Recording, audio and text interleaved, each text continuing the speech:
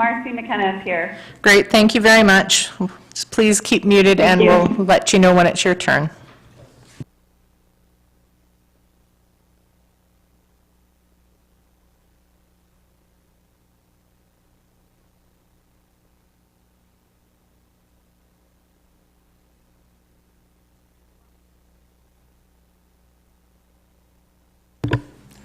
Okay, good evening, everyone, and welcome to our regular council meeting of Monday, July 26th. I now call tonight's regular meeting to order, and I do wish to begin by recognizing that we are meeting virtually or actually council is meeting in chambers, but for the viewing public, we are broadcasting virtually across the territory of the South Nation.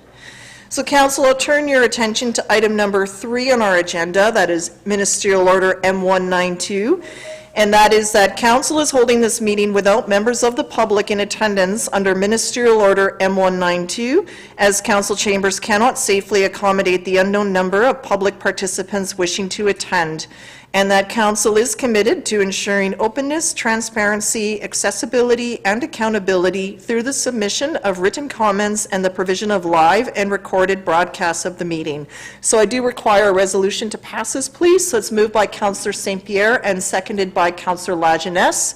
Questions? I believe that if all things remain consistent with health orders, that this will be the last time we'll be meeting this way, and come September all of the orders will lift and we'll be able to resume hopefully normally. Excuse me, Your Worship, we have a meeting on August the 30th that will still be virtual. Oh darn, okay, so August 30th will be virtual. Come post-September 7th we will resume full in meeting opportunities. Okay, that's been moved and seconded. All in favor, please?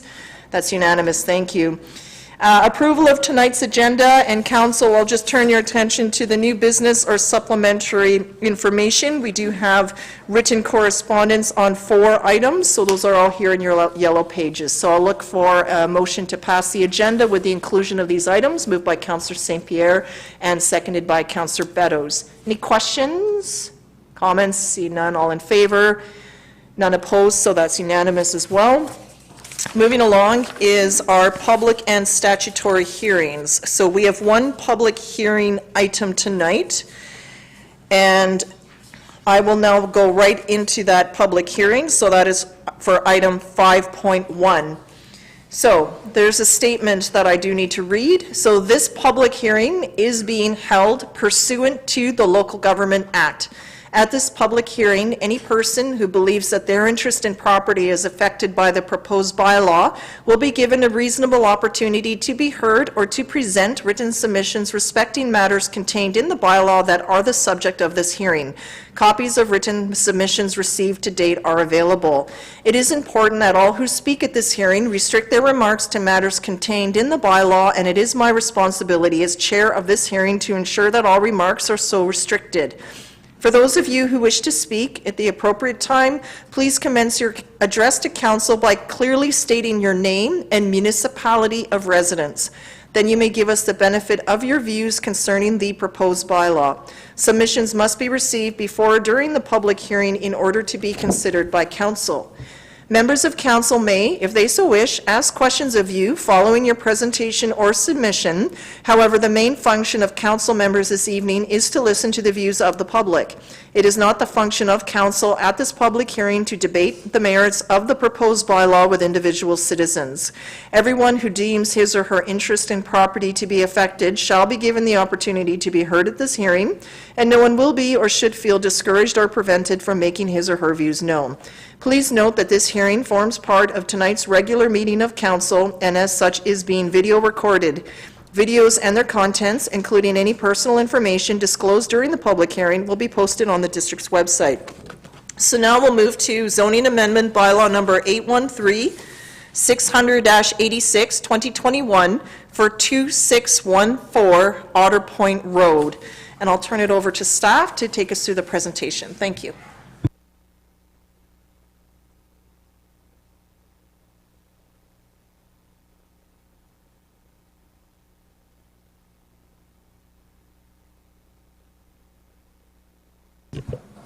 Thank you.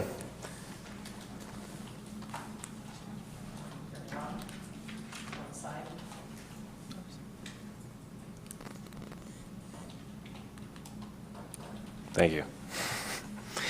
The district's received a zoning bylaw amendment application for rezoning of a property located at 2614 Otter Point Road from the current rural residential RU4 zoning to neighborhood rural residential RU5 for the purpose of creating 5 lots. Council approved first and second reading of zoning amendment bylaw number 813 at its regular meeting held on June 14th of this year and directed planning staff to schedule a public hearing, which we're conducting tonight. The subject property is 2.1 hectares and is located approximately 2 kilometers north of the town center with access provided from Otter Point Road. There's an existing home and several accessory buildings on the property that will remain. The subject property is designated community residential in the official community plan, and the proposed zoning amendment meets the objectives of this land use designation. The rezoning proposal provides for a natural transition from the medium lot residential zoned neighboring property to the west, which is the Farrell Estates subdivision, through to Otter Point Road. A new public road is being constructed between the subject property and 2604 Otter Point Road, which is the property to the south, which recently was rezoned to RU5 to provide for that connection. It's a site plan here on the screen. Section 4.7.3 of the OCP requires a minimum of 10% for affordable housing. A cash contribution will be provided and secured as part of a Section 219 covenant. The applicant is prepared to contribute $12,000 for the proposed additional 4 new lots to be created. As a community amenity contribution, the applicant is required to upgrade the BC Transit stop as well. Improvements at this location must include adding a level and accessible pad with identifying flag signage.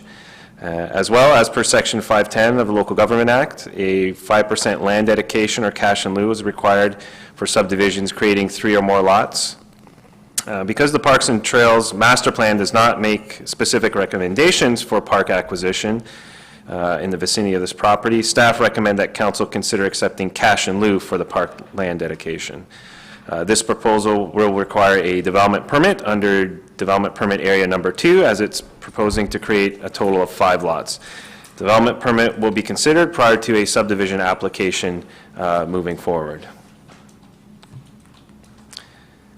As part of their application, the applicant provided a development justification rationale for the rezoning amendment request, stating that the proposed rezoning from RU4 to RU5 provides new homes for residents, as well as allowing for a variety of housing tenures to be built. And this rezoning will be beneficial to Souk. The zoning amendment application meets the requirements of the district's bylaws and policies, and therefore staff recommends council give third reading to the proposed zoning amendment. That concludes my presentation for this item. Thank you. Okay, I'll just turn to members of council first to see if we have any questions from staff on this presentation. There's one that I have, and it comes from a member of the public who is looking at, they were looking at a chain link fence to be installed along the property line to define the boundary and to discourage dumping and trespassing. I just, because the addresses are redacted, I'm not sure where the property owners are cited. But is that something that has been considered, or what typically is the case there? That hasn't been considered as an addition to this rezoning process. Typically through the subdivision and further development permit and building permit processes, it's been left up to the property owner to construct fencing for their property boundaries. However, should council wish to have that considered, there is a covenant, a Section 219 covenant, required prior to adoption of this bylaw, and that requirement could be added under the landscaping component of that covenant. Okay, so there's something for council to consider as we go forward there. Any other questions from members of council? Go ahead, Councillor Beddoes. I'm just not clear which side of the road is that chain link fence going to be? Is it on the road side or is it on the residence side? Or do we know? Given that there was a request of the submission from the public, I can only assume that it would be on the rear property side, as we would not want to have fencing that would be coming in conflict with our roadside that would be left to be open frontage area like other roads within the district. Okay, that'd be my guess too, but, yeah, be nicer if it was explained a bit better, but, because to enter into this covenant 219, I would sort of like to know exactly what we're asking, if it is on that side or is it on the street side. I don't see it being on the street side, but I would like that clarified, any way of doing that, or do we have to, what's the procedure? Well, I think the challenge is that when the residents send this to us, they don't realize that it's redacted, right? So is there any way that our corporate staff can, because it says here, like owners of property lot, it could be one of, like for me, when I look at that, the address is in Otter Point Road, but again, I don't know which side it's on. And when they sent that, they probably didn't know that their address would be redacted. So that's, right? So that's where it makes it harder for us, unless staff can do that, because we didn't see the unredacted copy.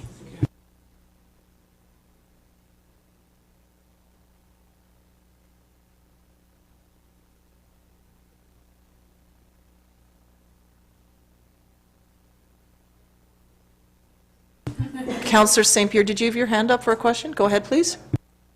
Through your worship to staff, just curious about the 5% park contribution and how exactly that was calculated when, land wasn't actually being given over. And I have another further question after that.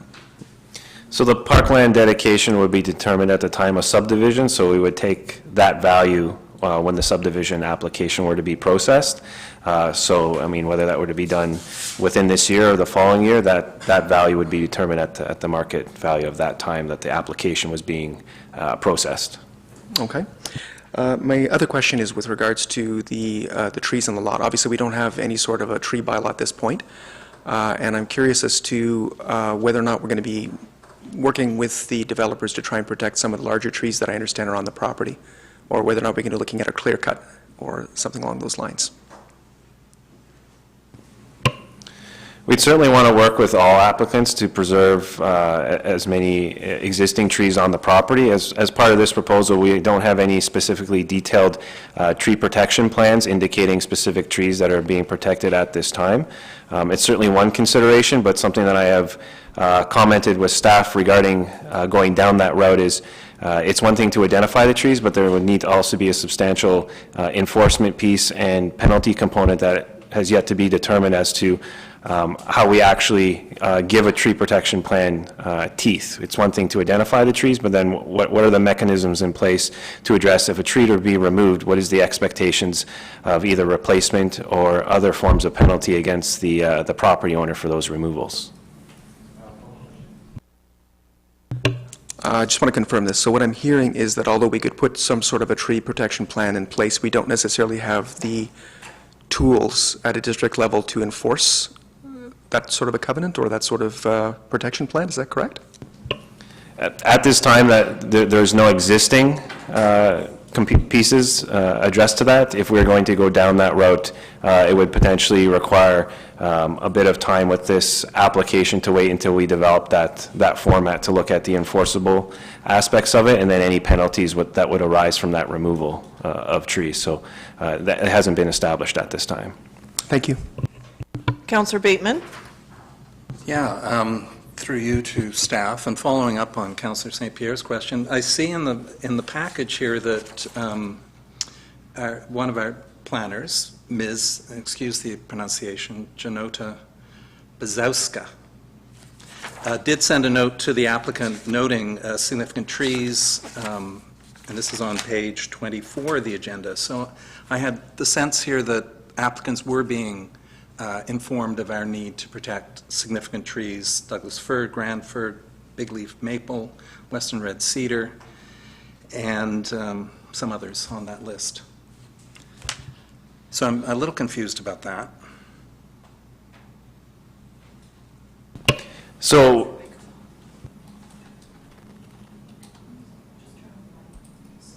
So yes, with those components, if you recall previously with the tree management policy that we're looking at, there was discussions about elements of that plan that we could use to perhaps work with the applicant to establish some voluntary opportunities to work with them. So these are things that, going through the development process, we're trying to work and learn with applicants' best practices in the absence of having a tree management policy being adopted.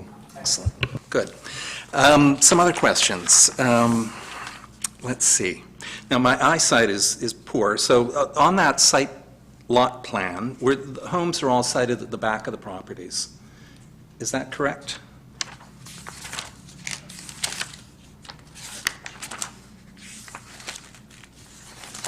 Sorry, I'm just trying to go to the page. Yeah, I got to find that. To reference with you. 25. Yes, I have them there, okay. Yeah, there they are. So within that, what is being showed there, it's a primary field and a secondary field, I believe, in relation to septic. Primary field and secondary field. Not clear on what that means.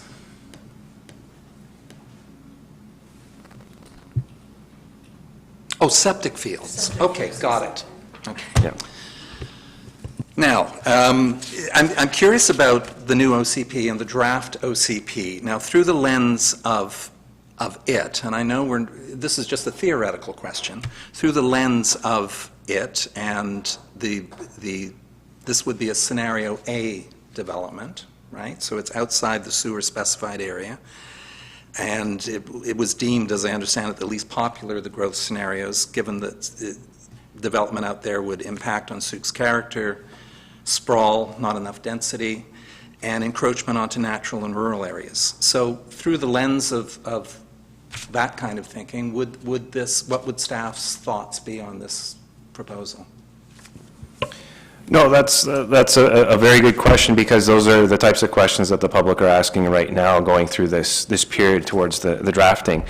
And so staff analyzed this and recognizing, as we mentioned in the report, that it's a transition area going from the more rural character of Otter Point Road into Farrell Estates, which is more dense and urban in nature. This was something that could be supported because it's that middle ground of transitioning and providing for those housing opportunities, but not expanding on one side and having it completely urban or completely rural and not having any subdivision. It would provide for that opportunity and would still make up that small percentage where we would still see some of those outlier subdivisions that could be supportable based on applicant providing a rationale.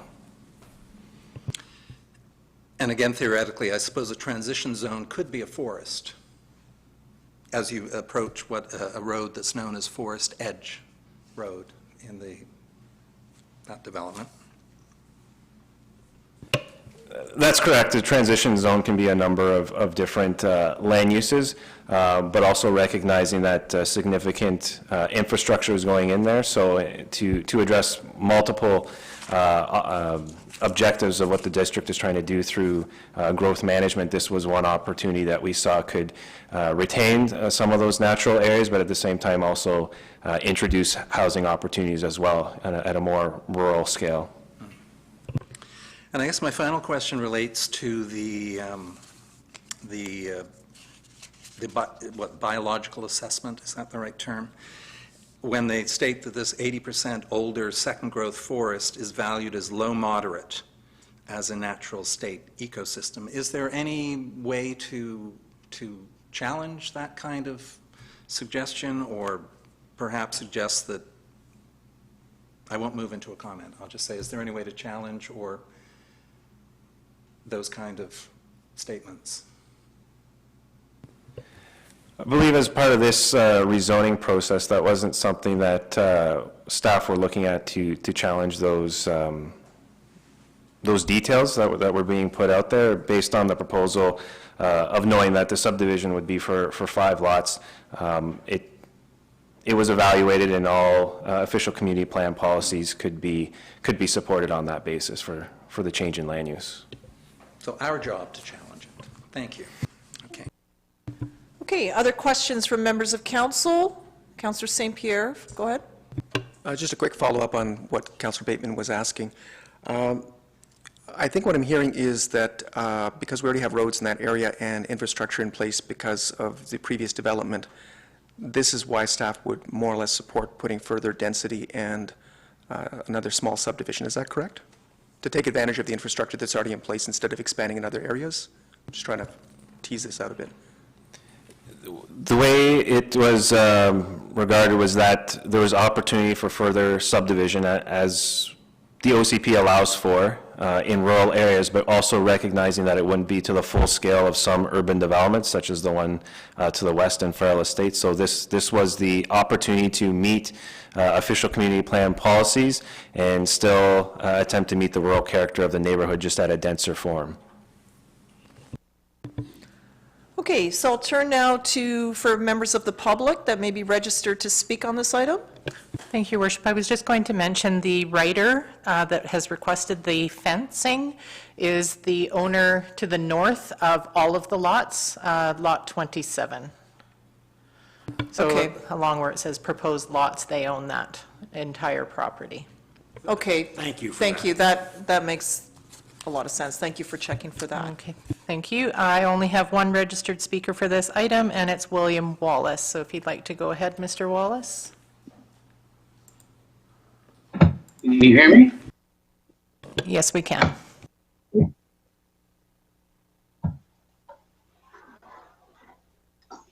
Okay. I'm set. Yes, we can Okay. see you. Thank you. Okay, in regard to this zoning amendment from, to on 2.1 hectares from an RU4 to RU5, the property is heavily wooded and with many secondary growths, as Jeff Bateman noted. By adding 5 homes to this property, the GHG emissions are increased by 100 tons annually. By spot zoning this parcel, it sets a precedent for further rezoning of the heavily wooded areas surrounding it and further depleting our valuable sequestrian forests. So that's 100 tons of, I call it carbon pollution, that's being added to Sook's budget. I find that the fire barrier protection around this subdivision is minimal. It's heavily forested all the way around it, and primarily the area is an RU4 area, which is designated 1 resident per hectare. So the area is not serviced by sewer, and the potential for secondary suites indicates that maybe 10 families would occupy this area, and septic fields required for, with septic tank fields required for 5 single-family homes. And I see it leading for a demand for sewer expansion down the road. Development cost charges of $12,000 seemed a little inadequate for 5 lots that are selling for $150,000 each. And there's a significant value in timber that's going to be coming off this thing.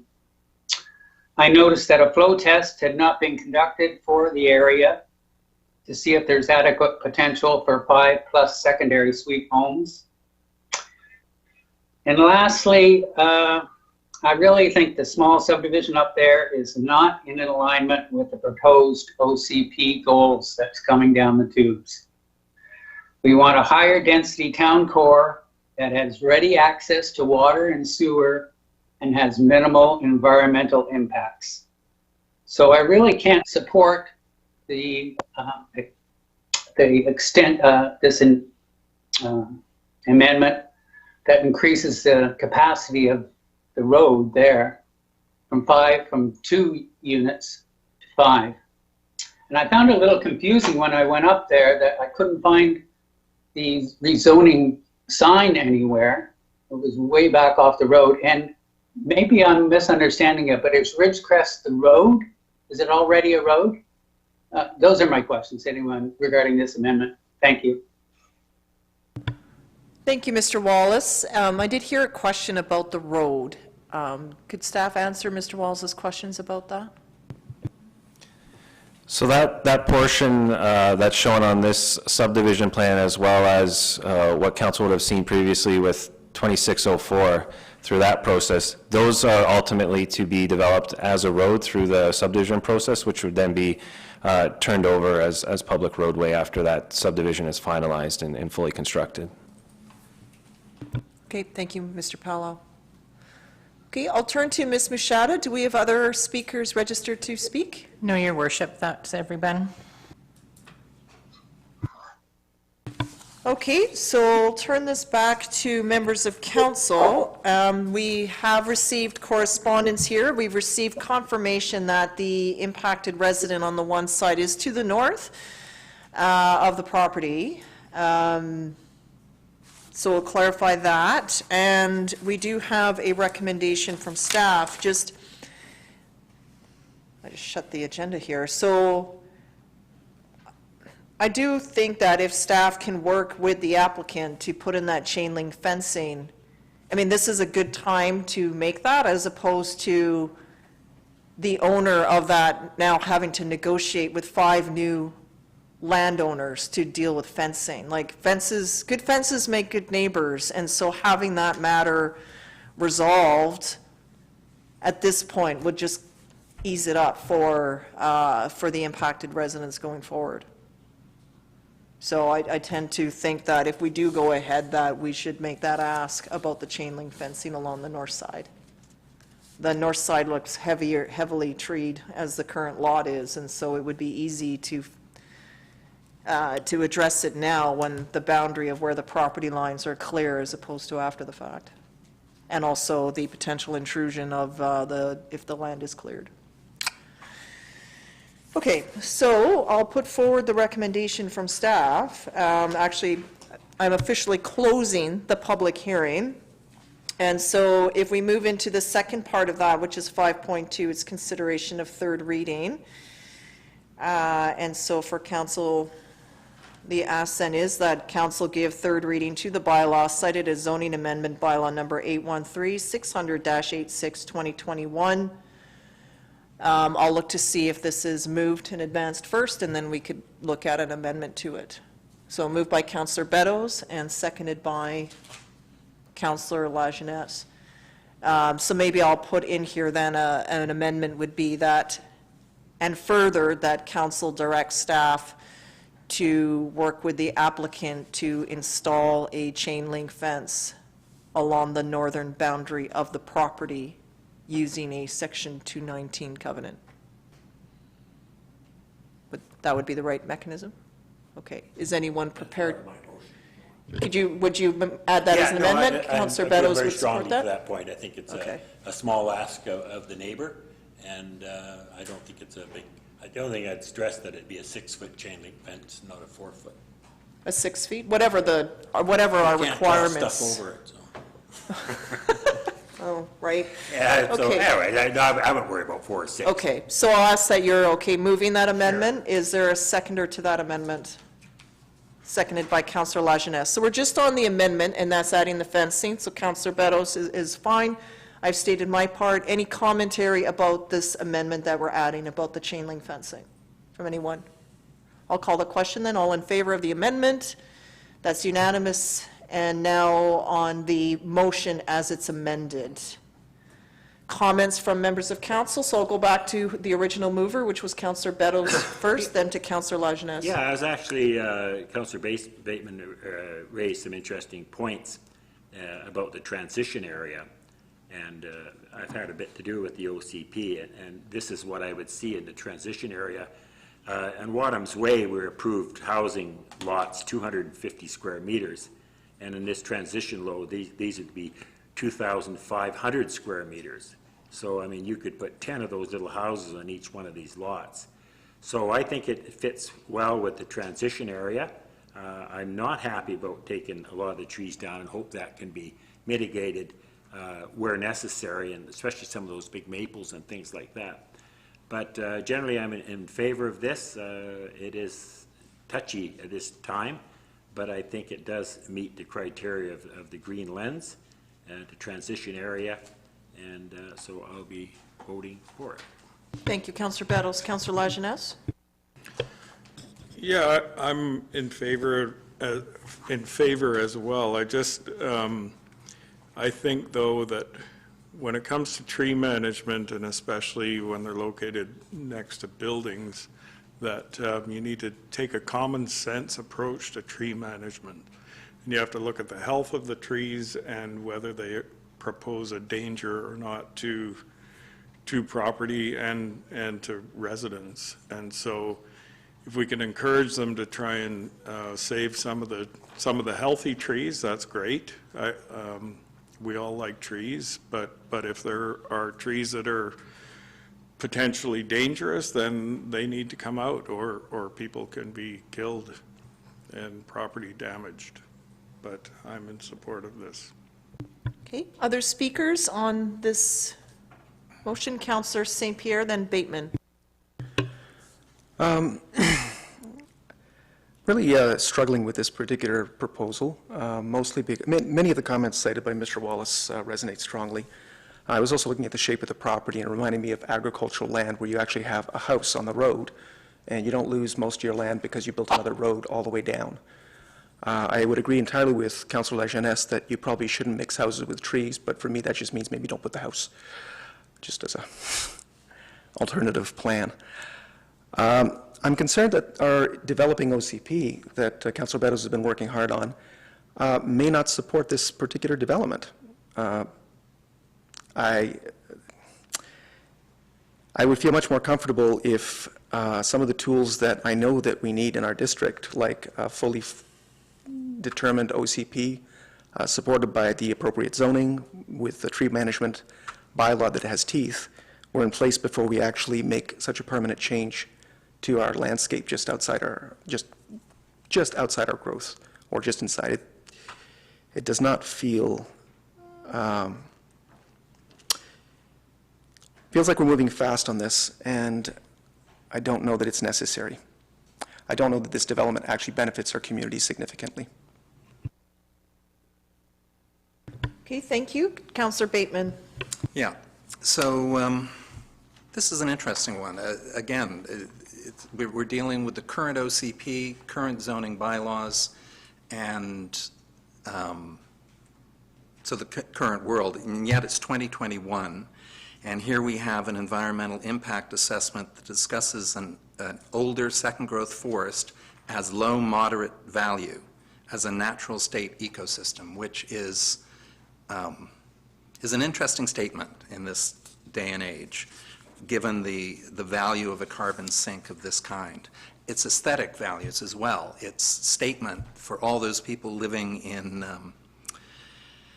I keep forgetting the name of that development, Feral Estates. You know, to drive down that beautiful road and then enter their property, that's a value in and of itself. As I said earlier, it's a bit ironic to have this development at Forest Edge Road, will be the western extreme. I'm really glad that the district is promoting, at this point, prior to the creation of that tree management bylaw, the best practices.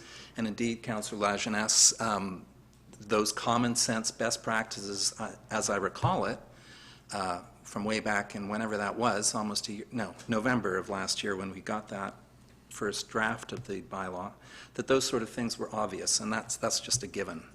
Safety first, always. So, yeah, I'm, as usual, on the fence here. My heart says we can't allow another 21,000 square meters of forest to be taken out. At the same time, given the current OCP, and yeah, anyway, there we go. Okay, thank you. Other comments from members? Go ahead, Councillor Logans. I agree. I hear the comments made by Mr. Wallace. I think those are very valid, and although it was one person stating them, I think they speak for many. I'm a bit disappointed in council because we are the ones that stalled the tree protection bylaw. And here we are with a perfect example of why we should have it in place and why we should have prioritized having a tree protection bylaw. And that's sort of what I'm struggling with here, is that it's our fault that this is happening, so I don't want to put that on the applicant, and I'll support the motion. Okay, thanks, everyone. I'm satisfied with staff's rationale on this. Going forward, in this case, it's a complete application that is meeting all the boxes in terms of having gone through this process to this point. And while there is no, I think the 61 transit bus doesn't go up this far, we see the letter from BC Transit about having double the transit service, and the local area network, when that comes live, of being serviced double the amount it is today. Anyone who does choose to use active transit could come onto Otter Point Road. It is a little bit far out, though, from the current serviced spot. Is there an issue with that? Oh, okay, sorry, I thought it was in a reaction to a comment I made, so I'm a bit like, why are you interrupting me? Okay. There's a, just for the viewing public, there's a technological problem here in the room that causes disruption. So anyway, I'll leave it at that, and I'll turn it back now. So we have an amended motion on the floor, so I'll call the question. All in favor, please? Any opposed? So Councillor Bateman and Councillor St. Pierre are opposed. The motion carries on a 4-2. Councillor McMath is absent tonight. Okay, so moving on to our next item is 5.2, a development variance permit for 7044 Maple Park Terrace. So I'll turn this one to staff, please. Thank you. The specific details are contained within the report, however. I'll just highlight that this is before you as staff have been working with the applicant on Phase 3 of Viewpoint Estates, and it was through the review process of the design drawings that it was noted that a 15% road grade was being proposed for that section of the phase. Our subdivision and development standards bylaw indicates that a 12% grade is the maximum allowable. And so when we had discussions with the applicant's engineer, it was brought to our attention that this construction is existing. There's quite a bit of infrastructure that's been put in place, so it was their preference to move forward with the request for the development variance request with council. Staff was requesting additional information in the form of receiving updated detailed design drawings showing where a transition could at least be achieved so that we could reach that 12% grade compliance with our bylaw. That was not provided, so tonight this is before you to consider staff's updated request, which is to seek an opportunity to continue working with the applicant so that we can achieve that transition to 12% from the existing 15%, and that at that time, when staff have had the time to review those detailed design drawings, that we can come forward to council at that time and present our review analysis and the consideration for the most appropriate variance that can be achieved. So what was applied for by the applicant, staff is not in support of, which is the 15%. Staff are supportive of continuing working with the applicant to have them submit design drawings to go from 15% to 12%, and for us to return to council for further consideration. Okay, thank you, Mr. Powell. I understand that the applicant is online, and also with their representative to also provide some information here, so perhaps we could hear from them next. Mr. Wignall, are you going to show a presentation? I would like to. I'll just try and share my screen now. Okay, great, thank you. Are you able to see that? Yes, we are. Okay, perfect. So, yes, my name is Mike Wignall. I'm with Westbrook Consulting Limited. I'm here on behalf of Mr. Ian Lang of Seaview Rise Joint Venture. Westbrook and I have been working on the project since 2009. In the last year, we had a change of staff at Westbrook, so I have resumed my original role as engineer of record for the project. Presentation tonight, I just want to quickly have a quick project overview so you know where we are and what we're talking about.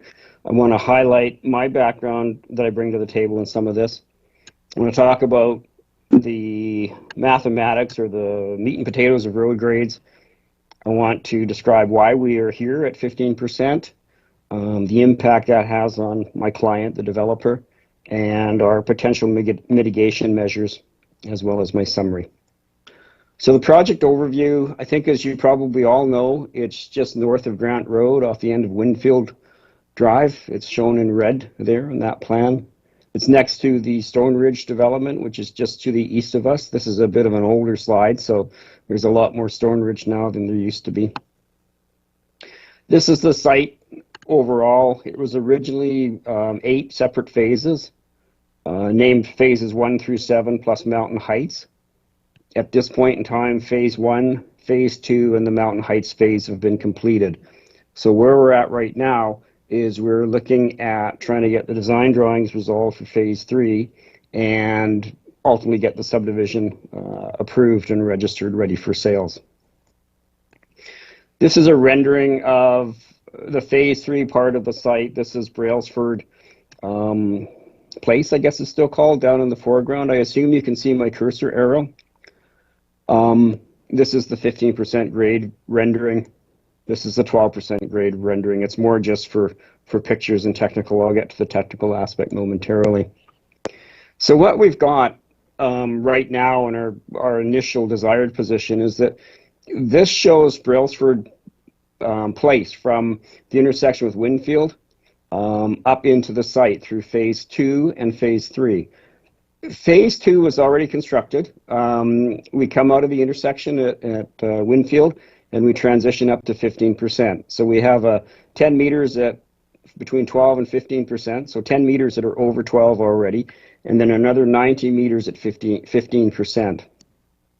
When we transition into phase 3, our current phase, our plan was to build another 50 meters at 15% and transition back down to less than 12 as we come up to the intersection. So we have 50 meters proposed at 15% plus 15 that are between 12 and 15.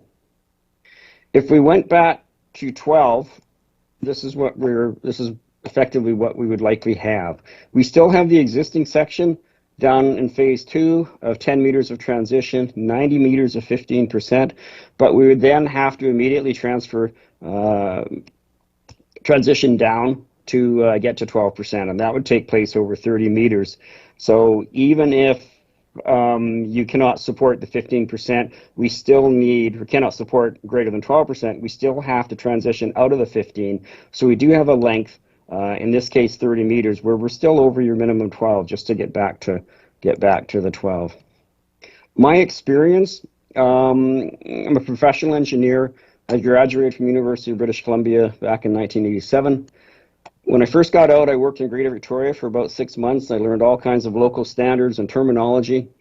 I then moved to Vancouver, and I worked there for just over 2 years, learned different local standards and terminology. Victoria has 13 different municipalities. Vancouver isn't a whole lot different, and every municipality has their own standards. I moved back to Greater Victoria and have been practicing here for 31 years since March of 1990. I've learned that each jurisdiction has similar but different standards. It doesn't mean that a given standard is right or wrong, it's just difference. Examples, 2% Crown versus 2.5% Crown. In the Greater Victoria area, all of our roads are built with a 2% Crown in them so the water can shed off from the center line over to the gutters. On the mainland, when I went over to there, I was designing roads at 2% Crown, and I was quickly corrected that 2% is ridiculous. That's far too flat. It has to be 2.5%. And my point with explaining this is just that, honestly, I don't think 2 and 2.5% makes a lot of difference, but when it's your standard, and you feel very strongly about it. 8.5 meter local road widths. Almost all roads in a local residential subdivision setting in Lower Mainland and Greater Victoria, 8.5 meters is your standard. Langford was 8 meters for the first 20 years. Wasn't anything wrong with it, it was just different. I once had a client who, we were doing a private driveway, he insisted it had to be 21 feet wide, not 20. He was very firm in his understanding that 21 feet was wide and 21 feet was just too narrow. I didn't want to argue over 6 inches on either side, but that's really what it was. He was fixed on the 21, and that's what we did. So a little bit about road grades. What's road grade mean? If you go back to high school, it's rise over run. It's the distance that you travel, the amount you rise over the distance that you travel. So if you think about 10 feet, if you look on the floor in front of you and picture 10 feet, a 10% grade is 1 foot rise over 10 feet. So if you picture 10 feet out from where you're sitting, 10%, you've risen a foot by the time you get to the end of it. If you're 12%, that's 1 foot, 2.4 inches, or 14.4 inches over 10 feet. So it's a little bit steeper. 15% is 1 foot 6 over 10 feet. So the difference between 12% and 15% is 3.6 inches of additional rise over 10 feet. What are allowable road grades? Well, it depends. It depends on where you are. Road grades vary by location and jurisdiction.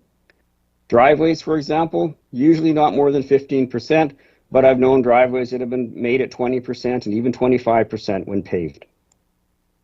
15% for a road is the accepted maximum in Saanich.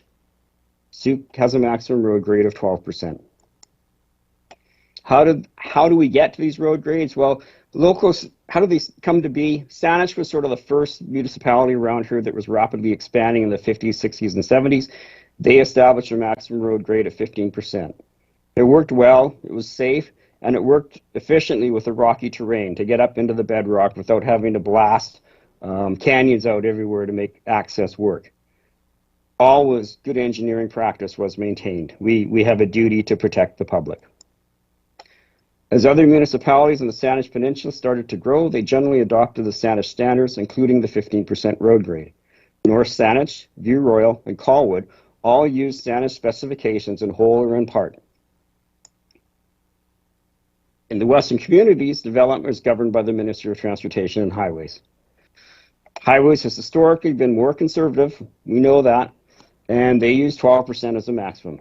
As the Western communities slowly incorporated one by one, they all adopted the 12% maximum road grade as a standard. What's the significance of 12% versus 15? As I said earlier, it's 3.6 inches over 10 feet. We often get lost in the numbers. As long as specifications are reasonable, and as I said earlier, as the public is not put at risk, they become more of a local standard than a strictly scientific one. Another example, in a piping situation, we all agree we have to be 10 feet away from a water main to a sewer main. But I guarantee you there's no hard science between that 10 feet. I guarantee you the 10 feet came up because it seemed like it needed to be more than 5 feet and 20 feet was excessive. It's just the way the history goes. You'd be surprised how many times we hear we've always done it that way when people can't give you a solid answer on why something is the way it is.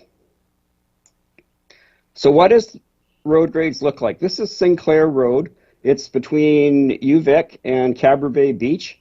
It's a steep hill. It's not I don't think it's a crazy hill, but I measured it today with my digital level. It's 16.1% up at this side street right here, which is just about the steepest part of the road. Another road, Arbutus Road at Wedgwood Point. This is in Saanich by 10 Mile Point. Where my car is parked here, the road is 15.7%. Looking back at it, there's a fairly upscale development subdivision that was created on top back, I guess it would have been in the 90s, and I'm sure the idea was to raise the road as quickly as they could to up on top to get into the lots with the minimum amount of blasting when they got up on top. In Sooke, we have Basin View Place. This is just off AM Road, which is off Ludlow Road in Cicinos.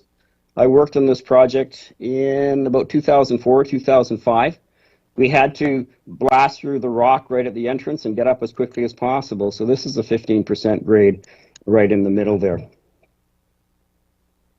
And lastly, the case in point, Brailsford Place. This is taken from the intersection of Winfield looking westerly up Brailsford Place. And what you see in the distance here is the 15% grade.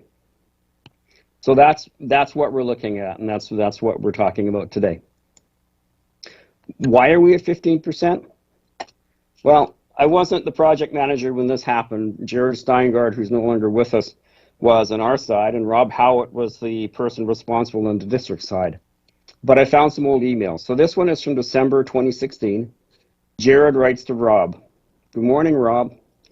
There's some stuff about the project, etc., but the meat of this is second paragraph. That being said, we need to resolve the road grades to the top of the site. The attached PDF, which wasn't attached, shows a conceptual plan of the layout and servicing. As you'll see in the profile, there's a large rock face that we have to go through. Is it possible to have a section of road at 15% to gain elevation and then level out? Ben, he's our technologist, can send a profile of the entire section up to mountain heights. As you will see, there's just one section at 15%. Please let me know what you think." This is the start of the 15% discussion with the district. Christmas came, the new year arrived. Rob writes back to Ben, "Ben, sorry for the delay. I haven't walked this section, but it appears the contours, if the road was moved slightly to the south, a better grade could be achieved. Is there some impediment to this?" So Rob's thinking, doesn't like the 15%, there must be a better way. Ben comes back and says, "Unfortunately, while the contours are less abrupt, if we move the road south slightly, it doesn't actually help us in the long run, as illustrated on the attached PDF, which I'll show you.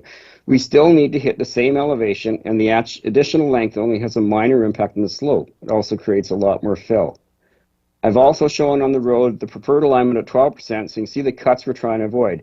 Reducing the slope to 12% would create an additional 5 meters of cut for about 140 meter length. So 2 points for this. Number one, first paragraph, Ben is saying, regardless of what we're doing, we still have the same elevation at the bottom, and we still have the same elevation at the top that we have to get to. So it's how we get there, and we only have so much distance to do it in.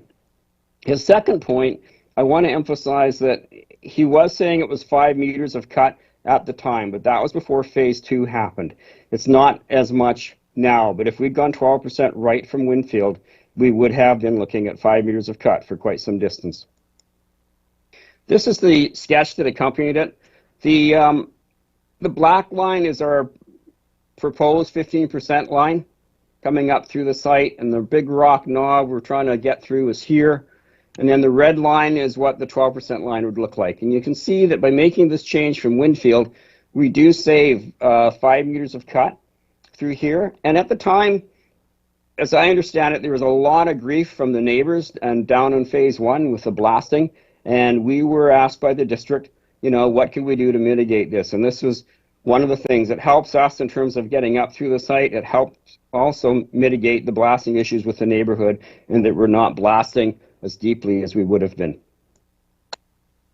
So another email from Rob. "Ben, it just occurred to me the dedication for the road has not been formally established. Can the dedication be manipulated to achieve the lesser grade?"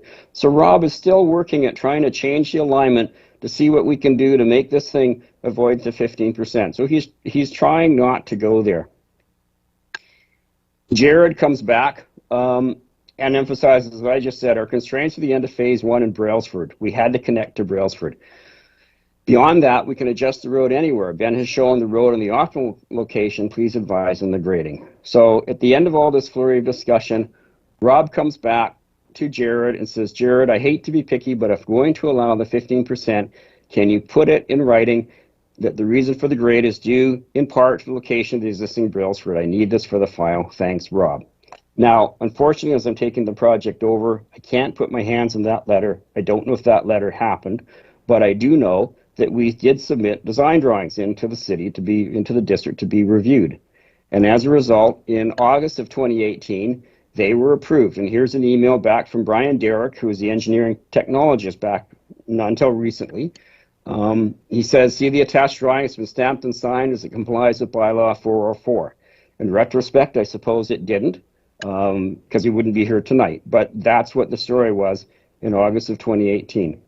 Here's a copy of that drawing for phase 2, shown stamped approved by the district. Here's the other sheets. They show the 15% grade going up. This is how we got here. So it never was that we weren't thinking. There was a process involved here. Now today we're in a situation where the developer's in a tough spot. In due diligence, doing what he thought was right, they applied to subdivide for phase 3 on November 7th, 2019. The engineering drawing was completed in early 2020. So they apply to subdivide, and we continue with our design concept so that we're ready to roll when you get your preliminary layout approval for subdivision. The district advised they cannot review our design drawings until the preliminary layout approval is issued. Fine. Well, the PLA wasn't issued until September 30th of last year. So, you know, there was almost a year, I guess, what's that, 10 months between the application and getting the PLA. And that's nobody's fault, really. It's just reflects the staffing crunch at Souk and how crazy busy things have been. So we followed up with that. October 23rd last year, we sent our drawings formally into the district. January 27th, by then of this year, we'd already got comments back from CRD Water, so we updated our drawings and sent those to the district as well. It wasn't until February of this year that we got initial formal review comments from the district. The comments were fairly minor. Brian, Derek had looked them over. There was no mention of the 15% road grade. Rightly or wrongly, there was no mention of it. April 19th, we submitted our revised drawings based on Brian Derek's comments. April 27th, we got the gas design, so we added those and sent those in. We're still waiting for comments back. It was then on May 10th that Mr. Lang was advised by the district that the 15% was a problem. At that point, we figured we've gone so far, we have to work through this. There has to be a way to work through it. We want to emphasize that site grading has been an ongoing issue extending from phase 2. It was always the plan, as you can see by the previous correspondence with Rob Howitt. The plan was always to extend it into phase 3. The developer had no reason to suspect there was a grading issue based on the previous review and approvals on phase 2. He was also confident, having seen the preliminary plans from earlier in 2020, site grade, the district having seen them earlier, as he started grading operations in October of 2020, just to try and stay up to speed, ahead. Then when we got the comments from Souk staff on our first submission and we saw there really was no major issues with our design, the owner made the decision to start the service installation in early 2021. Now we're in a situation where the site has been blasted for phase 3 to match the grading that we thought was approved. The servicing has been installed as designed originally because we had no inkling that there'd be anything major coming. And the situation now simply is that we've estimated the cost to rip all the servicing out on phase 3, blast the road again. We're talking about blasting the road down about 1.5 meters. So it's not the 5 meters it was, but it's enough that when you got to rip the servicing out, you're basically going back to zero. So we've estimated the cost to go back to make this thing 12% at about $600,000, plus the time for us to revise the drawing, submit it to Souk, get it approved, and then for them to build it. You're looking at months of delay. So we're working with the district staff. We're trying to come up with ways that we can accept this, or that they can accept this. I want to say, as the engineer of record for the project, I'm not of the opinion that any special mitigation measures are required. However, recognizing that 15% exceeds the municipal spec, we have tentatively proposed the following. No roadside parking on the outside of the road curve in the 15% grade section, installing warning signs of the 15% grade, and having a localized speed zone of 30 kilometers per hour within the 15% section. This is a picture of our drawings that were revised to show these details that we have. I thought we had sent them into Souk. I'm a little surprised that Souk hasn't seen them, but that's a housekeeping issue more than anything. So we've got the signage at the start of the hill. We've got no parking along the outside of the curve. We've got the 15%, and we've also got the speed zone either as we go through this curve. So in summary, the 15% grade was already approved in phase 2. The 15% was always planned to extend into phase 3. The developer, with the knowledge of the previous 15% approval and early reviews by the district, felt confident in continuing ongoing grading operations and phase 3 servicing installation. The developer was pressured by external market conditions. We didn't know what COVID was going to turn out like. As it turned out, the real estate market went nuts and he ran out of inventory. So he had no reason in foresight to expect issues with the 15% grade, etc., and he made the decision to proceed. It was only when, Brian Derrick left the district and Rob Howard was long gone, new staff picked up the file in April that 15% was issued. It was identified as an issue. Perhaps it should have been identified earlier, but it wasn't. So here we are. So remember, there's already 90 meters at 15% in phase 2. There's a further transition of 15 to 12%. So a road that's over 12% of 10 meters. So you're looking at 100 meters that's over 12% already in phase 2. We're asking to maintain our original design objective and construct a further 50 meters at 15% with a further 15-meter transition back to 12. If a request is rejected, we still have to transition out of the 15% grade as we continue on to phase 3, resulting in 30 meters of 15 down to 12% as we start phase 3. I can't just change the grade in midstream. We have to roll into it, and that concern was expressed by the fire department in the referral comments when they were worried about the fire trucks bottoming out or scraping bumpers. That will not happen because we always design a transition when we change grades. So in essence, the question comes down to this. This is a table of the length of 12% and 15% in phase 2 and then in phase 3. The bottom line is, if you look at the total length over 12%, with a 12% scenario, you're at 130 meters. With our original scenario, we're at 165. So we're talking about 35 meters difference on over 130. That's the upshot of it. So again, here's the rendering. Again, to give you the picture, this is what we were hoping to do. We've got phase 2 existing, 10 meters of transition, 90 meters at 15, so 100 meters over 12%. We were hoping to go another 50 meters at 15, and then transition down to 12 over the remaining 15 meters. If we're unsuccessful on our development variance permit, this is what we end up with. We've still got our 100 meters that are over 12%, but we transition down to less than 12 and 30 meters, and then we carry on for another 20 meters at 12%. That's the formal part of my presentation, but I'm certainly open to questions from anybody as they have them. Thank you.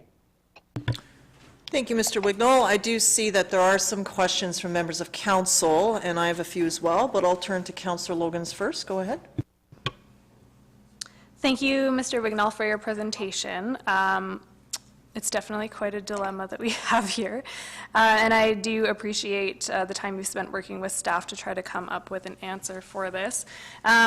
The one question I have, you did answer a lot of my questions as you went along with the presentation, so that was very helpful.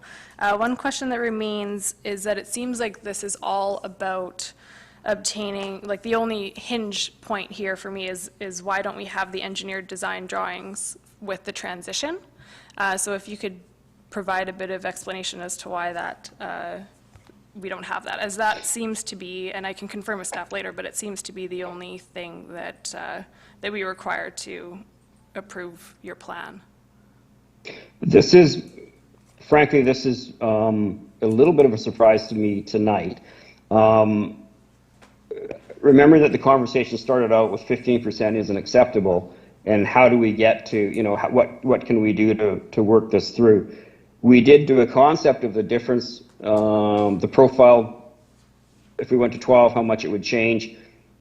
I thought we had sent that to the district. We did not do formal final redesign of our drawings. We made the decision to not continue with that because of the expense, the time taken, when we thought that, this might be a variance that might go through.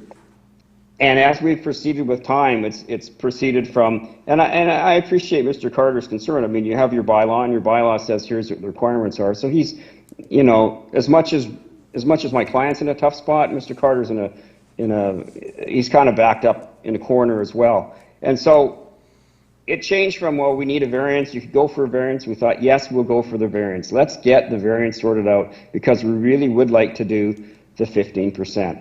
So that's effectively the reason. We were hopeful that we were able to get the variance. If we can't get it, I guess we are back to 12 and we dust off our concept for the 12%. And then the technical question becomes, do we then have council's approval to have this reduced section greater than 12% as we come down off of the 15? Does that answer your question? It does. It just seems like a bit of unnecessary back and forth, but it does answer my question. Thank you. Other questions from councilors at this moment for the applicant's representative? Go ahead, Councillor Beddoes. Yeah, I'm still a bit of a loss as, even going back when you had that original 15%, you must have been aware that you needed a variance to change that from 12 to 15. And you've got, could be wrong here, maybe staff could help me too. You've got nothing, you've got no record of a variance, and I'll ask staff if we have a record of a variance. We just have Rob Howard saying, if you send it in, we will proceed with it. I assume he would come to council and get a variance on that, but I don't know. I'm just a little bit surprised that you proceeded without the documentation even in that first phase. The other thing is, I commend staff. They went to an independent consultant, and they have a conclusion as well to keep it at the 12%. I'd like your comment on that consultant's report, if you would. That's Mr. Wignall. Sure. If I could just say, rightly or wrongly, we did not get the variance for phase 2 at 15%. Mr. Howitt didn't ask for it. The drawings were approved. The subdivision was registered. That's an issue between Mr. Howitt and Mr. Steingard when he was working with us. And I don't have a good answer for you for it because, if it doesn't meet the bylaw, you do need to apply for a variance. Also, going back to 2005 when we worked on Basin View, I guess you could make the same argument. Mr. Smurfett back in the day approved those drawings and there was no discussion. It was accepted that 15% was fine. So I guess, Mr. Steingard at our office did the right thing by asking Mr. Howitt the question, but I guess, perhaps we both dropped the ball by not going through council to get the variance at the time. As far as the Watt transportation report goes, I can't fault them. I mean, they've got to, if somebody says what's the standard, they've got to say, well, the SOOP standard. I'm just trying to find the report here. It's in the file. Here it is. Certainly, it's if District of Shute says 12, it's in 12. They do note we have done grades of 15%. They say 15% is permissible for design speed of 30 to 50 kilometers per hour. As I said earlier, we were proposing 30 kilometer zone. Our normal design speed for that road would be 50. So by either design speed, whether we do a reduced speed or we do the default municipal speed of 50 kilometers, we're still within the 15% permissible. So, and the grade of 15% should only be used in situations where the topological, I think they mean topographical, constraints that restrict the desired grade. Well, that's the situation. That's why we're asking for the change, because we're trying to get up on top of the height of land there to carry on with more gentle grades throughout the rest of the site to connect through to mountain heights. So I don't think I'm disagreeing with what Watt has said.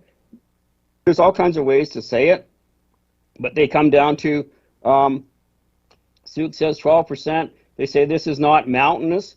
Well, I would respectfully disagree that there are some challenging grades on this site. Otherwise, we wouldn't be at 15% now or in the past on phase 2, or even when you drive up Winfield, there's some, there's quite a climb to get there from the bottom to the top.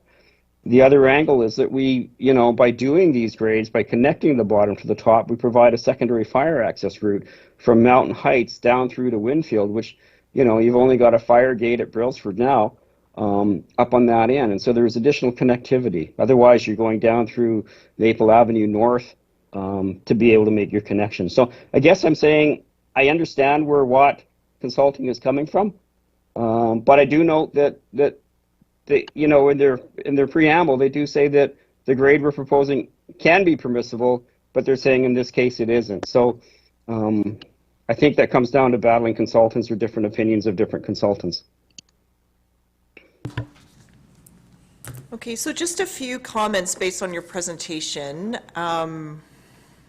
So a few comparisons, and I realize you use Basin View or Arbutus Road. Both are in very rural settings, rural residential settings. One of them, especially Arbutus, has pedestrians separated by a boulevard with street lighting, which makes that connection safer, which is not the case in this particular area. It's just an observation back, and Basin View is large lot rural. So why that was approved there, I don't know.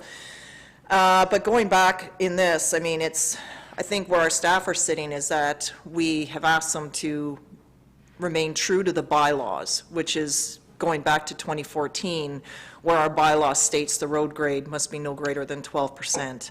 And what's happening is because of the rapid growth within our community and built-out neighborhoods and the impact of development, that is who council is hearing from, and there has been a demand, actually, that we maintain high-quality standards going forward. And that builds community, it also builds trust with the development community, and it also builds a livable community. When you mentioned Brailsford, that connection will be opened this year. Council has funded the capital improvements to make that through connection possible.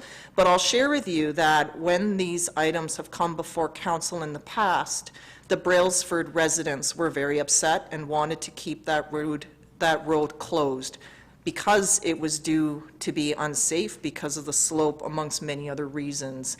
However, council is recognizing, and through our transportation master plan, that we need through connections, so that's why that is happening there. Some pieces here in regards to Mr. Steingard and the former owner of the site. They came before council many times ahead of staff, asking for approvals, pleading for approvals that council acknowledged. So that could be why there could be a bit of uncertainty, or maybe some pieces that are not happening in this file. This file has been active on and off since 2011-ish, I think. In terms of the blasting, no resident likes to experience blasting, but what was occurring in this area in the past was blasting without notice, blasting in the middle of wildfire season, blasting without permits, and there was dust clouds making the news. So check CTV and others coming out and witnessing the blast that basically shrouded the entire community. So naturally they were upset and asked the district to put in stronger protocols around that. It was only reasonable at the time.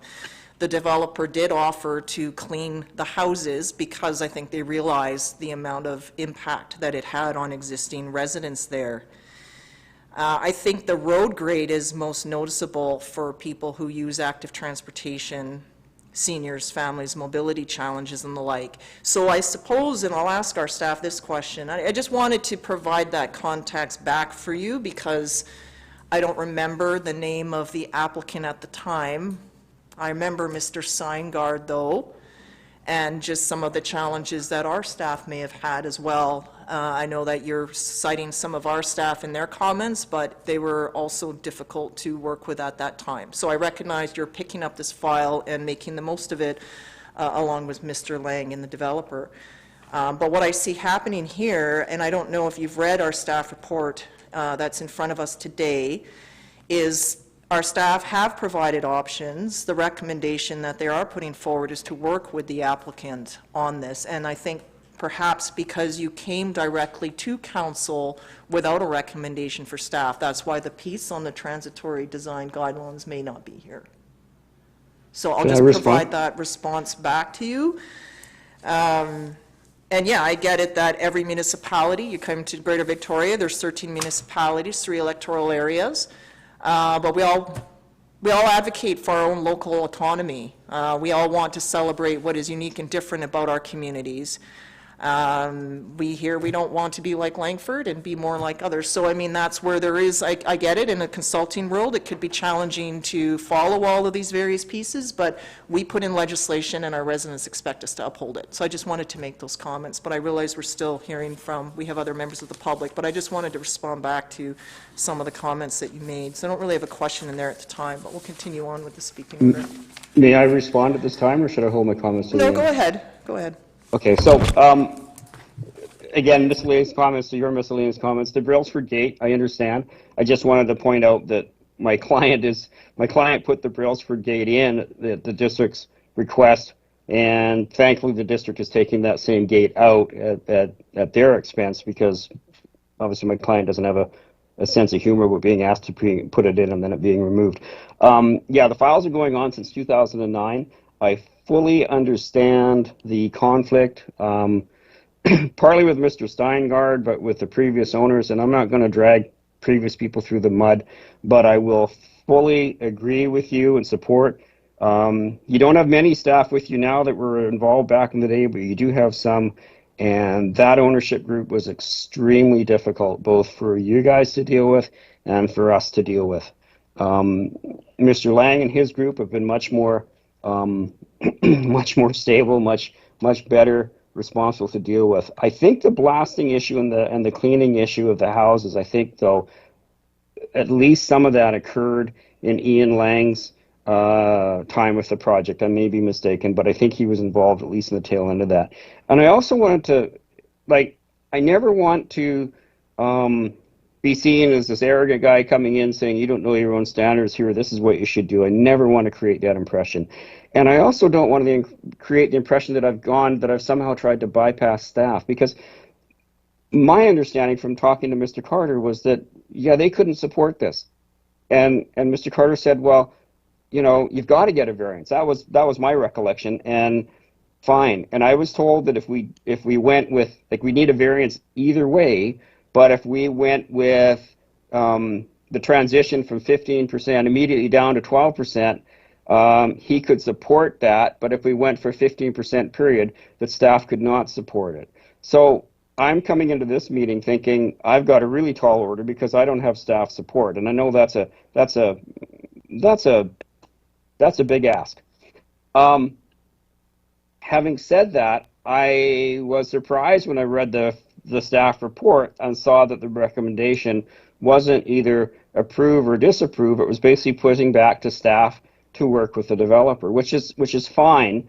But I would ask that, please, if you can give staff the direction, because either way we're going to be with sections that are greater than 12%. So either way we go here, unless we suddenly stop Brailsford with a solid barrier at the end of it, we are going to have sections that are greater than 12%. So if you could please at least give staff that direction to give them comfort on where the goalposts are for them and what they can and cannot work with us on, that would be very helpful.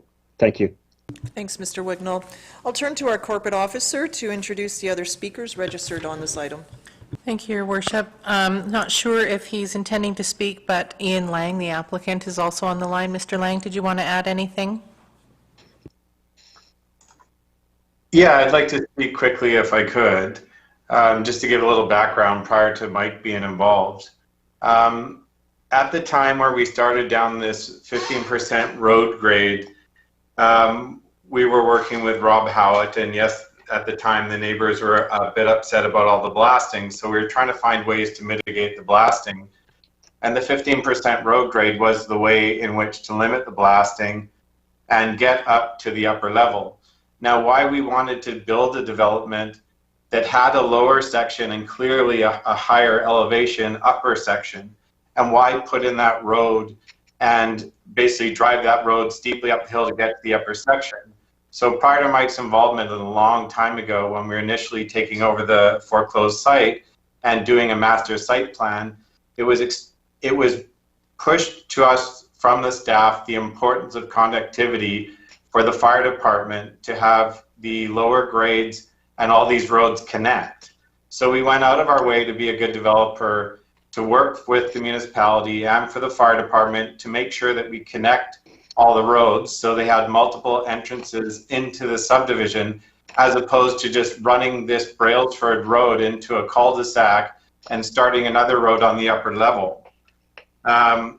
You know, also staff has suggested that we can work with them to maybe come up with a different solution. We have put tremendous time and thought and effort, and trust me, if I could find a different solution, I would have already done it. I've been sitting dead on the site for quite a bit of time. I'm losing approximately $1,800 per day in interest. I have no machines there, nothing. And so time is what's killing me. And I would have, I would have quickly just changed gears if I could and put it at 12% and move forward. But that's not an option. It isn't an option that we could come up with a strategy that's different. It's either we get the 15% development variance permit, or we are rejected, and we have to basically get the machines up there, rip out all the pipes and ducting, and start over. And that would cost us months and months and months to redo our designs, get them approved, and then rebuild the whole thing. So that $600,000 is what it would cost work-related, not interest-related. So if you add in the interest, I'm well over $1 million loss. And so there isn't really option A, option B, option C. It's option A, we do the 15% for the extra 35 meters that we've requested, or option B, we rip everything apart and are working on this for months and months and months. And again, another point that you had brought up was, why was this not had a development variance permit on phase 2 prior to its registration?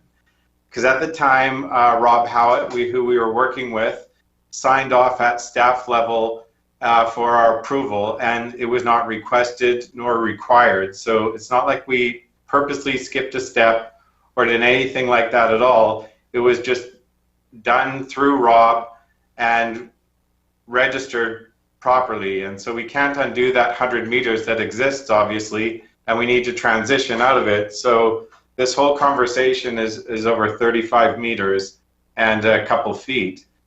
And I understand you have a 12% road grade, but we never intended to get here or be here. Our initial design was 12% all the way. And we were asked to find a way to make it different, in which we've done. So we feel we were working with staff who understood what we were doing and approved and agreed to the 15% road for this section to give the conductivity to the site from the lower section to the upper section. And so we move forward as a development company to do that. And now we feel we have new staff, understandably just trying to follow the bylaws and the rules. And now as a developer, we're kind of hanging out there going, oh my gosh, like we're in a really bad bind here. I have 24 soup builders looking to close on their lots that we were supposed to be completed in August. And now we're completely stuck. So it's a really big challenge for us on how to move forward. And it's a significant impact to us financially if this doesn't go through. There is no real option working with the staff to find another solution. The only other solution is rip the built road apart and rebuild it at 12% and take the financial hit. That is the only other option. There's nothing staff could come up with that Mike and the engineering team haven't already run scenarios on. So thank you for listening, and please, I really hope that you can grant us the development variance permit so we can complete this phase, register the lots, deliver them to the soup builders. And there are no more large areas like this on the entire subdivision. This is just getting from the lower section to the upper section. And from now on, it's a lot simpler. Thank you. Okay, thank you, Mr. Lang. Our next speaker is Corey Cloak, and if you can just advise if Dan Moore will also speak. He was asked to be registered.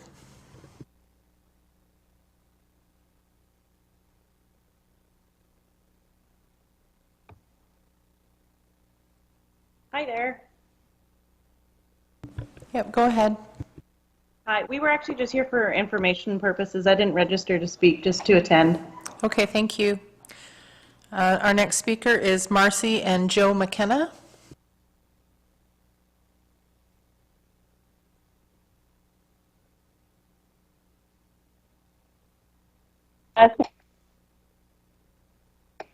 For information only, we didn't have anything to say. Thank you. And William Wallace is the final registered speaker on this item. Hello? Yes, go ahead. Okay. Well, I'm going to sound like a broken record, but my objection on this one is in regard to the new OCP.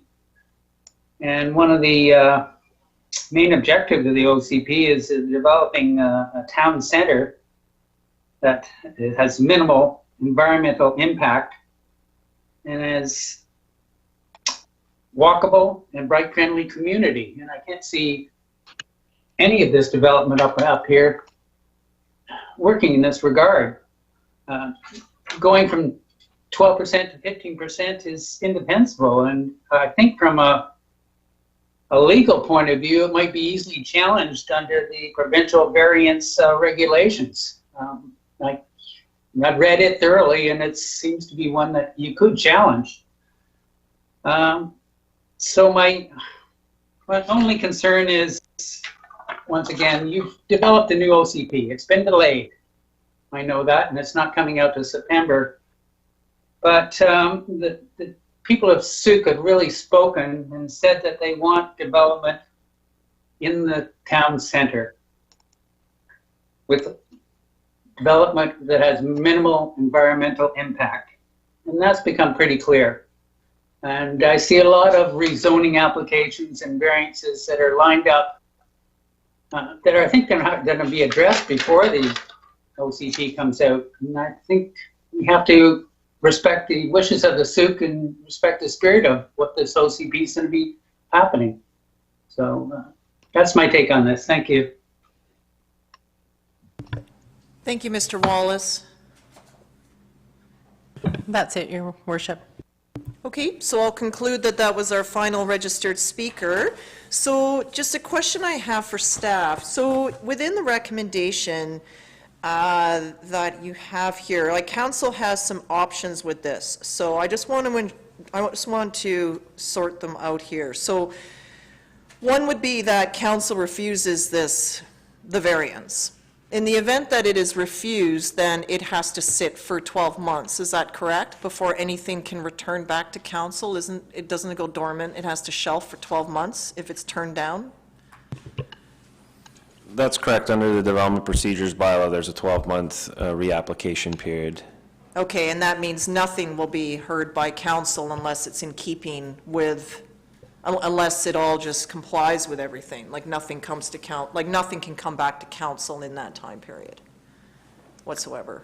Correct. If the applicant is able to become bylaw compliant, then it would not need to return to council. However, staff noted in the report that knowing that a development variance permit is required regardless, which the applicant also acknowledged, it's a matter of that 15% grade and how they're going to be able to commence the beginning of this phase up until that intersection point, which at this point they are proposing a continuous 15% until they can reach the point to become bylaw compliant, as opposed to staff requesting additional detailed design drawings that show a sooner grade transition to reach that 12%. Okay, so in the recommended option, or the one, so there's three. I mean, council can refuse it, council can approve what has been put in, or in the option that staff has provided. What is that timing, what does that look like, where you're saying that staff would work with the applicant to achieve the transition from 15 to 12 for the portion of Brailsford Place and a return, so then it would still come back to council for the variance. So how soon would that be? And what is this exactly? Because what the applicant is saying is what I think that I heard the applicant say is that that is not possible. But staff feel it might be possible? From my understanding of what was presented from the applicant tonight, that would be approximately, I think it was a 35-meter portion that they were showing, that they could reach the transition to 12% sooner than what they were showing in the original drawings that were being applied. So what that looks like is, depending if that's council's direction tonight to request that information, it would be up to the applicant to prepare those detailed design drawings, submit them to our engineering department for review, and at that time we could work on providing an updated report with comments back to council, giving staff's recommendation on how to proceed with completing this portion of Brailsford. Okay, so what you heard in the applicant's presentation tonight is new to staff? Like, you don't have that? That's never been, that option has never been provided before? The applicants provided emails indicating the cost implications if they were to go and rip out the portion that's already been constructed prior to being accepted by staff. And so the actual detailed design drawings, no, we have not actually received typically what we would take as accepted drawings for then to be used as construction for this subdivision. So we would be requesting those drawings to be accepted by staff, or at least in this instance, to be supportable by staff so that we could come forward to council having that request for the variance permit that we could support. Okay, so that's where, in some ways, what you've heard tonight is sort of new information. I mean, because I didn't see that PowerPoint in our materials tonight. So for me, I'm absorbing new information on that, and that's new information to you as well in terms of this application? Yes, the renderings that were presented, that would be new information, and the applicant also indicated that those detailed design drawings hadn't been submitted to staff because that was additional costs that were going to be incurred by them to complete that engineering work. So at this time, they were only wanting to proceed with the submitted 15% grade drawings. And that's what you have already, is that? That's correct. Okay, I understand. Okay, so for clarity then, I think that's where there's an avenue, I think, for our staff and applicant to work together to absorb that transition. And, you know, and then just back to the applicant, the challenge with where staff is in is coming forward with something that they can support that is consistent with all of our bylaws. And so when we see something at council here that says staff do not recommend this, it puts us in an awkward position to approve it. Because we're not the technical experts, we're the governing body. And so then we ask, why would we not support our own bylaws? And why aren't we changing them? The fact that that bylaw is 2014, it's almost 10 years in place. So we have an avenue through the OCP, through zoning and so forth, to make changes as they arise, as they're needed for, but that's what we expect our staff to uphold. I think the worst case scenario is for council to reject this, because then you would have to dig everything out of the ground. Yeah, so we'll get some questions from members of council, because I'm getting into commentary. Council, questions, Councillor St. Pierre. I'm just looking for a little more clarity on exactly what our mayor was asking. So my understanding at this point is that we do not have drawings for the 35-meter section that would bring us the transition to grade. We do not have those drawings. Those particular drawings would not actually require, as I understand it, ripping out the existing infrastructure, piping, and so on and so forth.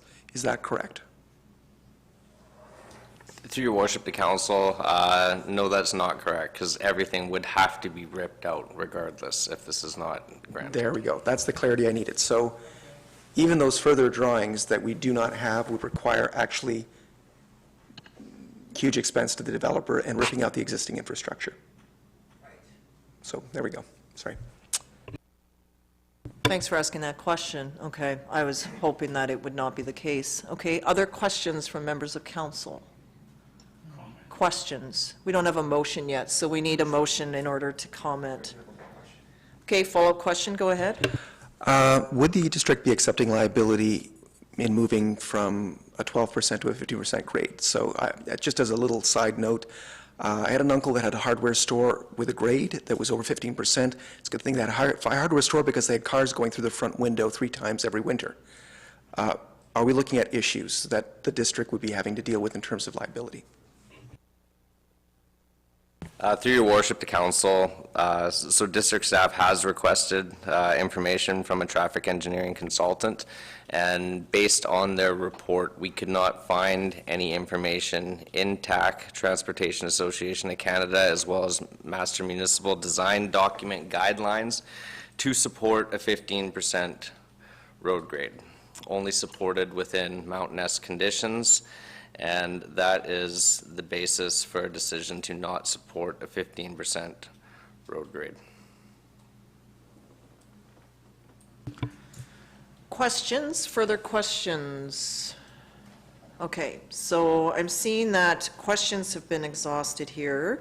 So I'm going to look, so we have some recommendations, and again, I'm just going to put one out, and we'll see if it's moved and seconded, and then we can have comment, okay? So the recommendation coming out of staff is that council directs staff to work with the applicant for development variance permit PLN 01619 to achieve a transition from 15% to 12% road grade for the portion of Brailsford Place and to return to council for further consideration of the variance request. Is there a mover for that? I'll move that. Moved by Councillor Beddoes. Is there a seconder? Seconded by Councillor Bateman. Okay, now you can comment. Go ahead, Councillor Beddoes. Well, I think staff has done their homework here, and I must say, we put a lot of pressure on staff to, again, follow the rules. And, it was a bit of a cluster in the past on everybody's part that I could see, but the staff has done their homework here. They've gone out and researched. They're not asking just a flat no. They want to work with the applicant, and I'm a little unclear as to exactly what that is that they have to work on, but I'm not a pro. They are, and we pay them good money for these decisions. So at this point in time, I would very much like to support our staff. If they come back and say it's not possible, then we can deal with it then. But they put a lot of work into this file, and I'm willing to support them in their recommendation. Okay, thank you. Seconder, Councillor Bateman. Yeah, so for me, I'm in the deep end here, of course, so thank you, Mr. Wignall, for the education. This is a significant project. There's, another 100 homes to be built, 100 new $1 million homes in Souk. Here we have this transitional zone. It's this recommendation, this resolution does give staff and the applicant full opportunity to figure it out, entre themselves, and come back to us at council, I imagine no earlier than September 20th, which is our next meeting. And I guess over that short term, there will be some losses to the applicant, at least in terms of interest, and some delay for these 24 Souk builders eager to get started. However, I would imagine there is some surety in the knowledge that this project will continue through its 7 phases, very definitely, and that we'll figure this thing out. Other speakers, Councillor St. Pierre. I'm a little conflicted on this one because I feel that the developer, at least the present owner, worked in good faith. It doesn't seem like they were actually trying to subvert any of our processes. They've moved forward, they've made heavy investments, they've got people expecting a product, and they're not going to get it, at least at this rate in the time that they're hoping for, which is possibly the way it's going to go. Having said that, I think we're looking at a situation where we already have a 15% grade. We already have a 15% grade. We're not going to rip up the existing road that's already 15%. That's not happening. I have a hard time reconciling delaying this project, which is going to go ahead anyway, and this is an explanation to Mr. Wallace. This is already zoned for development. This development is going to go forward regardless. That's not going to change, and this council has no power to actually change that at this point in time. This development is going forward. In some cases, I wish we weren't actually blasting off the tops of mountains, taking down forests, but in this case, it's happening. Given that extra 35 meters, I don't think it makes any difference, really. And I also note our correspondent who's talking about cycling, and it's no fun getting up a road like that, but there's already a long stretch of 15%. I don't know that we're necessarily doing anyone any good by delaying this project at this point in time. I'm not sure that reducing the grade down to 12% at this stage will make a huge difference to the community in terms of benefits. I would love to hear comments from staff on whether or not there are significant benefits to the community. Of course, we have standards, and I tremendously respect our staff, but I do think there's already that 15%.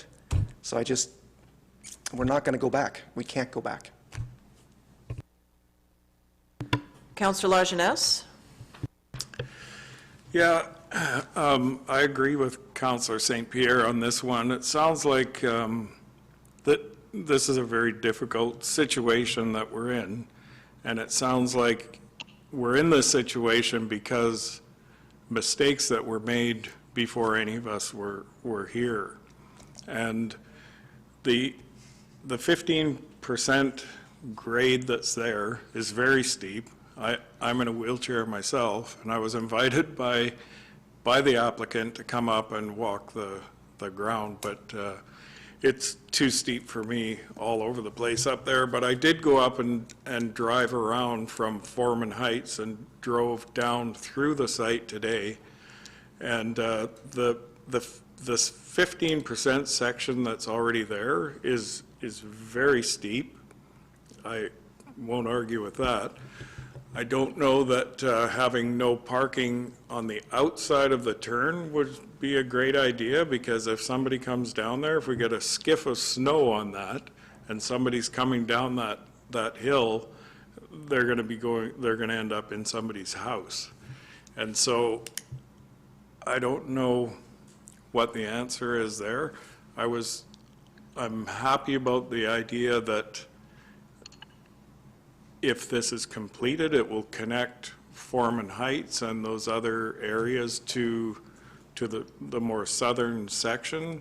And at some point, we might even be able to have a transit loop in there. So I think that, yeah, it's not a good situation, but I absolutely I'm not in favor of placing any more economic hardship on the developer in this case.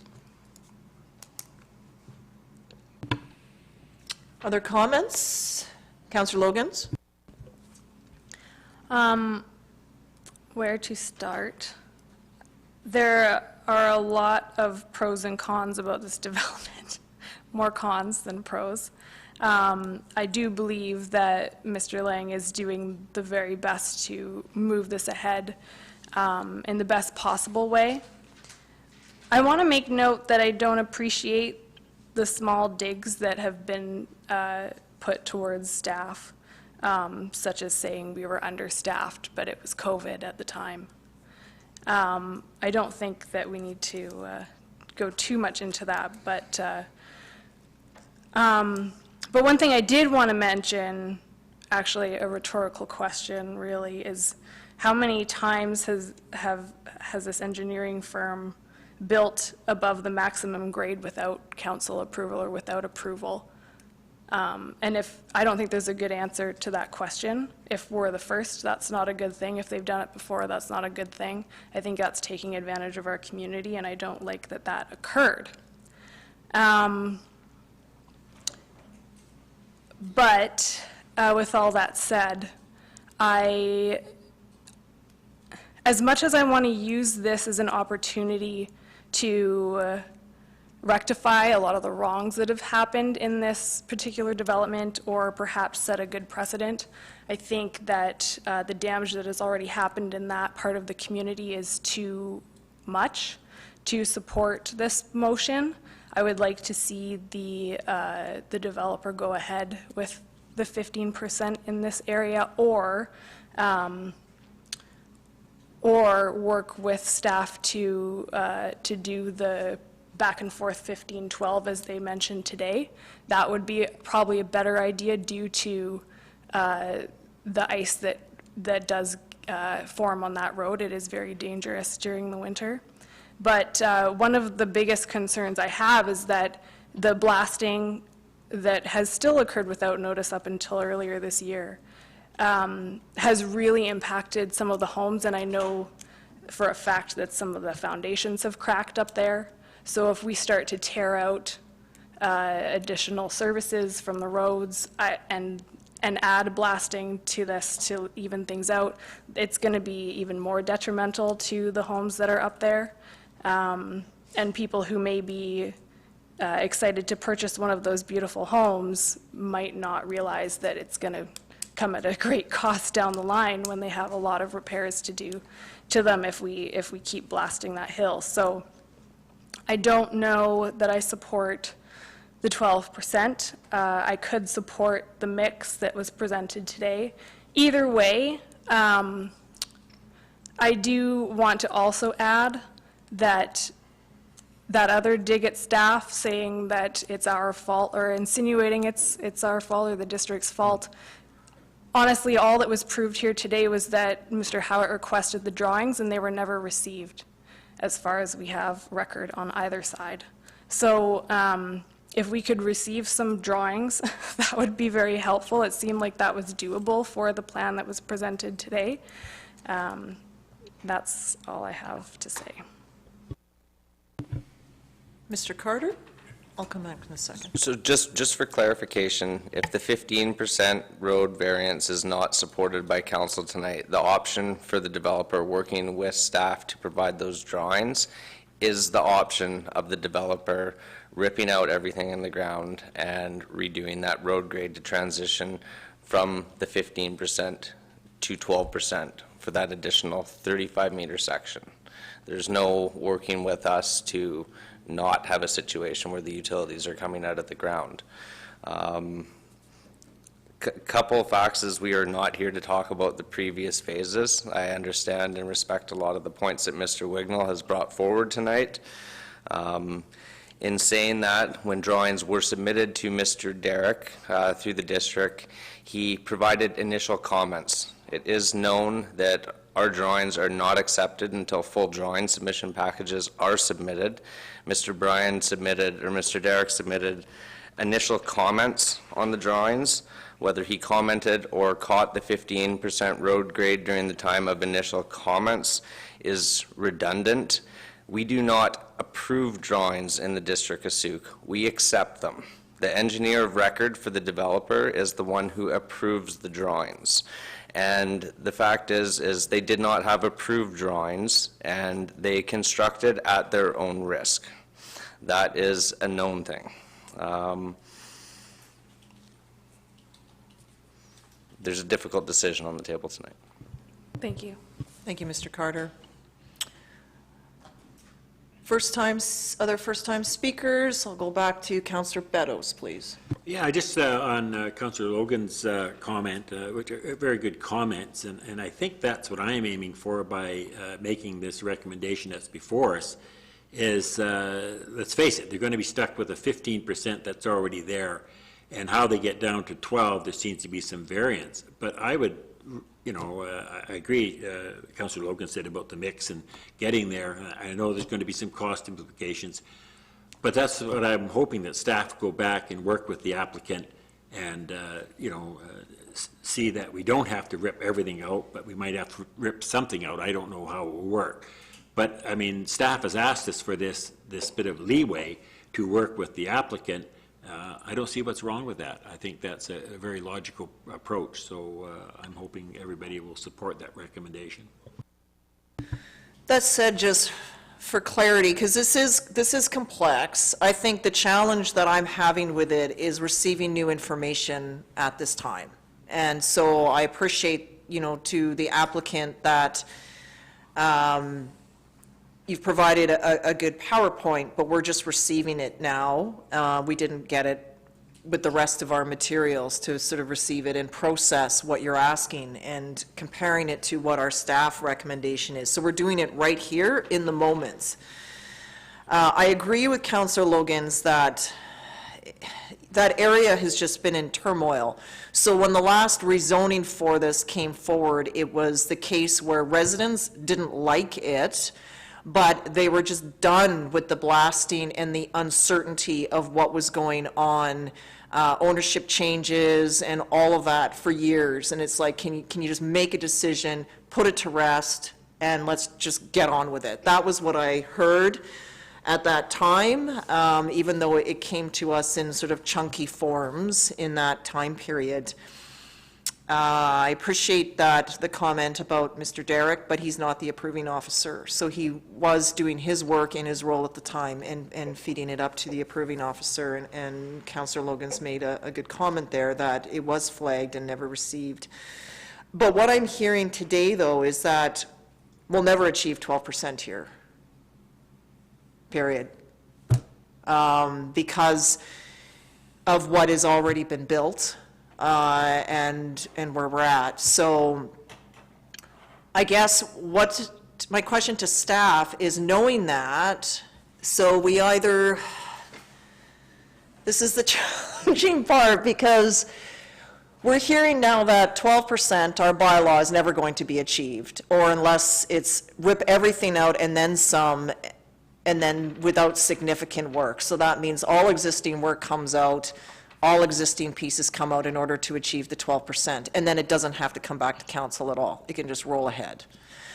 But in this case, the return to council for further variation, consideration of the variance, what does that provide then? Does that provide then staff to review the finalized design drawings to say, okay, look, we've worked through this with the applicant, there is no way, and then to ask for a variance because now you have complete drawings that will say X? Like, what will we achieve from this? Thank you, Mr. McKinnon. Thank you, Your Worship. And just listening to the discussion,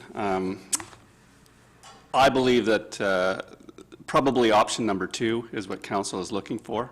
So approve, but I would add that it's approve the 15% pending acceptance of approved drawings from the applicant.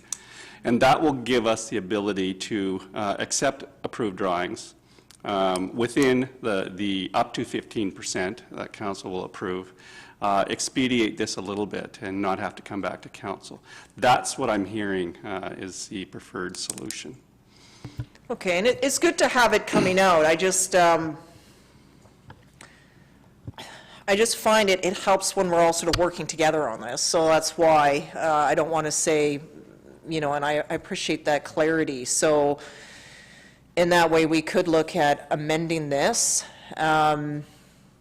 There are, you know, to Mr. Wallace's point, if you're still online here, I agree with what Councillor St. Pierre has said. This mountain that was once forested was blasted maybe back in 2009 or 10, several times over. I was up there today coming through the Foreman Heights way, and I didn't drive all the way down into it because I wasn't sure. I know that Councillor Lajeunesse did, but in my little Chevrolet, like I just wasn't sure if like what would I encounter? Would I have to suddenly stop and back? I'm just, you know, I'm not fond of driving, so I walked a little bit, so I could see that there are some beautiful homes already in the area. In terms of walking, while I didn't see anyone cycling, I did see a lot of people walking, and I saw them heading up stairs to an upwards park. Others lower down from me enjoying the view because it is quite beautiful up there, and many other families just out and about and enjoying their yards and you know, doing all of that.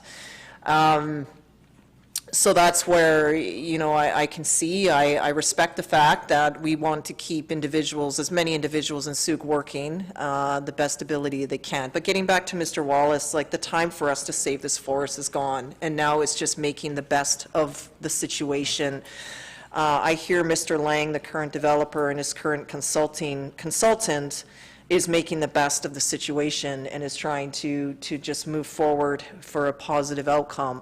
And I fully respect what our staff is doing, is making the best of an awkward mess. In terms of community benefit, I think it's the case where we would provide quality homes with a stunning view, housing options for people. In terms of mobility, though, it's challenging all the way from the start of Foreman Heights.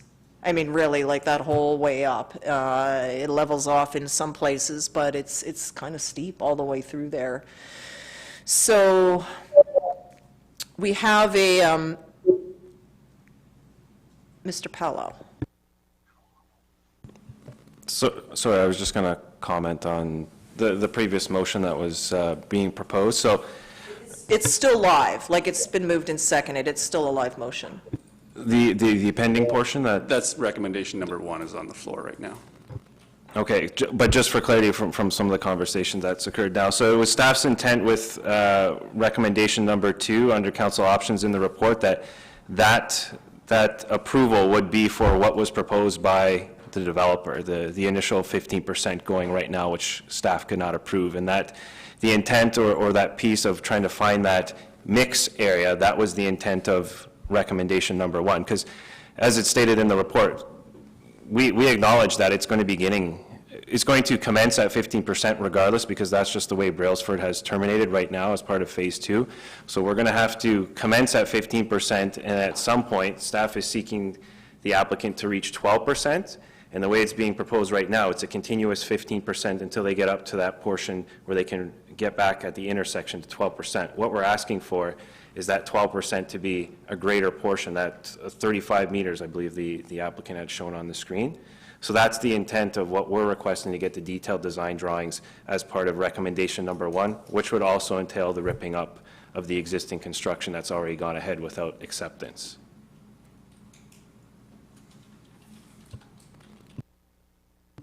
Okay.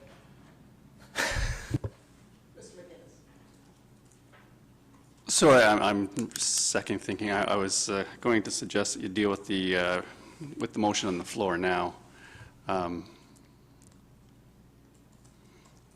But maybe not. But it's just, maybe it's me, but I just hear something different here. I heard Mr. McInnes say something different than Mr. Powell. Absolutely, yes, you did. Okay. All right. Okay, so, Councillor Logans.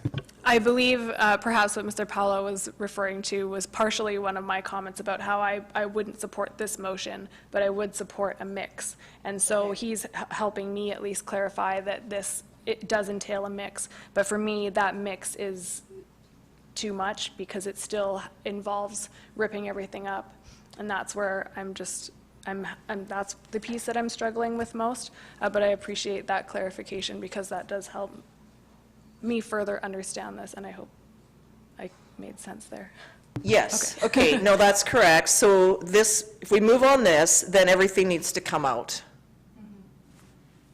Thank you, Your Worship. I would really like to ask Mr. Wignall if it is in fact, I thought from his presentation, the 30 meters would get him to where the current infrastructure could stay there. Could we just ask that question and not disrespecting Mr. Carter's comments on that, but I heard that differently. Okay, Mr. Wignall, can you answer that? Yeah, I'll try. There's two things that are very clear. One is, so we got the 15% now. If we can't continue at the 15%, we're ripping pipe out of the ground. The second thing is, if that were to be the case, we still need a variance, because we have sections of roadway that, even though we have to rip pipe out of the ground, we still exceed the 12% grade. So as I'm hearing it, if there's no variance of any kind or nowhere, if we can't do the 15%, we're ripping everything out. And I think Mr. Carter would agree with me that we've been over, like, it would be great if we had a middle ground to work out, but I think it's an either or. I don't see an option C. I hope that answers your question. I don't know if it did. So for clarity, Mr. Wignall, it's basically 15% or everything comes out.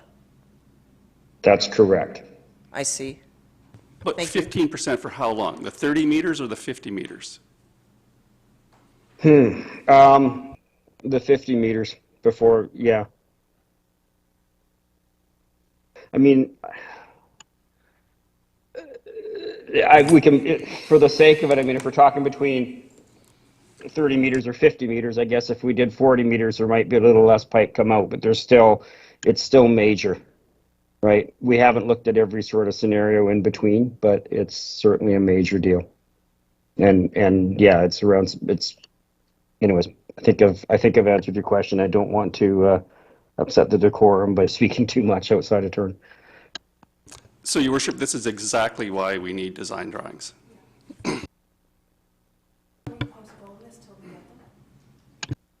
So we're entertaining options. Well, we have a motion on the floor, so we could defeat that or withdraw it and put something else forward.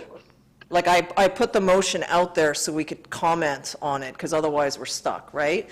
So in terms of process, the other, Mr. McInnes had suggested a different type of motion.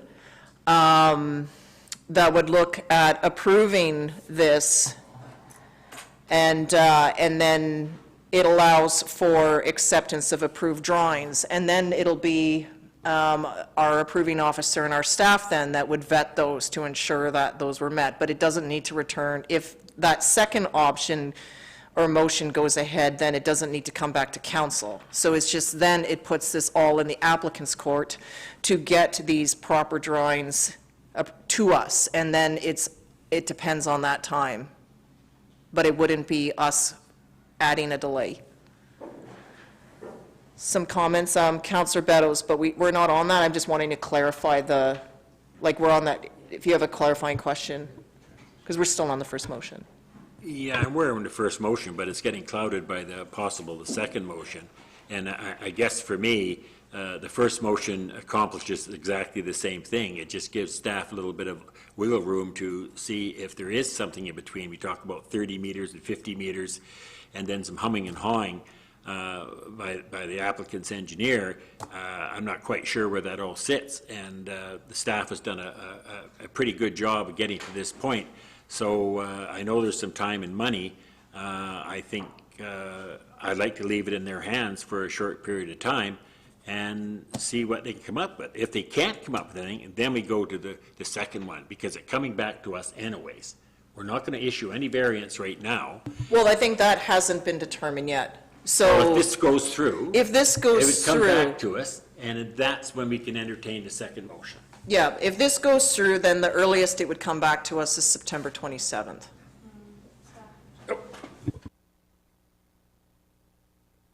It would be essentially the same thing coming forward. It will go back to staff and the developer's consultant. We will work with Mr. Wignall to say, provide the design drawings for transitioning out of this 15% grade, and the decision will be to approve a variance that transitions out of this 15% grade at a $400,000 to $600,000 cost to the developer, or alternately approve a variance for a full 15% grade going through there. It will be very similar to what we're dealing with tonight. Working with the developer to transition out of this 15% grade will result in potentially pipe coming out of the ground and having to change the grade of the road out there. Yeah, okay. Other comments on the motion? Councillor St. Pierre. This is an extraordinarily uncomfortable place simply because I have vast respect for our staff and the expertise that we ask them to provide. What I'm hearing here is that there is not necessarily a point in going with option number one if we expect to have option number two on the table in the future. Option number two will not come back in the future. That's not something that staff is going to work towards, which is essentially what the proponent is asking for at this point in time. They're asking right now for that 15% and to not rip everything out. Right now, staff, I believe, based on their professional experience, is suggesting that ripping out some of the infrastructure is what should be happening. And actually, I'd like to make that a question at this point in time. Is that possible? Can I? Through your worship? Through your worship to council, like I've said previously, I cannot find anything in engineering standards that supports the 15% grade. So that's why I cannot support it, and our staff cannot support the 15% grade. I wish the question was asked earlier. Through the course of phase 3, initial comments, like I said, were made by Mr. Derrick. The engineer of undertaking for the developer signs off on the design, saying they will follow the bylaw standards. Phone was not picked up to call us to check on this. It was assumed. 12% is steep, 15% is steeper. There is very similar risks, I would say, in a 12 and a 15% road grade. However, one is steeper than the other, and there may be more risks, but they are both risky.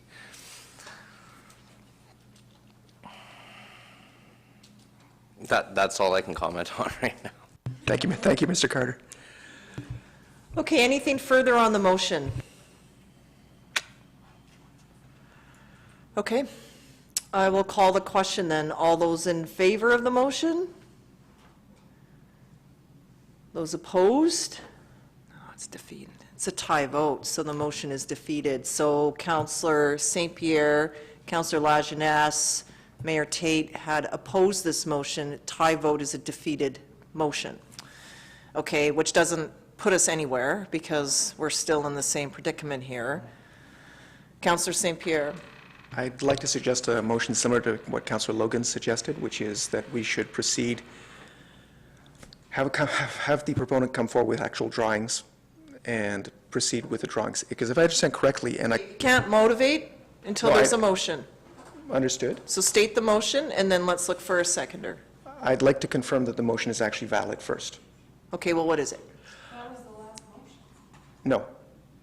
No. I'm asking staff here, through your worship, have we received drawings for the 15% grade that was proposed? Approved drawings?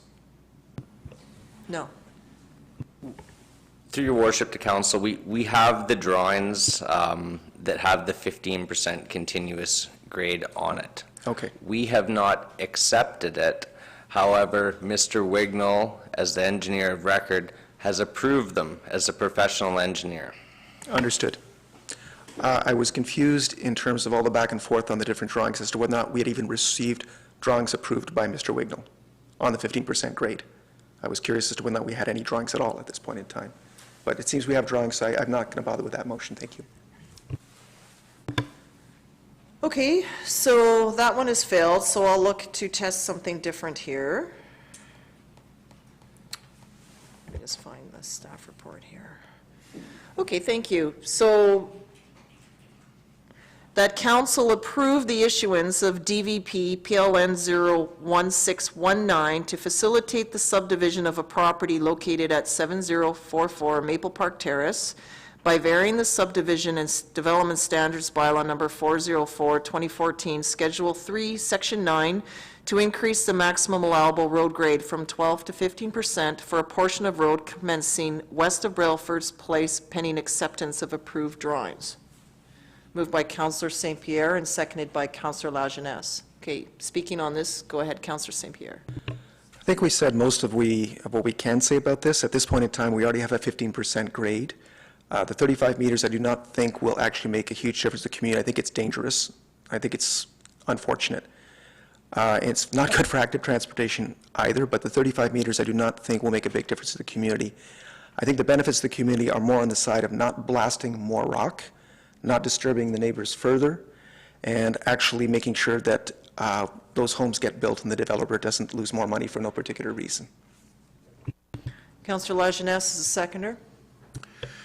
Yeah, I agree with that, and like Councillor St. Pierre, I have a problem disagreeing with staff's recommendation, but in this case, I think a lot of the situation that we're in is results from mistakes that were made in the past, and I don't think that the developer should have to pay for those past mistakes. Other speakers, Councillor Bateman. Yeah, I think if we are moving to this 15% grade, what further safety measures can be applied in this stretch of road? Could there guardrails? I don't know. There must be some additional safety measures. Councillor Beddoes? Yeah, I'm just a little confused because the end of this present one, to increase the maximum allowable road grades 12 to 15% for a portion of the road commencing west of Brailsford Place pending acceptance of approved drawings. Now I hear from Mr. Carter that they have got those approved drawings and it's 15%. They're approved by the engineer. Is that correct? So for clarification, Mr. Wignall, as the engineer of record, is obligated to stamp his drawings, meaning approved as a professional engineer. Correct. He has approved these drawings at a 15% grade as a professional engineer working for Westbrook. We did not accept the drawings for the district because they were not in compliance with the bylaw. However, they are approved by a professional engineer. They are just not accepted by the district. And we cannot find anything to support those grades in MMCD or transportation guidelines. However, Mr. Wignall has approved the 15% grade as a professional engineer working for Westbrook. Okay, but so I'm still very confused because they're going to submit them, or they have submitted them, but acceptance on our staff, which is you guys, and you're saying you can't accept them. So I don't know where that leaves us.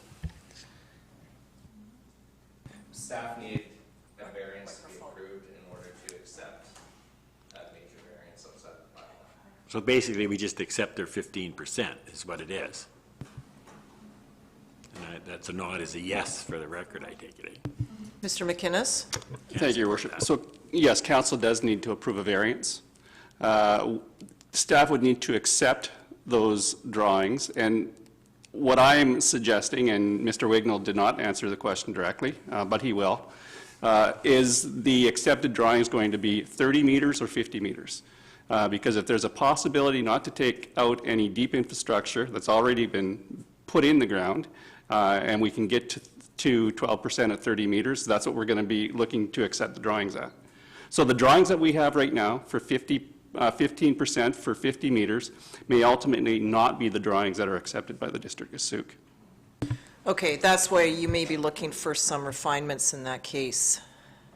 In terms of road safety, though, some things that I'll add here is a slower speed limit. In addition to parking, where I saw no parking on one side, suites need to have parking accommodated on the property. So right now in that area, there's a mess there that has made it dangerous, which is upsetting existing residents because the parking is spilling all over the place. That does not have good sight lines. It creates dangerous areas regardless of the slope.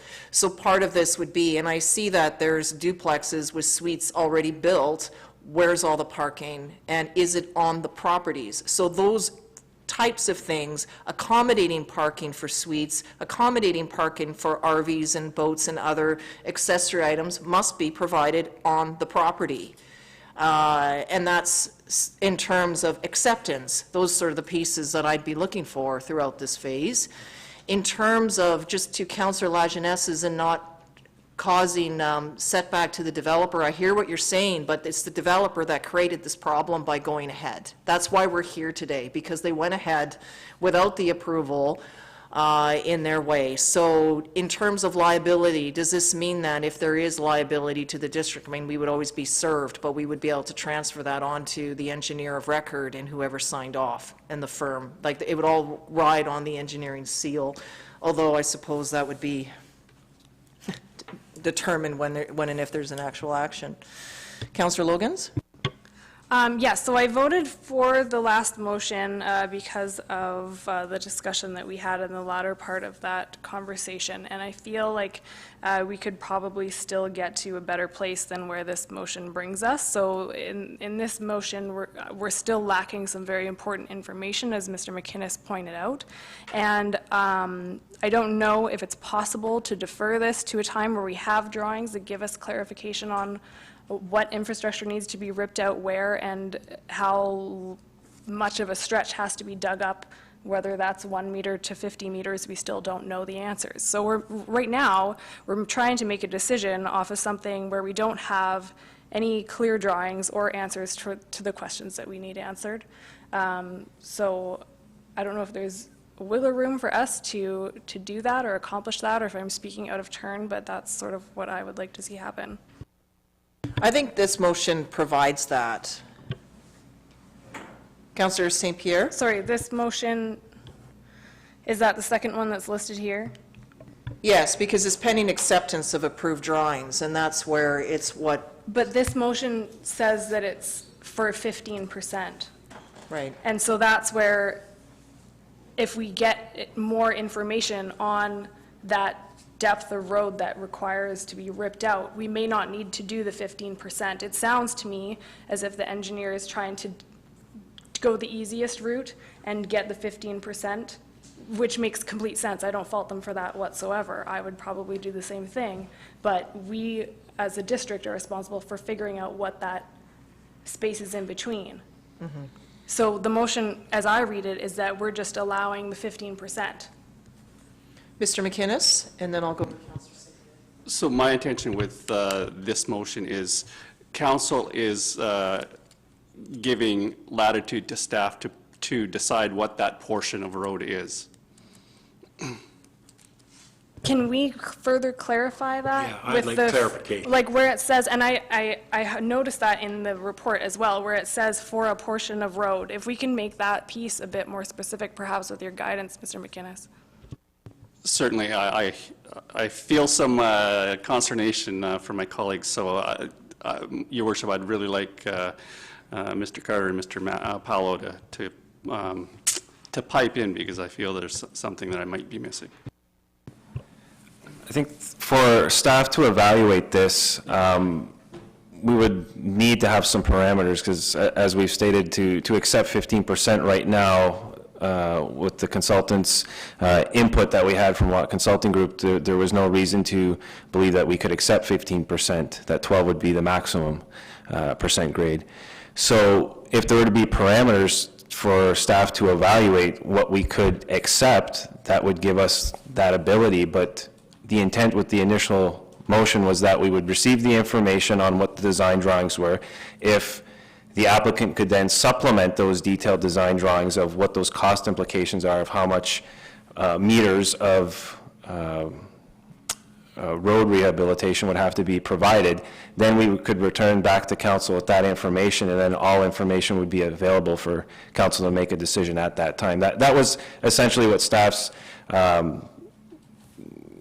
purpose was with this report, was that we had asked for this information previously from the applicant. We did not receive it, so in light of not being able to accept 15%, we did not want to have this refused and create a 12-month delay for the applicant. We just wanted the additional information to have opportunity to analyze it and then bring it back to council for further consideration with staff's recommendation on all information, and then to have a final decision on what the variance should be for accepting this based on all detailed design drawings being provided for staff review.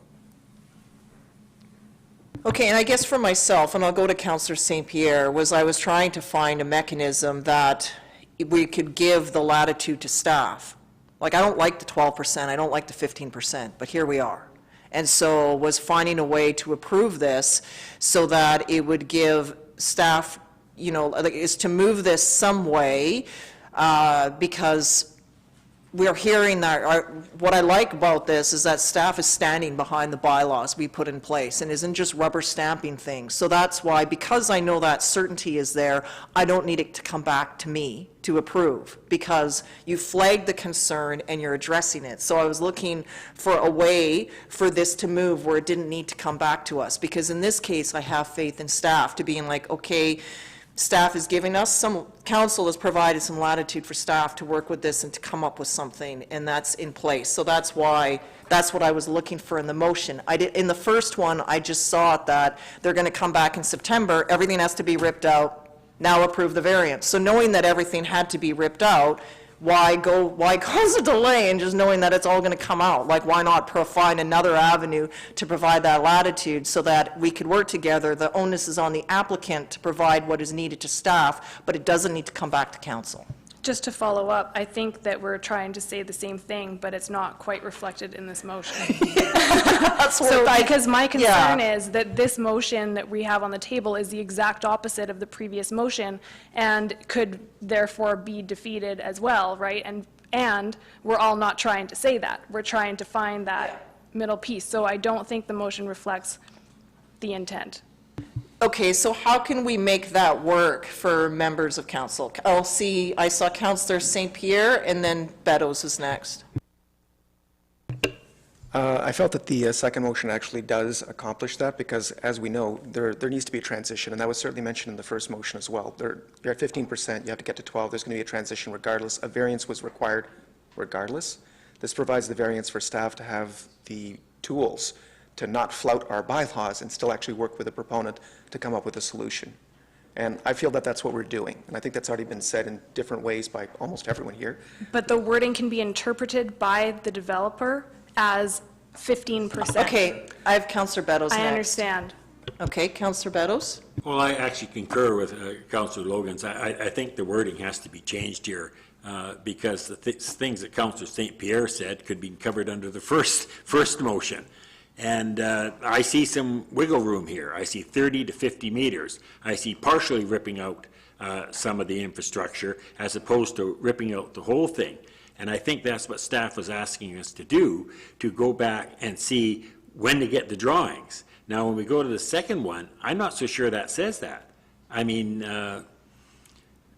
it looks to me like they just stick in their guns, the developer, and say 15%. I think that we could be stuck with that, and I don't agree with that. I think there is some wiggle room here, so I'm not happy with that second motion too. It needs to be reworded to put in that guarantee, and I will gladly listen to Councillor Logan's on that one to see. Even from between 12 to 15%. Look at the one on my screen. That's Okay, we have we have a different, okay, so there's just a suggested edit coming in here. well, it's coming in here too. I mean, which screen am I supposed to be looking at? The one here in front of you. That's what I was doing.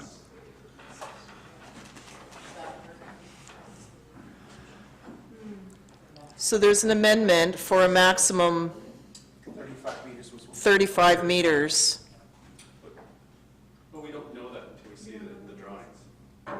But that's the unknown part. So, Mr. McInnes, I'm hearing that council is trying to find a way to make this work. The concern is in the language and not having the developer provide what is needed to get here. So what can we do here to provide more certainty? Because I agree with Councillor Logan's. We're in a 6 scenario.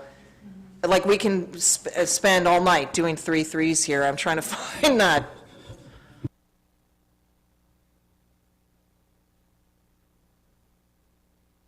Does council need to see this again? Do we need to see all of this material again? No, to come back to council after we review the drawings. And we need to make some assumptions here. Mr. Carter, I'm assuming we are not going to accept the drawings that have been submitted. No. So we need revised drawings, and really that's the gist of what we need to do our due diligence and approve not ripping out a bunch of infrastructure that's already in the ground. Okay, so can we add something of revised instead of approved drawings, pending acceptance of revised drawings? That meet council's intent on the night of July 20? I feel like we all have the same intent. I think we all have the same intent. I'm sensing that council doesn't see this need for this to come back because we're putting our trust, we know our staff are standing strong on our bylaws. The concern addressed by council is that the developer is going to say, we're plowing on ahead and we're not going to make any difference here and accept these drawings. So what we saw in the presentation, though, was that there was some way to make things work. No, we're not seeing any way of making that work. So I'm trying to find a way, and I'm stuck here trying to come up with a way to wordsmith this, because I feel that we could, the way that I see this is being misinterpreted or differently around the table. So somebody needs to provide an amendment to this. And I have no ideas. Councillor St. Pierre. Based on the input from all the engineers that we've heard from tonight, we're looking at a binary type of situation where we either rip things out or we don't rip things out and more or less go forward with the drawings as they stand for the 15% grade as approved by Mr. Wignall. We don't have wiggle room. There is no real wiggle room to be had. I would suggest that what we really need to focus on is making sure that, for example, when we're told 35 meters is the maximum amount that would need to be changed, that's actually in here. And so that's where I suspect that's the only wiggle room we have to make sure that what was proposed and what we heard tonight is actually what happens, and that the drawings, as per the presentation that we saw, are more or less representative of the presentation. I don't know that there's really any other wiggle room, and I don't know that we can provide staff with any other wiggle room other than providing the variance so that they can actually go ahead and accept the drawings, because council has actually provided the variance. Is that? Yeah. So there's an amendment here, and direct staff to work with the applicant to determine an acceptable variance up to a maximum 15% road grade for a maximum 50-meter portion of road commencing west of Brailsford Place pending acceptance of approved drawings. 15-meter portion of road what?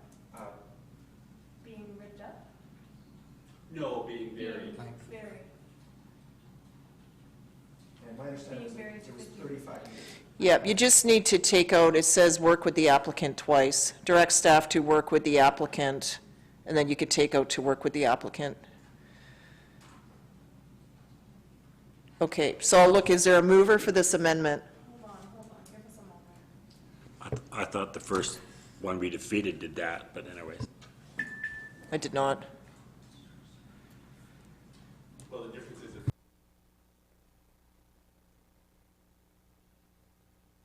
The difference between the two is that with the second one, it doesn't come back to council. In this case, we would have our staff take it as best as they can. Mr. McInnes. Thanks. Can I just ask Mr. Carter a question? Yeah. Jeff, there's no prohibition against us not accepting approved drawings from the engineer. We can send them back and say we don't accept these. And what I'm getting at is if there is a possibility to bring the level of the road down, it may have a cost, but as long as, we're not forcing them to take out their deep infrastructure. I think that's what council is getting at. Yes, and I'll have to have Mr. Microphone. Sorry, yes, and I'll have to have Mr. Wignall present us with the details of that transition, which we have not had. They said it is possible, and the speculation is there that it's $600,000. What I do not know from Mr. Wignall, and I could not tell without further design drawings, is does he still have cover on utilities? Can he drop manholes without pulling deep utilities out of the ground? Did they bottom out right on bedrock and he has minimal cover on water lines and sanitary lines? That information was not provided by Mr. Wignall. It was an assumption that everything had to come out of the ground, so I could not support it because it was against our bylaw. Mr. Wignall will have to provide those drawings. We will work with Mr. Wignall if a variance is permitted from council to approve a transition from the 15 to 12%. What that looks like, we're going to have to work with Mr. Wignall on that, but he has not provided us that information. It's an assumption that everything has to come out of the ground, and I do not like that.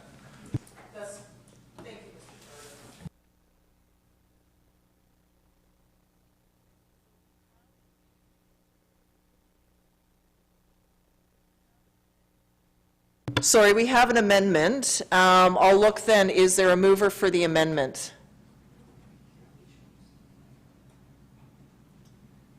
Can you highlight the amendment, please?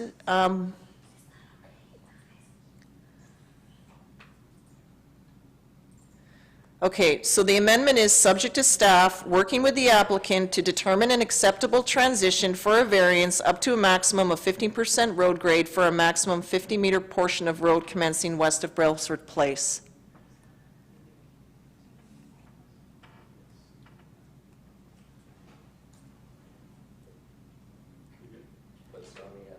Is there a mover for this amendment? Moved by Councillor Logans, seconded by Councillor St. Pierre. Councillor Logans, any piece would you like to speak on the amendment? I believe we are all sort of working towards the same piece. I hope this is what staff is looking for in terms of direction to make this happen, and I would like to confirm with them before we vote. If That's fair, okay. yep. Same, Councillor St. Pierre, okay? Yeah, same by me. Like Okay, Mr. Carter. to everybody viewing online, I know that there are some that are really looking for the outcome on the dog park. I appreciate your hanging in there, as well as other applicants waiting online. We are just going to recess for 5 minutes. It's coming up 9:30, and we've been here for 2.5 hours. And I appreciate that this is going on long. It's just, this is a really critical development in our community, and we want to ensure that we're setting the tone correct in both moving ahead according to district standard and doing something that we can accomplish for everyone's benefit. So I apologize for the delay, but in part, this is a result of an applicant coming directly to council. So for other applicants that want to jump staff and come to council, you will add to our meeting time. Thank you.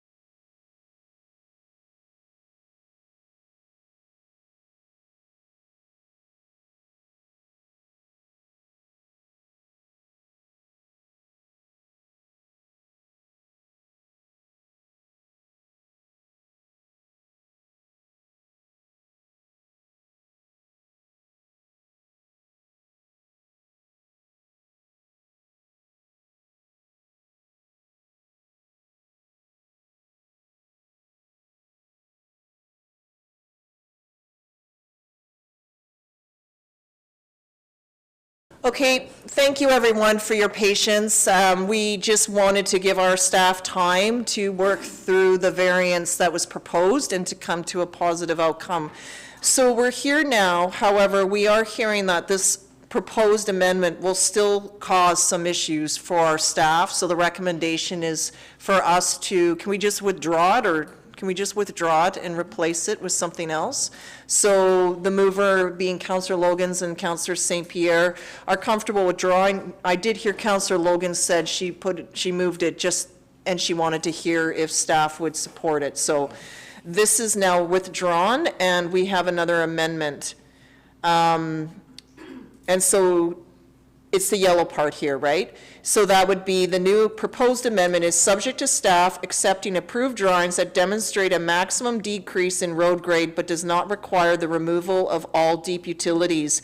So I'll look for a mover and a seconder for this. So moved by Councillor Bateman and seconded by Councillor St. Pierre. So on this, what I heard Mr. Carter say is he needs to know where the underground services works are and where they're hitting bedrock and where the challenges are. I think if that all comes true, because I think if you put them in there, there must be some drawings that reflects where they're at. It'll also help alleviate council's concern of continued blasting and more discomfort or disruption to existing households and existing structures in that area.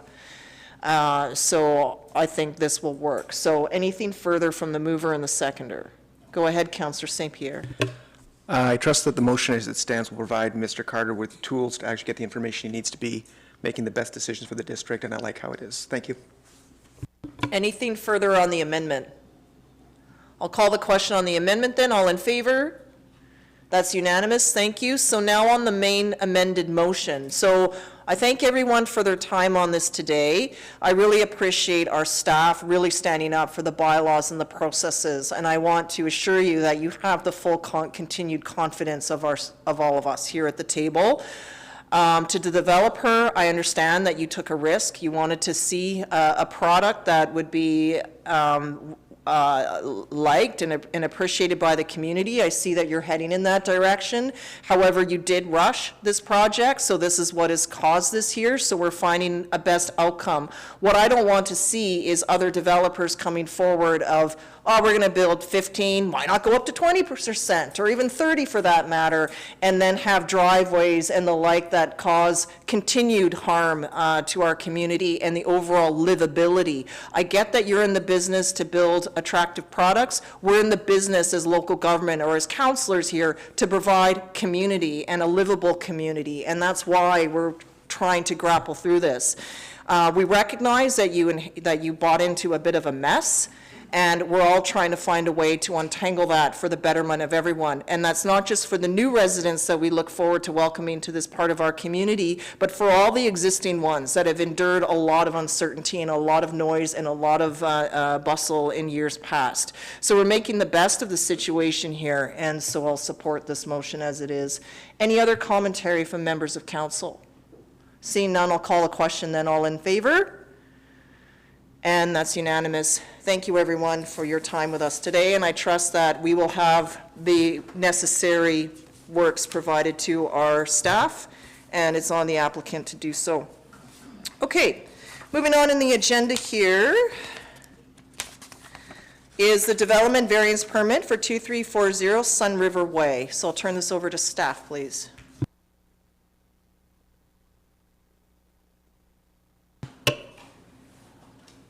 Thank you.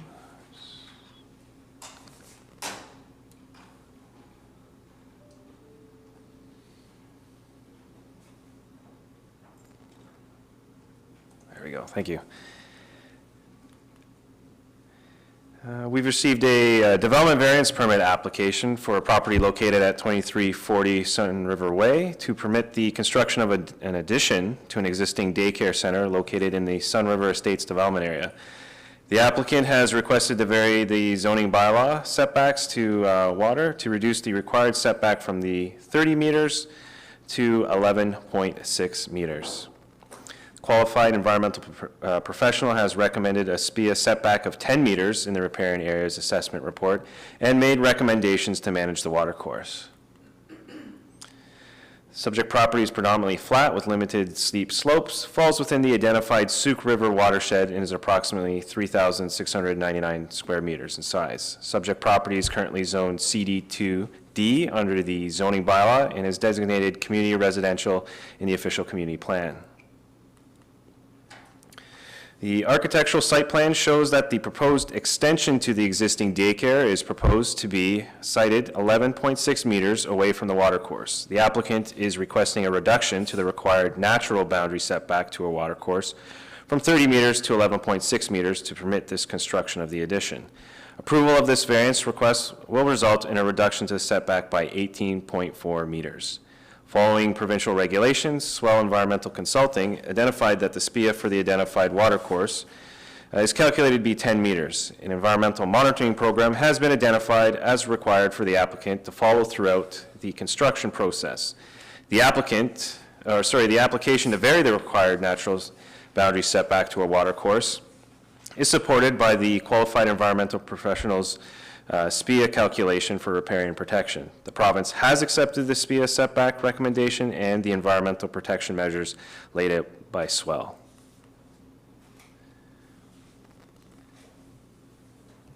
Applicant's rationale, as part of the requirements for the development permit, the proposed location aims to reduce the impact to the site during construction while maintaining as much of the forested area as possible.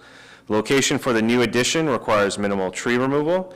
Due to setbacks and minimum size requirements to programmed areas set by the BC Child Care Act, no other location on the site allows for operations of the existing center to continue and meet the program requirements while building the new space being undertaken. Construction of the proposed new addition to the existing daycare center will facilitate the best outcome for developing this property by balancing the increased need for child care while preserving the environmental conditions of the site and adjacent properties. Impacts to the adjacent properties and surrounding neighborhoods are not anticipated as a result of this proposed variance. Based on the recommended SPIA setback, approval by the province for the SPIA methodology, and no anticipated impacts to adjacent property owners, staff support the issuance of this development variance permit at 2340 Sun River Way. That concludes my presentation tonight. Thank you. Thank you, Mr. Powell. Just a question. So when you refer to the waterway, that is the Sauk River then, not the sort of creek behind the daycare that goes through the park area? There is a natural water body that does go back behind the daycare area, so it would be that 30-meter standard setback and then getting the reduction from that water course. So it's the stream, not really the river Correct. itself? Okay, That's got correct. it. Thank you. Okay, any questions for staff at this point? Okay, I'll see, we did have, I believe, the applicant online. I'm not certain he or she is still there. Is there? Thank you. Go ahead, Mr. Ashby. Or Mr. Mazzario? Oh, sorry. You know who you are. Thank you. Yes, I think it's pronounced Mazariegos, and yes, I am here. Okay, so I see in one of the drawings that, were you successful in receiving a grant for, I know this is not, this question is not related to the variance that is in front of us, but I'm just curious about what you have planned. Were you successful in receiving a provincial grant to do the expansion? That's right. Okay, and can you share with us, like in terms of the 37 new spaces, is that infant to toddler care, or what type of child care do you anticipate in the new space? We are planning to have 2 classrooms, one for infant toddlers, 12 children that would be from 0 to 3 years, and 25 children from 3 years to school age, so roughly 5 years old. Okay, great, thank you. Were there other questions of the applicant from members of council? Go ahead, Councillor Bateman. Yeah, I'm curious, the expansion of the outdoor play area, is that a requirement as you put in these extra, 37 new spaces? Yes, it's part of the requirement. I mean, we could share the space that we have. That being said, we believe that we can offer more to the community. This will include having a secondary playground area, which will be nature-based.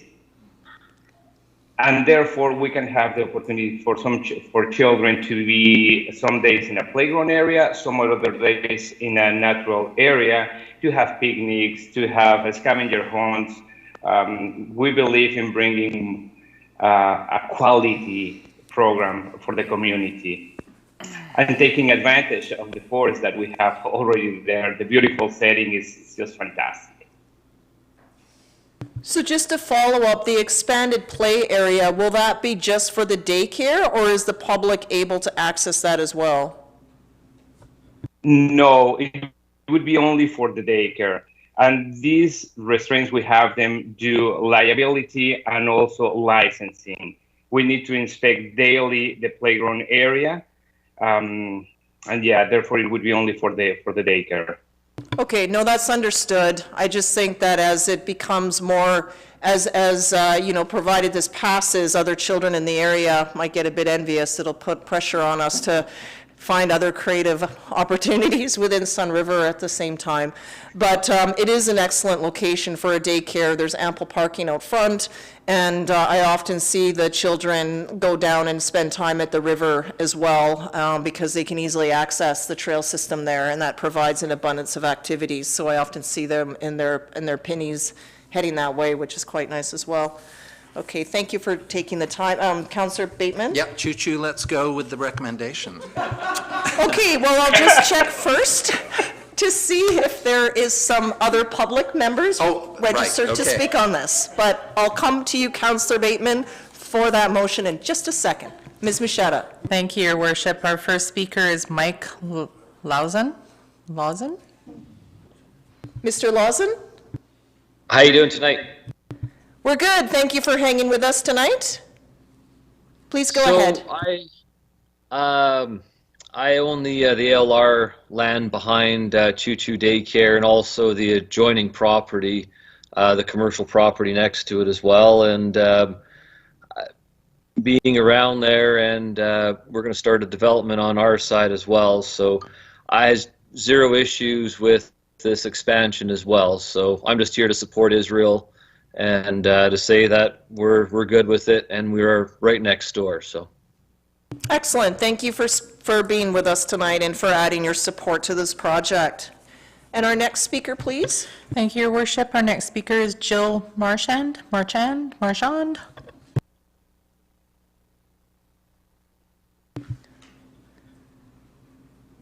Ms. Marchand, I see you're still online. Yes, I'm online. It's just finding the mute button is a little bit challenging. Sorry. Good evening. We are backing into the area that has the creek, the unnamed creek. The drawings themselves do not show the creek goes as far as what is actually the current situation. And our concern is that in the winter, with the rainfall that we have, the area becomes quite wet and our backyard becomes very marshy. And if you recall the 100 centimeter rain that we had in January of 2020, the bridge was almost overflowing with the water that was coursing through that area from that unnamed creek. So my concern with this is that with this setback are you still going to be able to manage the water flow when we have those heavy rains in the winter months? And that if the developer does undertake to do work in this area, what are they going to do to ensure that the overflow will not adversely affect the surrounding properties? Okay, thank you, Ms. Marchand. I'll ask our staff. That's my first point. Okay. Could I have one more? Yes, go ahead. Sorry for cutting you off. The other concern is that the area that's under consideration for a variance is a wildlife corridor. And it is a wildlife corridor for bears, for deer, and for barred owls. And although the consideration was looking at what the impact to the wetland was in that area, the concern that I'd that I think needs to be looked at as well is to make sure that when we're doing work in this area, that we continue to provide that wildlife corridor for these animals so that they have a safe place to traverse through the community. Okay, thank you, Ms. Marchand. I'll go back to staff just to ask about the wet areas and the water that comes off of the creek area there. There is a small footbridge that goes over, that crosses over back there. Yeah, and that small footbridge was almost underwater when we got that 100 centimeters of rain in January of 2020. So there's a large volume of water that moves through there when we have heavy rainfall. And today is not a good day to look at it, but when you get into the January, February weather, the conditions are quite different. And I'm in full support of this daycare and in full support of the space being well used for children and the fact that it's got the community wooded areas to take advantage of. I'm in full support of that. I just want to make sure that we don't create a backflow issue for the rest of us with this encroachment onto the, with this variance. Okay, no, that's fair, understood. Staff? Yes, so with the original approvals for this area through the subdivision process and then ultimately for the establishment of the development on the site, specifically the childcare facility, a lot of those elements were addressed at that time. So the continuation of the addition of the childcare facility will take that into consideration, making sure that it complies with those requirements.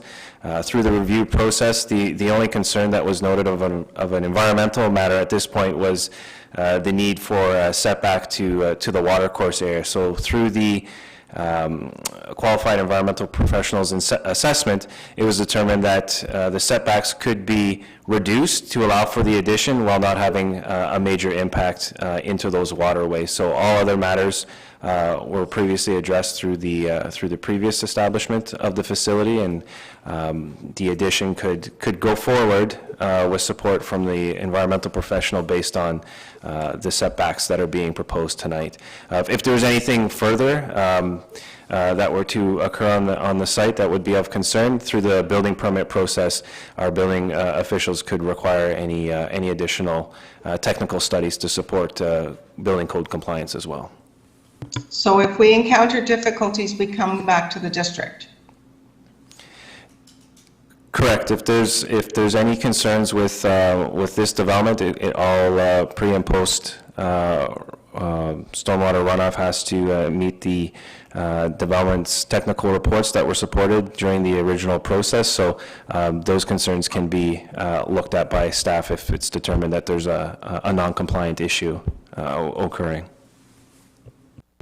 And I'll just add that the qualified report that we received on that particular area is dated May 2021, which means that it also meets all the requirements that were, like the province made legislative changes, I believe, in 2019 or 2020 on how riparian areas are addressed. And so this is a very current report that would take all of those provincial changes into account. That is correct. Yes. Yeah.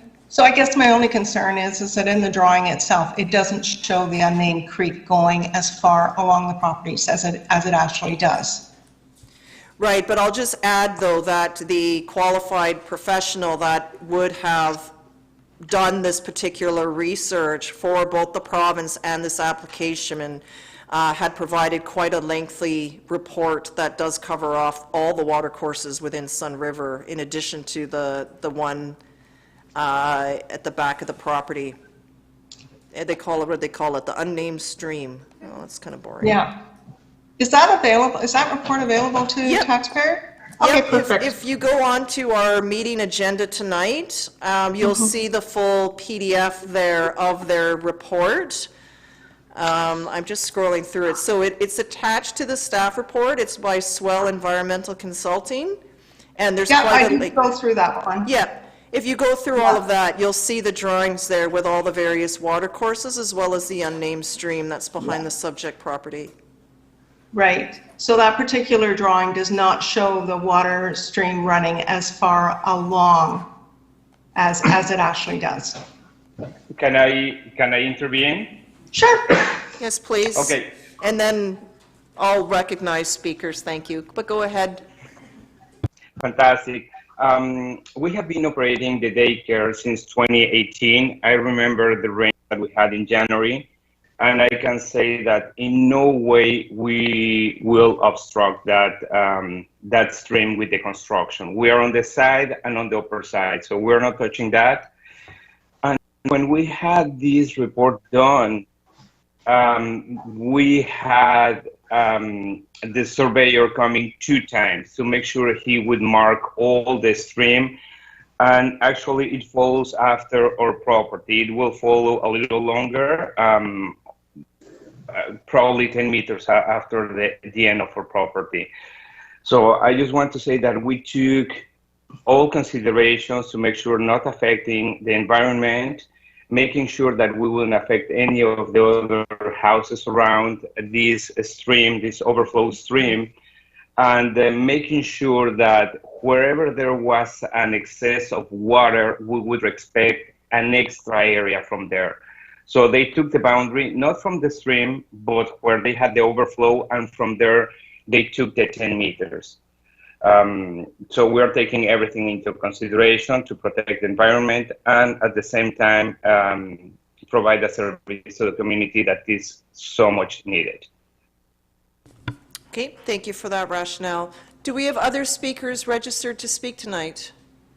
No, Your Worship, we do not. Okay, and just in regards to wildlife, we do a lot of work with Wildlife Souk that has spent a lot of time in Sun River there, so well aware of the corridors, but I'll suggest that even Driftwood Drive is a wildlife corridor itself, just given the movements of quite some large creatures that have traveled down that road.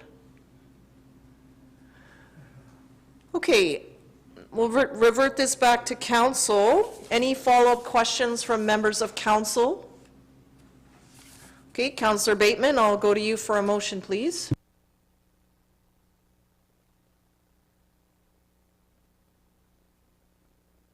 Yes, I move that council authorize the issuance of development variance permit PLN 01607 for 2340 Sun River Way to reduce the required natural boundary setback to a watercourse from 30 meters to 11.6 meters for the purpose of permitting the construction of an addition to an existing community care facility, daycare center. Okay, that's been moved, is seconded by Councillor St. Pierre. Any other comments, Councillor Bateman? Councillor St. Pierre? Other members of council? I think we just wish the applicant well. You're providing a necessary service that we desperately need within our community, so I appreciate that. I also like the different place areas because you'll see that a 1-year-old will play quite differently than a 5-year-old, and neither want to be on the same equipment for good reason, so it's good to have variety there. So thank you for being, that's a unique piece to add. Okay, I'll call the question. All in favor? That's unanimous. Thank you, everyone, and thank you both to the applicant and the public for being present tonight. Okay, next up is 5.4, development variance permit for 2165 Banford Place.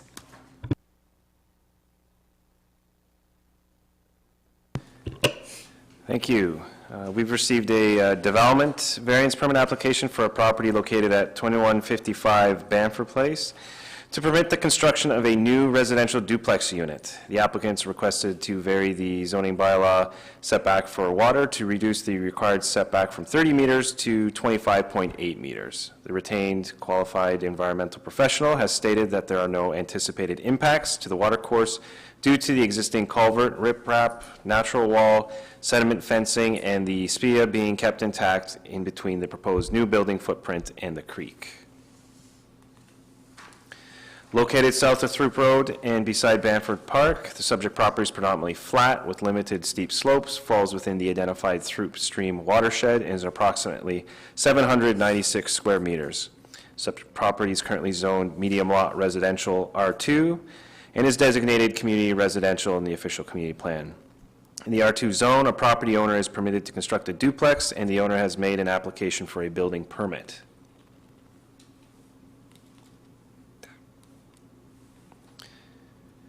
The survey site plan shows that the duplex unit is proposed to be sited 25.8 meters away from the stream.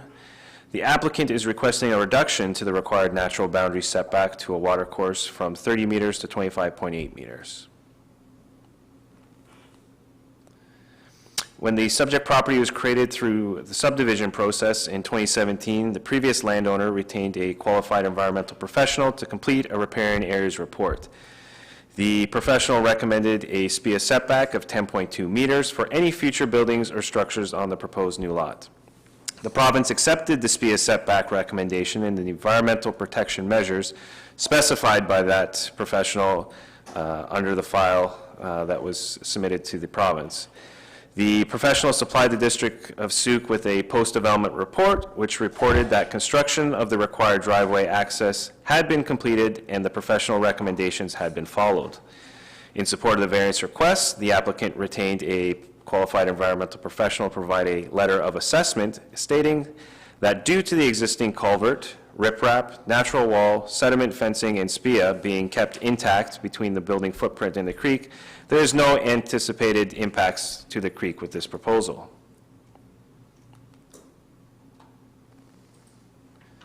As part of the requirements for a development variance permit application, the applicant provided a rationale. When the subject property was created through the subdivision, the required driveway access was constructed off the south end of the cul-de-sac on Banford Place, and a recommended environmental monitoring plan was followed when the building of the driveway occurred.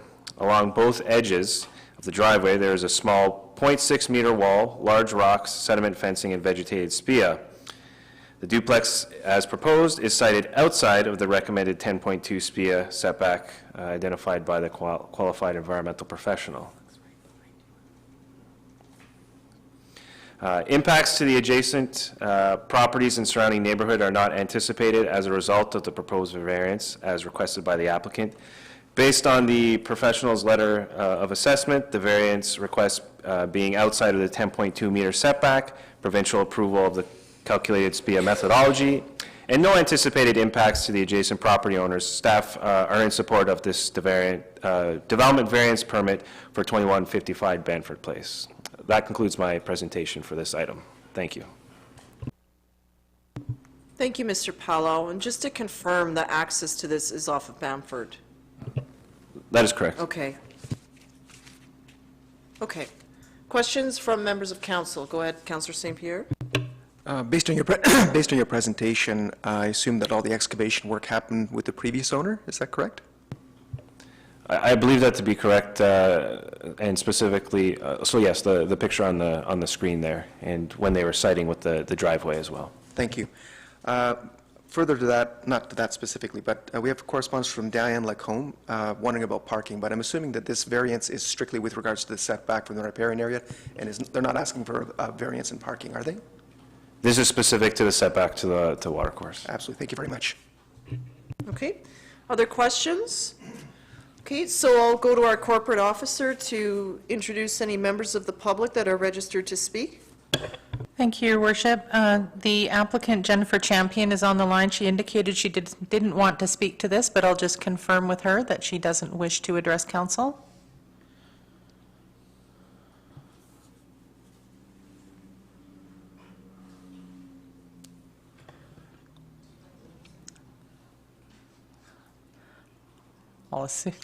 Oh, yes, she's answered no, thank you. And as Councillor St. Pierre mentioned, Diane Larcombe's comments are attached to the agenda. She had registered to speak this evening but was unable to join the meeting, so she just asked me to make council aware that she had submitted those comments and wanted council to be aware of them. Okay, that's great. Thank you to the applicant for being available. And then also we have here in their package the pieces here. A lot of it was around vehicles, so Councillor St. Pierre picked that up, and not so much the variance that's in front of us for the setback. Excuse me, Your Worship, there were some comments in her that it's a salmon-bearing stream, and again, like the previous application, in times of heavy rains, the creek runs high, and just wondering what the impact will be to the stream. And it's the second paragraph there that starts, "This is a creek," so just, there were some specific comments to the creek. Okay, and that's covered off in the environmental report. Okay, that's been attached here. That's correct. Okay, and so there's no other members of the public, so I'll turn this back to members of council. The recommendation here is that council authorize the issuance of development variance permit PLN 01609 for 2155 Banford Place to reduce the required setback to a natural boundary of a watercourse from 35 meters to 25.8 meters for the purpose of permitting the construction of a new duplex. So I'll look for a mover by Councillor St. Pierre and seconded by Councillor Lajeunesse. Any comments, Councillor St. Pierre? I think all the work has been done, and the work has been done. The existing access through Banford has already created any sort of changes to the stream at that point. The property itself is still 25.8 meters away. Okay, Councillor Lajeunesse, any comments? No. Okay, any comments? Councillor Bateman. Yeah, I did take a real-life view of the property yesterday, and I'm really interested in this Banford Park, which is an unsigned and raw park, among others in the district. And I'm assuming that Banford Park is the green space right by Throop Stream. There's some trash on the edge of that stream, and yeah, I look forward to that park being developed in due course. Yeah. Okay, is that a district park? Apparently, according to the Parks P1? and Trails master So, plan. okay. They can't be wrong. Well, it's just, it's a busy area there, so I was just looking, when I saw that, there may be a good trail connection someday, just to connect people over, because of this, this is walkable to the schools, right, for Journey and Poyer, they're just up the road there, so it's a great location for that. I just couldn't quite figure out the access point. Okay, so it's been moved and seconded, I'll call a question, then all in favor? And that's unanimous. Thank you, everyone. So adoption of meeting minutes here. So we have our regular council meeting from June 14th and our regular council meeting from June 28th. So the recommendation is that these minutes be adopted as circulated, moved by Councillor St. Pierre and seconded by Councillor Lajeunesse. Questions, corrections? Councillor Lajeunesse. Item 12.2, I had recused myself, and it says that I voted in favor. Okay, so we need to make that edit because Councillor Lajeunesse was out of the room, so that for a conflict purpose, we'll make that note. Anything else? Councillor Bateman. Find where it is here. Yeah, it's on the June 14th minutes, page 7 of 11, page 183 of the agenda, under council discussion, under the suit potholes gate policy. The council discussion reads, the year-round locking will occur from dusk till dawn, even in the summer months as municipal parks are closed for this time frame. And in this situation, and this is where I have troubles, add additional security that access to the area is prohibited, alleviating the potential for incidents. So I believe it's add additional security signage that access to the area is prohibited. Anyway, it seems to be a bit of a sentence that goes nowhere, so hopefully that can be looked at and revised. Thank you. Sorry, was that under June 14th or 28th? June 14th, item 13.4. 7 of 11. Thank you. It just disappeared again. 13.4, 13.4, 13.4. Oh, I see. The year-round locking will occur from dusk to dawn, even in the summer months, as municipal parks are closed for this time frame. And in this situation, add additional security that access to this area is prohibited, alleviating the potential for incidents. Yeah, Or are you hiring additional security? Well, this is for the Services. Sug Potholes Gate, in which we have security through the CRD. So it's to lock it, it is security, and they're locking the gate. And if you need your car, you phone them and they let you out. We'll review the tape, but I agree with Councillor Bateman that Yeah. security is likely signage. But we'll Okay. review the minutes, or the tape. Okay, so that'll be fixed. Okay, so we'll look for that the minutes below be adopted as amended then. Moved by Councillor St. Pierre, seconded by Councillor Beddoes. All in favor? That's unanimous. Sort of out of order there, but you understand where I'm at. Report of the CAO. Mr. McInnes. Thank you, Your Worship. I know we're here late tonight, but I do want to quickly bring Council up to date on three issues.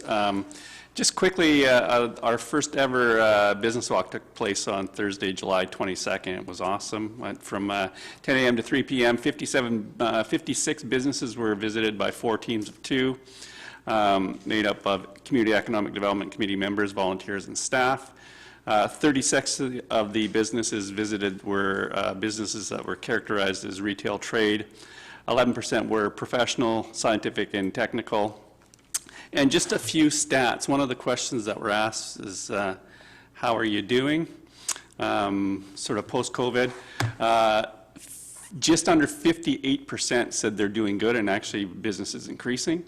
27% said that they're doing fair and business is steady compared to pre-COVID, and 11.1% said that they're doing poorly. So just some quick stats, and maybe Councillor Lajeunesse, who was out on the beat that day, may want to speak to this in the update later. The 7% solution from the Climate Action Committee, I'm working with the Mr. Bylaw, to incorporate that into the work that's going into the OCP. As we know, the OCP has a mandatory piece on GHG reduction targets and strategies, and anything that we have in that regard has to align with the OCP. So we're working to work with our OCP consultants and our OCP advisory committee to mesh those two things. But at the end of the day, any policy that we have on GHG reductions has to align with the OCP. So that work is coming, and Matthew and I will work through that. And just because this is our last council meeting until September, I'll be taking some vacation from August 23rd to September 3rd. So I'm going to try my very best to be back for the special meeting on the 30th for the OCP committee, but I'll be in transit that day, so if I do show up here, I may be a little, yeah, not as clean as usual. Thank you. You know, I think you'll have a well-deserved vacation, as all of us in this room will also. Okay, thank you, Mr. McInnes. So we'll move on to our public question and comment period. Do we have any members of the public online to speak?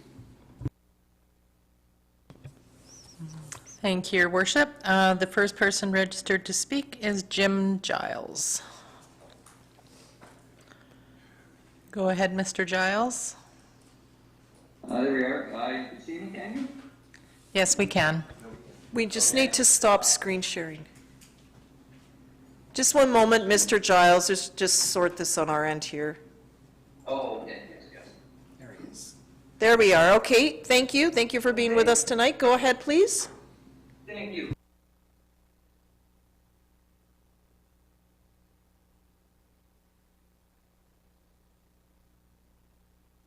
Okay, so Mayor and Council. Oh, I'm sorry. Sir, that's fine. Go ahead, please. Yes. Okay. Thank you, Mayor and Council. Thank you for giving me the opportunity to address you regarding the proposed Ponds Corridor Dog Park. I would like to state for the record that we as a group are calling ourselves the Soup Ponds Corridor Community Association.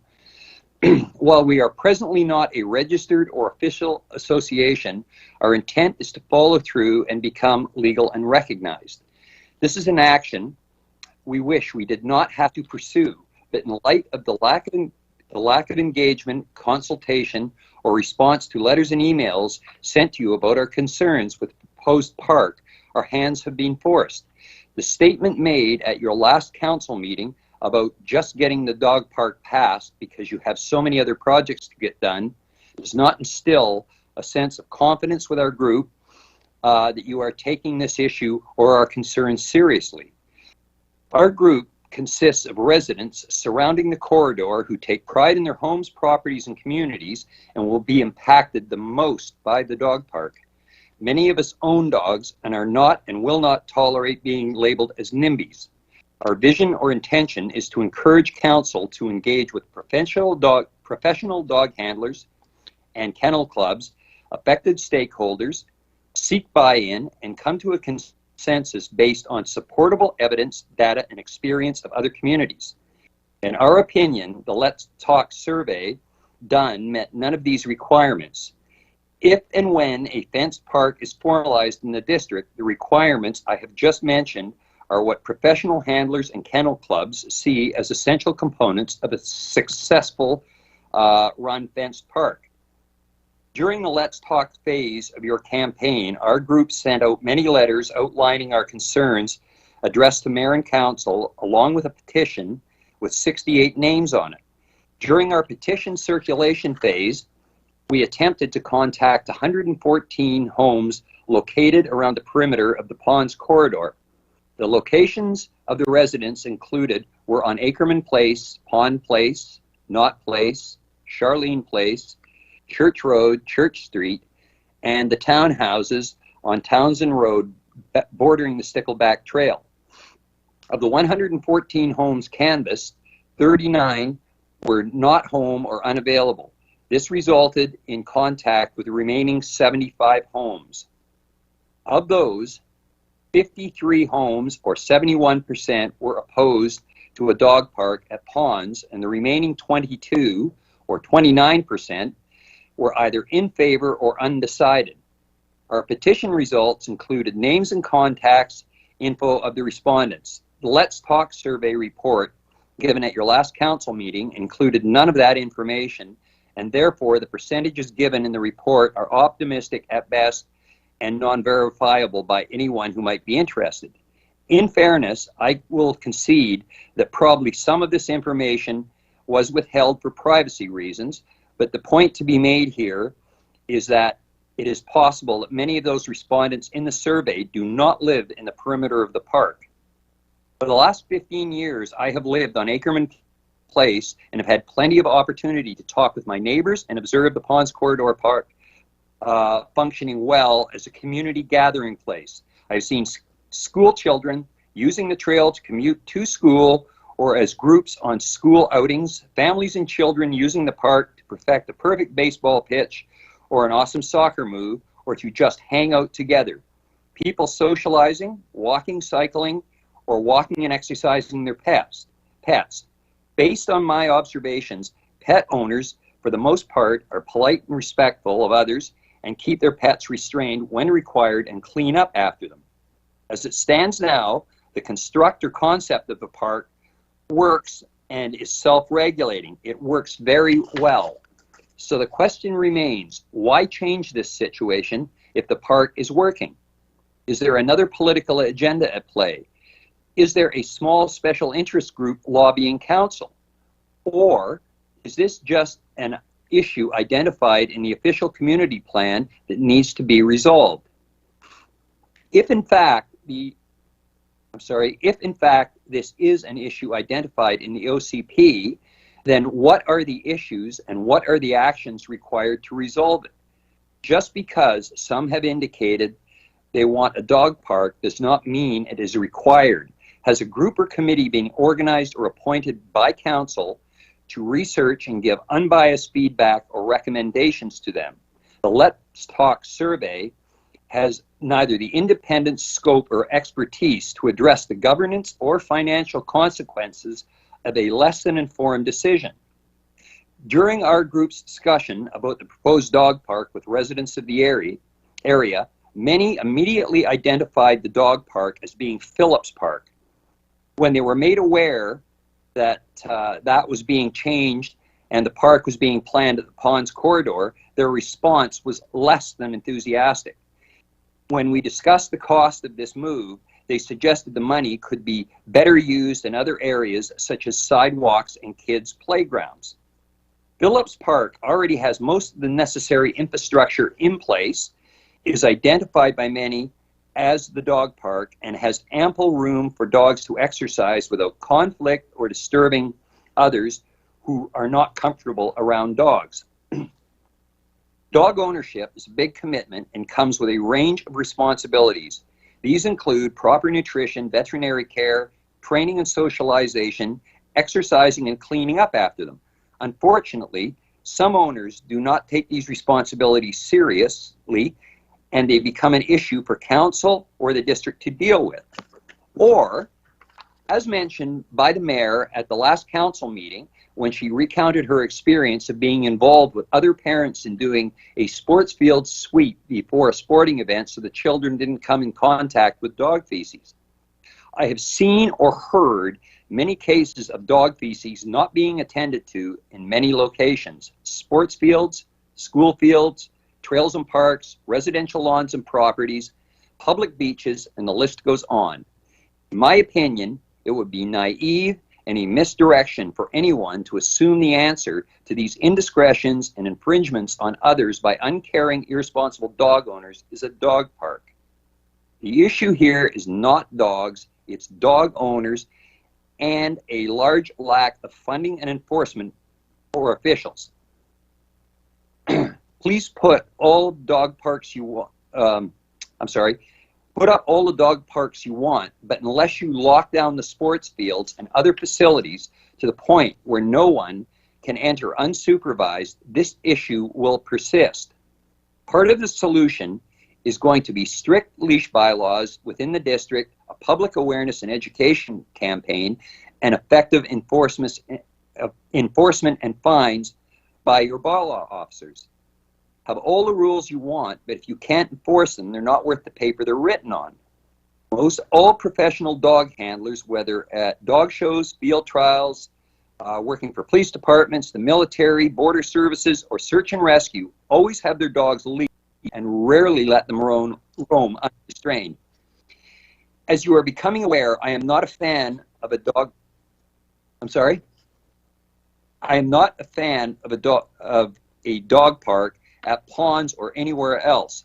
Just to be clear, I like dogs and have previously owned hunting dogs. I have considered getting a dog recently, but presently I cannot commit the time required for proper training and care. Any reasonable search on the internet quickly reveals the pitfalls of dog parks in cities and towns around this country and others. Dog handlers and experts agree the two most important considerations or requirements to be met for a dog park to work are buy-in from residents in the immediate vicinity of the park and having the park monitored or run by a kennel club at all times it is in use. If these requirements are met, dog parks can work. I would like to point out that you presently have little or no buy-in from residents most affected by the park, as our petition reveals, and there has been no consultation. As for getting dog owners involved in monitoring the park, all I can say is good luck with that. Maybe the agility people will step in. The downside of unregulated dog parks are many. Most concerning for many of us is property devaluation of our largest and costliest asset. Then there are the looming liability issues for the district, not if, but when one of these dogs is injured in the park. Confining dogs in a small area like ponds increases possible transmission of disease and parasites, generates poor social behavior in many dogs if left unsupervised by their owners, generates noise, concentrates dog waste, exposes dogs of all sizes to serious injury potential if not segregated, and in general is not a positive experience for most pets. Can you really convince me that people sitting in a gazebo surfing the internet on their cell phone while their pets exercise in an enclosed area are really paying attention to their pet or will clean up after it? As you have probably already come to realize, most neighborhoods don't want what is essentially a dog toilet in their backyard, along with the noise and increased traffic which follows. Can you tell me how many neighborhoods in Souk are calling you up and lobbying you to locate dog parks in their area? is very easy and convenient. Excuse me, for a sir, pet owner. we have just a 2-minute, but I've let you go Yes, I on, know, so I need I'm you to almost wrap through. up now, please. Yes, okay. Can you please, all right. It's very easy and convenient for a pet owner who doesn't live in the area you know, who doesn't have to live with this every day to say they want it there. I'll just, real quick here. Our group respectfully asked council to vote against funding the Ponds Corridor Park and put together a working group to study possible future solutions to the dog control and management in the district. Contacting professionals on this subject will help to ensure a better result. Thank you very much, council. Okay, thank you very much for your comments tonight and those that you're speaking with and all who were gathered earlier this evening. Ms. Machado, do we have another speaker? I don't believe they attended the meeting. It was Rob and Laura Pierce, and I don't see them there. Mr. and Mrs. Pierce, are you on the call? No, no response. Okay, are there any other members of the public, or was that it? That's all who's registered? That's all, Your Worship. Okay, thank you very much. Okay, so council, move to item 9, which is the consent agenda, and this covers off items 9.1 and 9.2 that has the recommendations from the Committee of the Whole, but I'm thinking that perhaps council may want to extract items 3, 4, and 5 for individual discussion. Yes? Okay, so I'll look for council to move the consent agenda, which is basically 9.1, and under 9.2, it'll be items 1 and 2 only. So I'll look for a motion, please. Moved by Councillor St. Pierre, seconded by Councillor Logans. Any comments on the first piece of the agenda? No. Any others from council? Go ahead, Councillor St. Pierre. Just very quickly, I'm thrilled about the work that the Climate Action Committee did on the 7% solution. It's amazing, professional. The presentation was moving, and I'm looking forward to seeing this implemented in our district. Well said. I was bragging about it, and then I was told, oh, if you did so well at 50, then you should go to 70. So, yeah, anyway, just saying. I know. Okay, I'll call the question. All those in favor?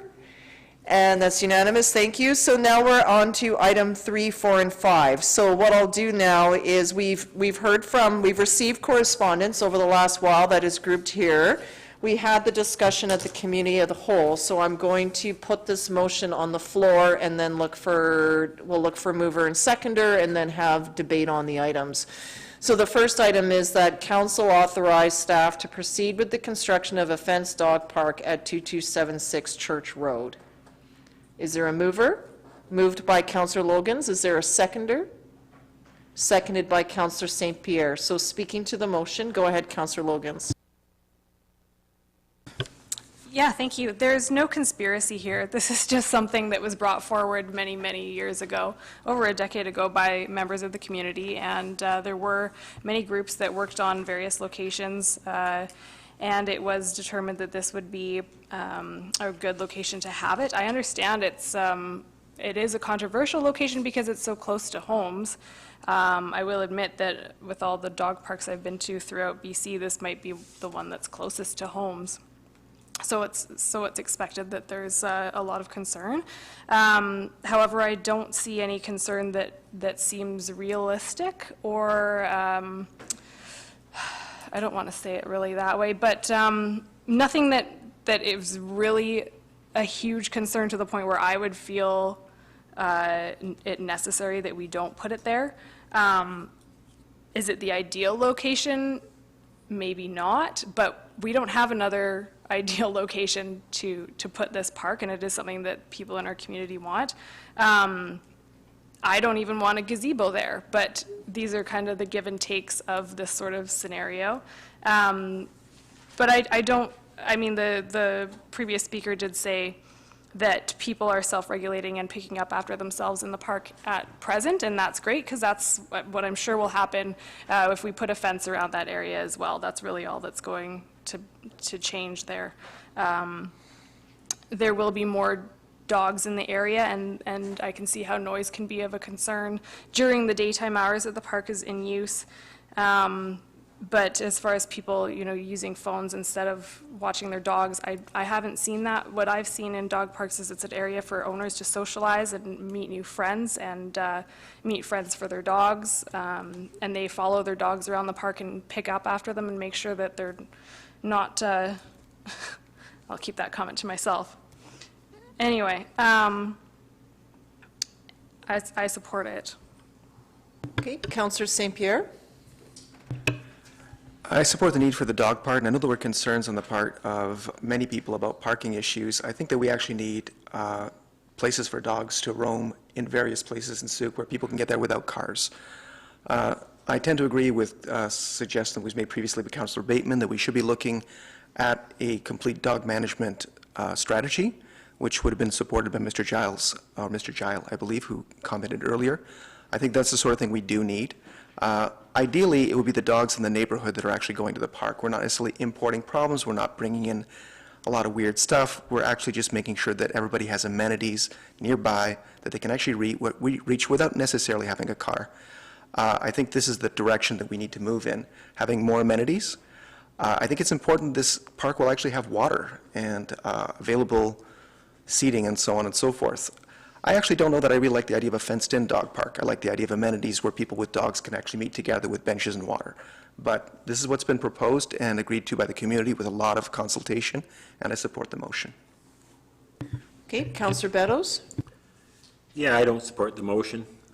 First of all, I've heard the concern about noise. I'm not concerned about the noise. I don't think there's going to be enough dogs in there to be of any concern.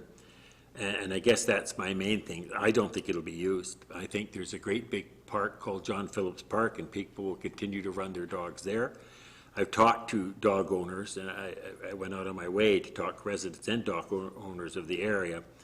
And the comment was, it's too small. I got big dogs. I won't use it. And as for the parking, it's basically non-existent. The parking on Church Road, and I, concerned about Councillor St. Pierre. There's still people with big dogs will bring them over with their cars. I went in that parking spot, and I think there's about 7 or 8 parking spots along there. And it was funny, in the 2 days I went there, it's the same 3 cars parked there. So in the one side of it. So that to me tells me that they're residents' cars. So I don't know how many be available for people to drive their dogs over. So I don't think this will solve the problem of the dogs defecating in the parks and playing fields, which is one of the major pushes for this. And what really bothers me is I've seen no groundswell of support for it. I mean, I understand councillors in previous years may have. I have not received one letter, one email, one phone call that they want this. As a matter of fact, on the other side of it, I see a large number of people that don't. Now, I do understand that they're immediate neighbors and they tend to, and I can understand the many reasonings why, but I don't see anybody else saying that they need it, they want it. So I don't know where you're getting that other information from, but I think for all the reasons I said above or below, writing here, and I give this a great deal of thought, and I do understand. I mean, I'd much rather, if we do put something in, to make sure that we don't put the gazebo in first, we see how it works. But I just don't see the need for it at this point in time until a better study comes along, so I won't be supporting it. Okay, thank you. Other comments from councillors? Go ahead, Councillor Bateman. Okay. Yeah, there's so many points here. Now, there has been a groundswell of interest in a dog park in Souk. You know, there was a petition back in 2013, I think it was, 457 signatures in favor of a dog park. And there has been a process that led to a conclusion that the Ponds Park corridor was the ideal location. However, clearly, you know, the pushback we've had from the neighborhood is strong enough that I, again, will be voting against this option to proceed. I think one of the key points here, as Councillor St. Pierre noted at the outset, that the Parks and Trails Master Plan short-term action item 6.2 states development of a dog management bylaw for all of Souk. And this is calling, you know, the recommendations in the Parks and Trails Master Plan, which did go through full public process and, you know, a lots of comments back in the days when we weren't just doing it electronically. It stated there should be an on-leash bylaw to prevent dog issues in Souk, and there should be designated off-leash areas. And dog management is needed, in particular on whiff and spit, during nesting seasons. And the plan also states that dogs are required to be under effective control, which is, they claim, a confusing and unenforceable requirement. They being the consultants who wrote the plan in association with district staff. Anyway, it's pretty clear that we shouldn't be moving ahead with this at this point, while not sacrificing the concept of Souk getting its first dog park. Mr. Greer made some good points. I think he was a little unfair, rather grossly unfair, to dog owners. There are a lot of very responsible dog owners, as Councillor Logan's pointed out. I believe you go to the Vic West Dog Park. Carolyn and I went there a couple of weekends ago, engaged with some wonderful conversations. The dogs were mingling, and it was, you know, the New York Times may point out the downsides. There are lots of upsides too. So it's and I think your point, Mr. Greer, around the volunteer steward group or a kennel club, the Friends of the Dog Park is a critical partner moving ahead with a dog park, wherever that might be in Souk. And the Parks and Trails Master Plan does indeed state that all such undertakings require community stakeholders' engagement. So there we go. That's all I've got to say, but I'll vote against this. Okay, thank you. Councillor Lajeunesse? Yeah, I don't know, people have been asking for this for a long time, and over the years, we've been developing smaller and smaller lot subdivisions where dogs don't have the opportunity to exercise, and I think we all know that dogs do need the opportunity to get out and run. And I know that people are using John Phillips Park currently to run their dogs because it's a wide open space, but there's also been a long-standing desire to develop some amenities in the park, and I think by having an open dog run in the park, we're going to create conflicts over time. This space, I went and looked at it, and I talked to the residents who are concerned about it there today, and they said there's lots of people coming in there with their dogs already. And it seemed a large part of their concern was that we're talking about fencing it because it'll become sort of a compound, I guess. But I think we need a dog park in Souk. People have demonstrated the desire for that over the years, and if not there, where? We don't have any other land. We can't. People complain about whiff and spit. It doesn't matter where you go to put a dog park. Some people are going to be unhappy about it, but I will vote in support of it. Okay, thank you. Just some comments from myself here. So this has been a long time coming, and it came from dog owners in Souk. That's what I remember. It was dog owners in Souk bringing this forward. There was also others who also are kind of anti-dog because they've been attacked by dogs and felt that there is a need for dogs to have a place to play, but recognize dogs should play, but they can't just run all over the place. So I recognize that and do feel the majority of dog owners are responsible. The majority of dogs are great dogs. And there's a few dogs that are, you know, due to owners, I think, are problem dogs. They won't use the dog park responsibly, and they won't use any other park responsibly. And that's just the nature of it. Those that don't pick up on the ball field will continue to go to the ball field and not pick up after it. And that's the reality of it. However, what's come from our community, and the reason why this location came up, as I recall years ago, is because this is where we've put a lot of infill, small lot development, small yards, lots of infill, no more green space, and green space that had been used previously by owners in that area were developed into homes. So it's put more pressure on this particular area.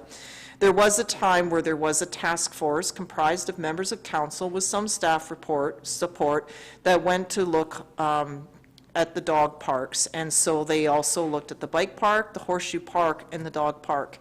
So part of it came out because we were progressing plans to develop some amenities in John Phillips Memorial Park in keeping with the visioning document that outlined a bike slalom course, horseshoes, and a dog park. 2 of those amenities have moved to other areas. The community came up and didn't want the bike park in John Phillips. The idea was it was a place where parents could teach their kids to ride a bike safely, but that was not something that folks wanted in John Phillips, so it moved to Sea Park. Sea Park stepped up and found a location there. It works well for the programming that Sea Park does, but it doesn't serve the youth that live in this area at all. It's too far. So that was a downside in moving it elsewhere. The Horseshoe Park, with the district acquiring the lands at Sauk River, made sense for recreational use to be located in that area, and I see that they're firing up to do more activities there. So that left the dog park still needing to find a place. Why did the next council not pick it up? Well, in part, the area outlined in John Phillips is marshy and not a suitable area for the dog park at all. And there was also a time where Sauk was transitioning and the district was bringing the park services in-house and establishing a whole new service. So at that time, the capacity to do a dog park just wasn't there. But the need still continued to grow within the community. We hear now of, with COVID shutting down Whiff and Spit and potential for more shoreline birds to nest there, there's many that want to see more dog control on Whiff and Spit. So while I don't have a problem with that, there is still a need for dogs to exercise and to play. So where would they go? If they went on the Galloping Goose, what we've heard from members of the public is the enforcement is very strong on the goose. We advocated for an off-leash area on the goose, and we were not successful. The C2C, large green belt, we advocated for some looser restrictions there. We were not successful because of the wildlife attractants and so forth. So now mountain bikers who come down the hill or anyone walking down the hill is met with enforcement, usually given a ticket and a leash at the same time. So it's still, and I agree with Councillor St. Pierre that we could use more than one dog park, but it depends on where they're located. So I live over in Sun River, everyone knows that, but there's plenty of trails and areas where one can still let their dog roam off leash safely. Would those residents drive over to this park? They would if they were training or wanting to socialize their dog. The big part and the reason for dog parks is what I understood to be the socialization. Dogs to play with other dogs, to get that intellectual stimulation, to play differently, and then also to do some recall training. And then, you don't use the dog park every day. I think you swap it in and out as part of your activities. Will everyone use this dog park? No, because I think it really depends on the dog. But we've been around this, and I do acknowledge and appreciate what the residents have brought forward. They're very valid concerns.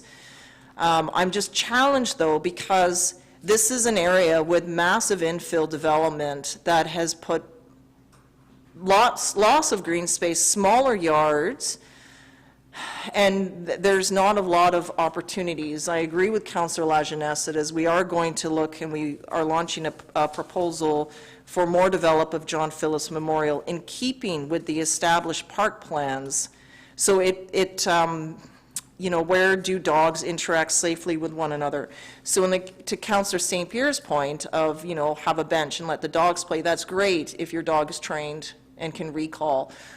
And it doesn't mean that dogs don't learn that, they do. But the fencing and the fenced area provides that safety of keeping a dog from running out onto the road. So maybe chasing a bird and running on the road.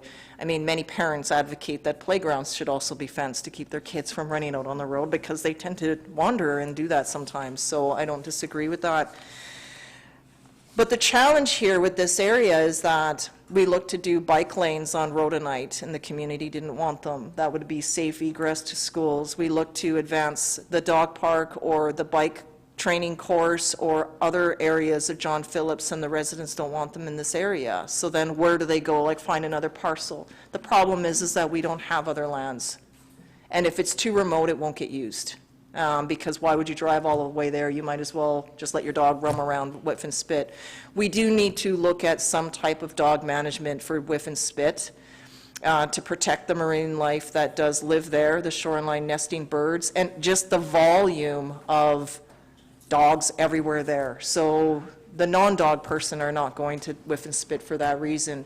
And McGregor Park and the boardwalk is another challenge with dogs running down and running into people. So that's why there is a need for this amenity. So I appreciate the concerns from the resident. It's just, it came from residents in this area on the smaller lots in terms of needing a feature in that particular area. Leave it at that. Can we need to pass a motion to meet past 11 because the alarm system. Do we not? I know, but do we need to pass another motion first? We can wait until this first one's disposed of. Okay. All right, so we've had the discussion on this. All those in favor? Any opposed? Councillor Beddoes and Bateman is opposed. The motion carries. I'm also in favor of this. Okay, so now, all right, so now, okay, so I'll look for a motion that council resolve to meet past 11 o'clock. Moved by Councillor Bateman and seconded by Councillor Beddoes. So I'm going to ask our staff, so in this case, does this have to be unanimous? No, it's just a majority. Ooh, okay. But we need quorum to continue. Correct. Yes, okay. And in terms of all of these other items, if we don't deliberate on these today, then that will resolve in a special meeting being called. That's certainly for some of the items, in particular, the alternative approval process bylaw that is in front of council for 3 readings.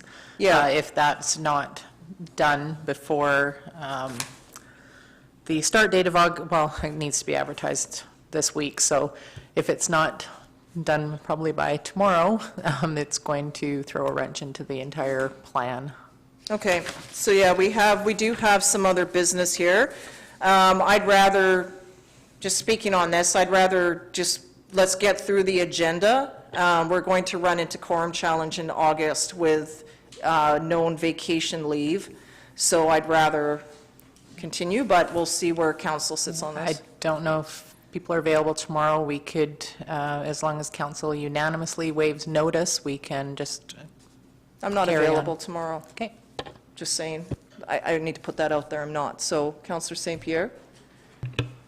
I would be willing to continue till 11:30, but I'm not really looking at just unlimited. Let's keep going until whenever this is done. And if we could actually prioritize the items that actually need to be taken care of, that would be wonderful. Well, let's just, Councillor Beddoes? Yeah, I was going to say, what's crucial here, what can wait? Well, the longer we deliberate on that, the more time we chunk through, where some of these things are, essential for engineering work to get on and other things to be adopted and so forth. So some things we've already vetted, and some things we haven't. So I'll call the question and we'll see where it goes, and as long as we have quorum, we have quorum. If anyone chooses to leave, that's your point. So I'll call the question. All in favor? Those opposed? Councillor Logan's and St. Pierre's are opposed, so we're continuing on, and we will say goodnight to Councillor Logan's. Okay, so the next part here is that on item 4, that council allocate up to an additional $45,000 to the dog park budget from council contingency. Is there a mover for that? Moved by Councillor St. Pierre and seconded by Councillor Lajeunesse. Any discussion? I think if we're going to do it, we should do it right. People have been waiting a long time for it, and many are opposed. Let's make it as nice as possible. Comments, Councillor Lajeunesse? Councillor Bateman? I guess it's much like the dog park scenario where we haven't got a dog management plan figured out yet. So we have in the Parks and Trails Master Plan a proposal to do a John Phillips Memorial Master Plan, right? A new park master plan. So surely a decision like this would need to flow out of the recommendations arising from a Parks and Trails Master Plan for John Phillips Memorial Park. And also given the Souk Lions Center and their proposed stage, yeah, I just wonder about cart before the horse. Well, it's come to staff come from staff who have worked on all of these plans as well as our strategic priorities. Mr. McInnes, do you have anything further to add? Well, specifically in the Parks and Trails Master Plan, recommendation 6.19 says dog park, ponds corridor. It's always a question of what order you put these particular short-term actions into. I mean, how many short-term actions are there in the master plans?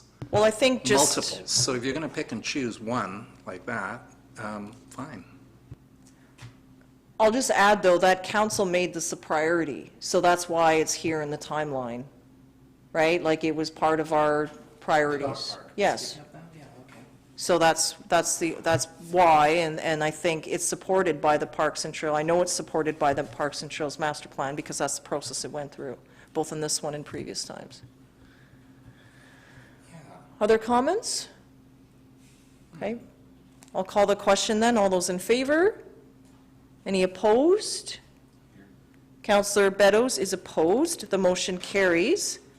And the other part is that council directs staff to ensure that special attention to the dog park location be addressed during the CRD Animal Control Services contract renewal in fall 2021. Moved by Councillor St. Pierre and seconded by Councillor Lajeunesse. All those in favor? And that's unanimous. Thank you. Okay, next up is item 10. We have Suit Program of the Arts Committee recommendations. So these flow up from the committee because that's how everything forms. Some comments from staff on this, or is it just as they are? Ms. Hooper, do you have anything to add to this one?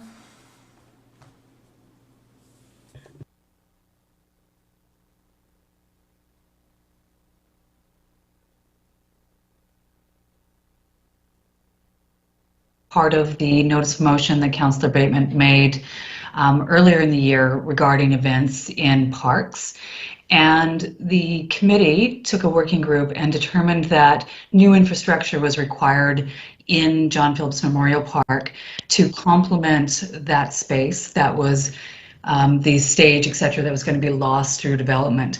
And so as a result, this motion went from in front of SPA and is now in front of you today so that we can create a place for festivals and events that could attract large numbers of people.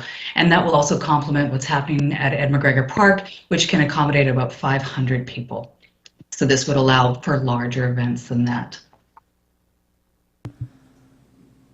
Okay, so I guess a question back, though, is that, you know, I'm fine supporting this in principle, but I guess I want to see what the alternative approval process brings back. So, you know, it's, if we have a resounding, you know, like a large number of people opposing that, then I think we just need to circle back and see, like, kind of go back to the drawing board on John Phillips, because everything we're trying to do there seems to get canceled out. And I don't want to say that this would, like, I put a cloud on the AP, but we're just about to launch that. So I'm okay with this, but we kind of need to see what that brings in first before we advance this. Like, if 3,000 people want a quiet, natural space, I don't know, then I think we're going to have to ask, like, well, we want to turn it into a festival space. What do you think about that? Just thinking this will be in the 2022 budget. Yes. So I think by then we'll have the results of the AAP and we could potentially adjust at that point. I think that whatever happens with that AAP, we'll then have a better sense of what's going on. The kind of design work that could actually complement, if the AAP gets a resounding yes or no, we could still work within those parameters once that budget will come in afterwards, the RFP can go afterwards, it can take into account the results of the AAP. True, because it is budget 22.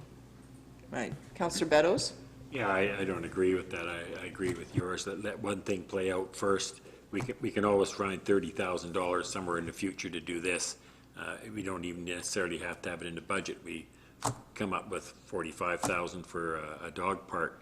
So I think that be wise to see what the public thinks before we proceed any further. Well, an option, councillors, pardon me. Who are you again? La Jeunesse, go ahead, please. Yeah, when this item came to the SPA committee, the committee was unaware of the other things that had been proposed for the park, and it was only brought to their attention on the same night of this meeting. And so I agree that I think we should do it in tandem with other initiatives that we're looking at for the park. Okay, so can we table or postpone this motion to a meeting later this year? I'm just trying to think of what that date would be. It'll be like after the AAP concludes. So I'm thinking October? Yeah, I think the AAP is over on September 11th, if I'm not mistaken. It'll be over, so like either September 27th or the first, or perhaps the first regular meeting in October. Will that still work for staff and budgeting? I mean, it's putting it. Oh, me, sorry. Yes, there'd be sufficient time to include something in the budget, and as well, like, we can just include options, potential price ranges, and options presented to council with the 2022 financial plan. Okay. So Perhaps the council postpone this to the first regular meeting in October, because that'll give us time at the September meeting to digest the results of the AAP and then to see where we're at. Sorry, Your Worship, I think to postpone it, I think we have to put the motion on the floor and then postpone it, because right now there's nothing technically to postpone. Okay, so the motion is that council allocate $30,000 in the 2022 budget to secure a consulting design firm to determine the best location for festival event infrastructure in John Phillips Memorial Park and develop a 50% design drawing with Class D cost estimates for construction of that facility in 2023. So I'll look for a mover and a seconder, and then we'll postpone. Councillor St. Pierre, and seconded by Councillor La Jeunesse. So are you comfortable with postponing on this? Okay, so, and now that the motion be postponed to the first regular meeting in October, which is what? Which is October. I can't find my calendar.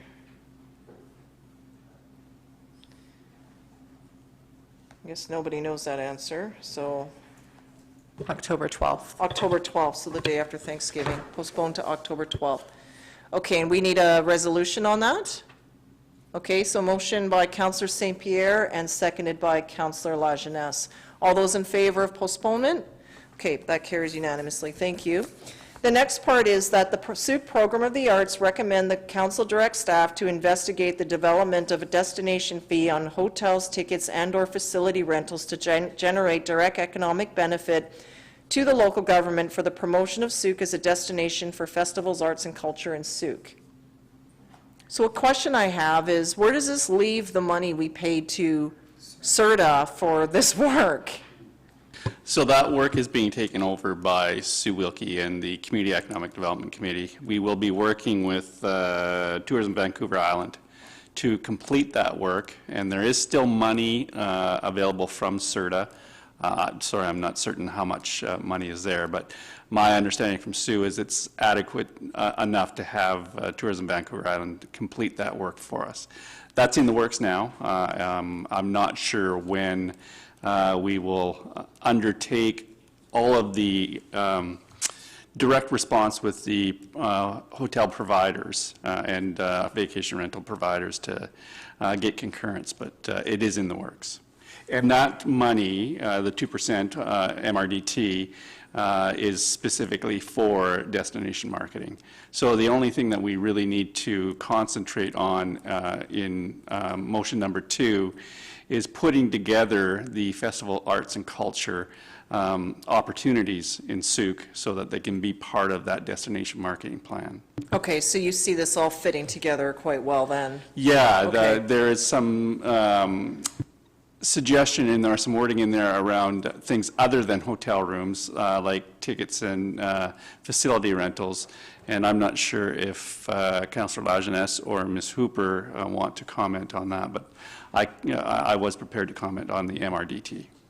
Okay, no, that's fine, and I think the other pieces, we'll see what is what we can and can't do. Like through this motion, it'll answer that. But we are definitely a place for all of these pieces. I think just COVID, don't want to forget that they all existed at one time.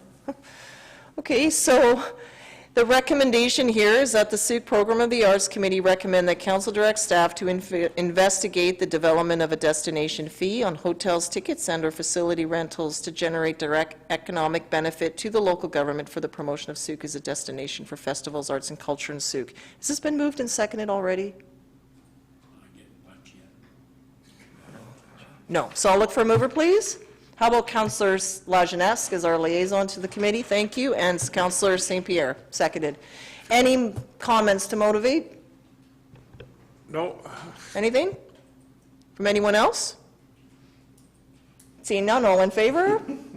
Opposed? That's unanimous. Thank you. The last piece is that the Souk Program of the Arts Committee recommend that council direct staff to investigate the costs and logistics of the development of an events web page on souk.ca for the promotion of Souk as a destination for festivals, arts, and culture in Souk. So moved. Moved by Councillor Bateman and seconded by Councillor St. Pierre. Commentary. Yeah, great next step as our website evolves. Excellent. Go ahead. I'd just like to thank Councillor Lajeunesse and the SPA for all the work on this. Very happy to see this. Great. Anything from our liaison? No, I think it's pretty self-explanatory, but yeah, I want to thank the committee members for the work that they've done on this as well. Excellent. Can you put our Oktoberfest on that? Well, we have to get the report back first, but... Understood. We're having September. Okay. All those in favor? Opposed? That's unanimous. Thank you. That is a great idea, because often people read about it after the fact, and we're like, oh, if I only knew that it happened, it was so much fun. Okay, 10.2, design budget amendments and design contract extension. So, wow, we have quite a lengthy resolution here. In addition to the staff report, is there anything further to add? Thank you, Your Worship. I have nothing further to add to the contents of the report.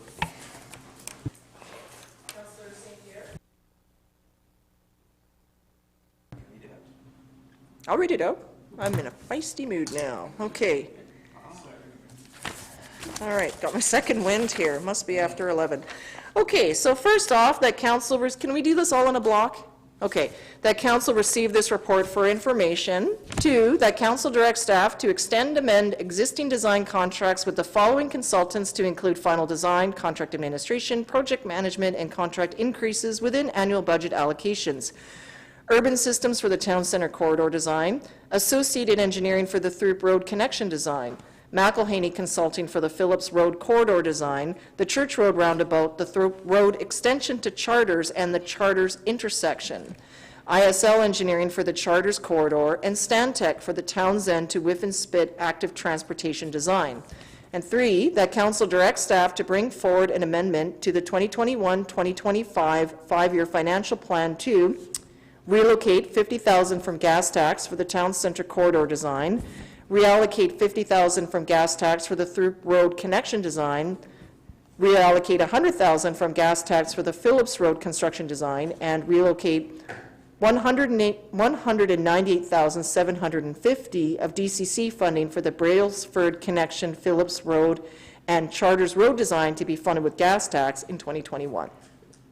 Moved by Councillor St. Pierre and seconded by Councillor Lajeunesse. Just one question or comment on the gas tax is I received correspondence that gas tax has actually been rebranded into something else. So I appreciate what you're saying, but we should probably watch for that. I can't remember what it's called now. I believe it's through your worship. It's called the Community Works Exactly. Fund. It'll be updated in the 2022 financial plan to the new branding for the program. Yes, yes, the Canada Community Building Fund. So we don't want to miss that check when it comes in and send it back because it's not the gas tax. But no, okay, that's all fine. That's all good. Okay, no, that's great. This is excellent, and it'll be exciting to see all this work realized. Okay, all those in favor? Opposed? That's unanimous. Guess you didn't have any questions, so that's good. Okay, April to June 2021 quarterly update is item 10.3. The motion here is that council receive the quarterly update report for information. Moved by Councillor St. Pierre and seconded by Councillor Lajeunesse. Any comments on the quarterly update? Seeing none, all in favor? And that's unanimous, thank you. And the next up is our budget development schedules, item 10.4. Any questions on the schedule? All right, so it is then that okay, go ahead. Could, given that the OCP public engagement on the draft will receive in late August, could the budget conversations be combined somehow with the OCP? I think they're two entirely different things. Two entirely different engagements, yeah. I think so. One's Okay. about the visioning of our community, and the second one is how much it'll cost us next year. Right. So I guess we'll be seeing soon some sort of OCP engagement strategy akin to this kind of budget development. Matthew nodding. I saw our staff nodding, so That's correct. Our main goal right now is to get this draft completed and then go directly into strategizing for our engagement sessions. but yeah, no, it's a great rollout here of this. Mark your calendars. Okay, that's been, have we moved it to receive for information? No, you had a question. So I'll look for a mover to receive this report for information by Councillor Bateman and seconded by Councillor Lajeunesse. Any discussion? All in favor? All right, that's unanimous. Thank you. Okay, so getting into our bylaw section here, fees and charges. So here we are, that council adopt the bylaw cited as fees and charges by amendment bylaw number 819752-03 2021. Moved by Councillor St. Pierre and seconded by Councillor Bateman. All those in favor? Opposed? It's unanimous. So thank you, staff, for persevering through this. We've seen many deliberations and reports on this, so you're there, it's adopted, that's that, okay. The next big one is the Parks Disposition Bylaw 820, 2021, alternate approval process bylaw. Oh, right. Councillor Beddoes. Councillor Beddoes is stepping out, as he always has been, to declare a conflict. So for those that are accusing a councillor of being in conflict on this discussion, I will again state that Councillor Beddoes has recused himself from all items on this and has continuously and has even sought his own independent legal advice on this. So he has not been influencing this discussion. Okay, over to staff, please. Thank you, Your Worship. Further to the report Council received on July 12th, at which they directed staff to carry out the alternative approval process, a parks disposition bylaw is required to be at third reading prior to the start of the alternative approval process, which is August the 12th. So this just basically approves council to lease the area and permit the mayor and CAO to enter into a lease with the Souk Lions should the alternative approval process come back in a fashion that allows council to proceed with the project. Okay, questions? No. Okay, go ahead.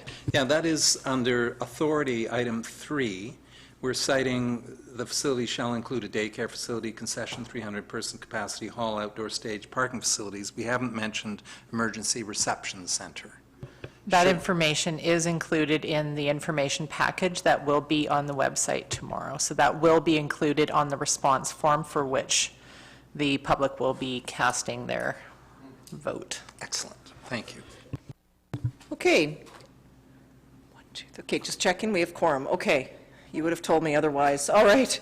So the motion is then that council give first, second, and third reading to the bylaw cited as the Parks Disposition Bylaw number 820, 2021. Moved by Councillor St. Pierre and seconded by Councillor Lajeunesse. Anything further? All those in favor? And that's unanimous, thank you. So if we could have Councillor Beddoes return to the room.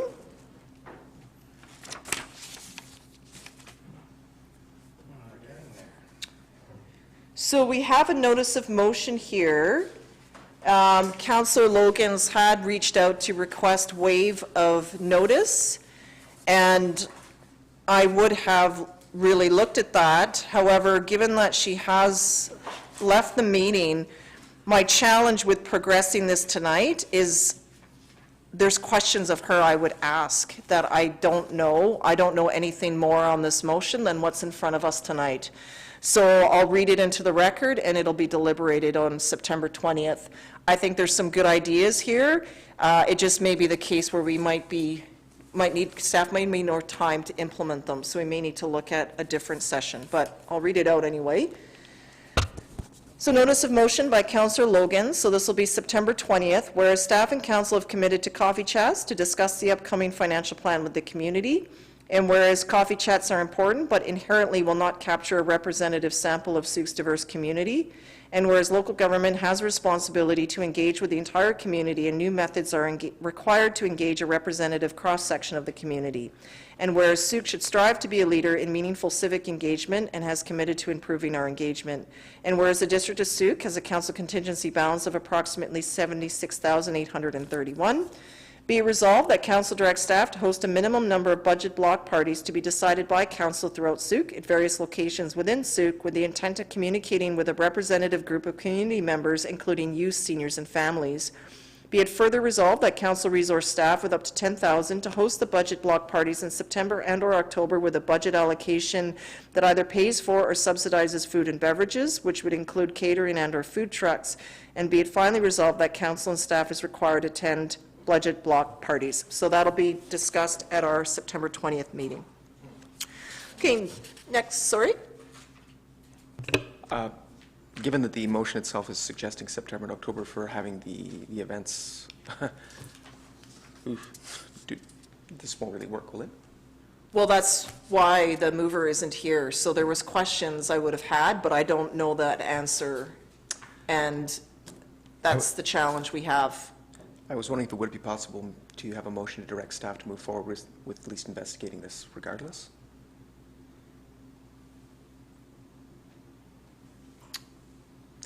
Honestly, it would fit in nicely with our budget, our engagement around the budget process, so. Well, that's what our staff has presented to us with the budget schedule and the work that you're doing. So the question I have is, what are we missing and what piece, like what? And that's where, even as I read this earlier today and discussed it with our CAO, we looked at this completely different and had different takeaways. And so that's why I would have asked the mover for more clarity around that so that we can understand more what our direction to staff would be. Yeah. Unfortunately, I think it's too late to really figure this out, so. Well, the mover isn't here, so that's my challenge here, right, is the mover. And I appreciate the time, but that's the challenge, right? Okay, so item 13 is MIABC correspondence for a voting delegate. If I may, Your Worship, if there's a desire to change the voting delegates, currently it's Councillor Bateman with yourself as the alternate. If that's to remain the same, nothing need be done. If council desires to make a change, then a new motion would be required. Okay. Are you comfortable continuing on in this role? It's in my day timer. Excellent. But if someone else would like, it's a great learning opportunity for the Municipal Insurance Association of BC. They host an event usually. I mean, it's virtual this year, but there'll be a whole, It is. but it so is in it's your too day late. timer, so Okay. with our gratitude, thank you for the work that you're doing on behalf of all of us at MIABC. So we'll receive for information. Received for information by Councillor Bateman and seconded by Councillor St. Pierre. I forgot to put that in the annual report, that I'm the alternate. Oh. Good thing you were there last year. Okay, we might need to catch that, and yours as well. Yeah. Because you are doing that service on behalf of all of us, okay? All in favor? Opposed? That's unanimous, thank you. Verbal reports. This is your last opportunity for the summer to speak on items. So council, let's hear it. Councillor Lajeunesse.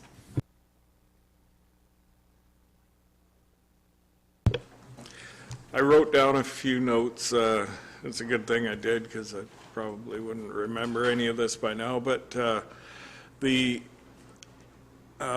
business walk that the Economic Development Committee conducted, we visited the group that I was on. We were planning to visit all of the businesses to the west of Otter Point Road in the town center. And we managed to hit, I think, half a dozen or something like that. And the reason was because the people that we visited, it's funny, some of them were a little bit hesitant at the beginning because when you show up and say we're from the government and we're here to help, they kind of clam up a little bit. But we managed to get people to open up, and we had some really engaging and encouraging discussions with the local businesses. And some of the main problems that we came across were lack of parking and no commercial space available for lease. And it takes people like a couple of years to find commercial space for lease. What else? It was a very gratifying experience because the people, after we talked to them and the discussions were varied and went on for much longer than we expected, but the people were very grateful to us for actually coming around and talking to them, and we intend to do this again, probably more than once, because I think it's important to stay connected with the local business community. We're trying to bring in new business, but it's important to support the businesses that we have. And in our group, some of the groups talked to some businesses that had some downturn in their growth, but all of the businesses we talked to had no issues with COVID. They were all doing extremely well. Aside from that, I just want to thank staff for all the work that you guys are doing, and keep it up. That's it. Just a question, when you showed up, you said, oh, we're here from the government? That was the introduction? Not really, but, Okay. but I need to work on they that. knew that, and so they were kind of hesitant at first, but it got better. Okay, no, that's good, because I might want to work on that. Councillor St. Pierre, go ahead. Just a quick one. I did attend the CRD Water Commission. Good work happening there. Some interesting stuff around once-through cooling systems and hoping to actually reduce those. Turns out they're actually big users of water, and there's some huge benefits and savings to any organization that gets rid of them. So if anybody knows of anybody, good thing to get rid of. The other thing that did happen was Woodside Farm officially changed hands. And so it's quite moving. A lot of people arrived there. I think Alita Pierce organized, so lots of people showed up. And they received a Centennial Award. There's not very many farms that actually have been in production in a family producing for 100 years. That's one of them. The new family that have arrived, Josh and Mella, plan to continue, and I've got some great ideas in terms of cidery and are planting trees like crazy. So hopefully we'll see some really wonderful stuff happening there soon. Councillor Bateman? Sure. Let's see, the Homeless Coalition met again, and everyone is on pins and needles awaiting word of this Strengthening Communities grant, which is like $413,000 as part of the COVID restart. So that, I think we're going to hear about that in the next month or so. I attended the CRD board meeting on your behalf, and that was pretty lively. You know, I could go very deep into it, but the headline news was that Chief Jones of the Patchadat attended the meeting in person after writing the board at least 3 times, I believe, and again expressed his desire that the CRD focus on its own jurisdiction and allow the First Nation to continue working with the province on an integrated resource management plan. And at the end of the meeting, this much revised notice of motion did come to the table, and Mayor Screech of View Royal quickly moved it be postponed indefinitely. And that did indeed happen.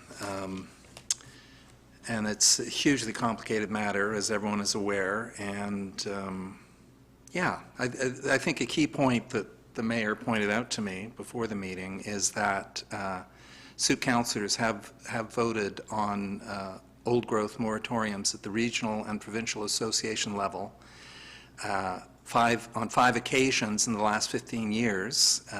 As recently as 2019, the UBCM has passed resolutions regarding the pressing need for preservation and stewardship of old growth in BC. So, and that was one item on a very rich CRD agenda, which is well worth looking at. There's so much going on at the regional level. Biosolids, CRD electric vehicle roadmap, and much else. Beyond that, the Climate Action Committee working groups are continuing to meet, and yeah, I was at the Woodside Farm celebration, and also the wastewater management wastewater treatment plant grant announcement, which I'm sure the mayor will speak to next. Councillor Beddoes? Yeah, I'm not going to speak to, I'll leave that one for the mayor. Yeah, I just, at Sea Park, we had a little look around at the sports box area, which was really good for me to see exactly where it's going to go, and a couple other councils were there as well. Thank you for the park staff for conducting that little tour.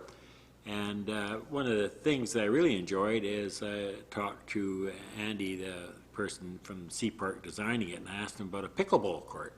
I said, how complicated would it be? But he said it wasn't complicated at all. He didn't have to do any of that underwork for a rock or anything like that. It'd be easy peasy. So might be something we want to look at in the future, putting a couple of pickleball courts up there.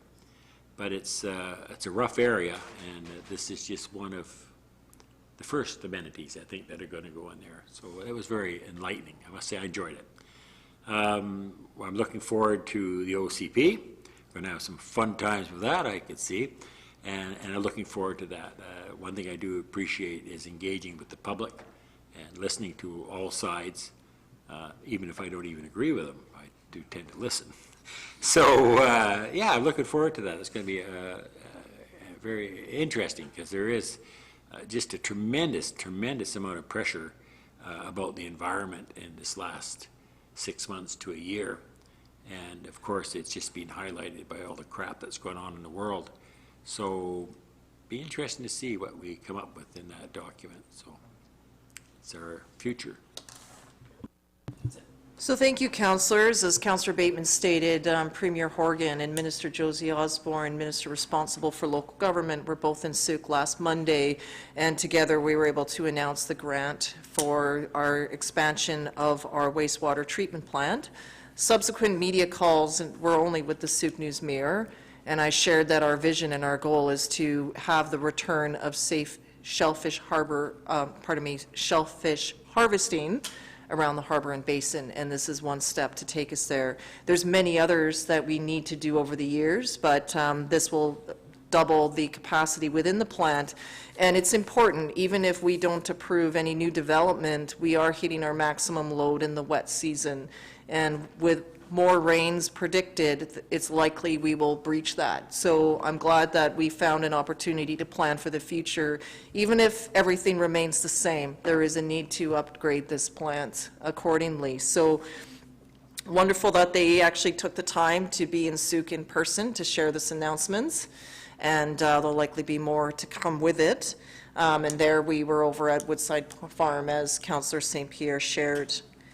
Thank you for attending that regional board meeting. I was attending my final set of UBCM board meetings, so my term as past president will conclude at the virtual AGM in September, but that's 5 years that I've served on the board now that are coming to an end. So for those that feel I was gallivanting about and not focused on Souk, UBCM is all about local government and good governance and best practices and policy and advocacy in all matters impacting local government. And so I've immersed myself heavily into the study of local government. And while some people don't like reading about potholes, I actually do enjoy reading about how to fill them. That's what happens when you spend time there. In terms of forestry, I was actually wrong. There's been far more than 5 resolutions passed on forestry. So the province is hosting some local government virtual engagement sessions on the modernization of forest policy. There's one tomorrow, I believe. So I've sent that out.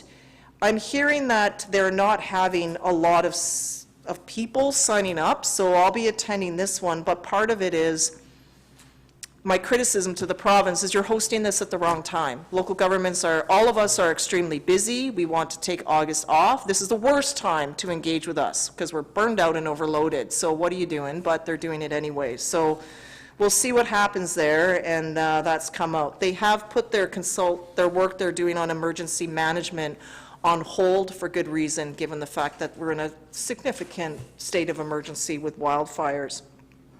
I like to encourage our residents and visitors to our area to continue to be safe and vigilant about just respecting the environment right now.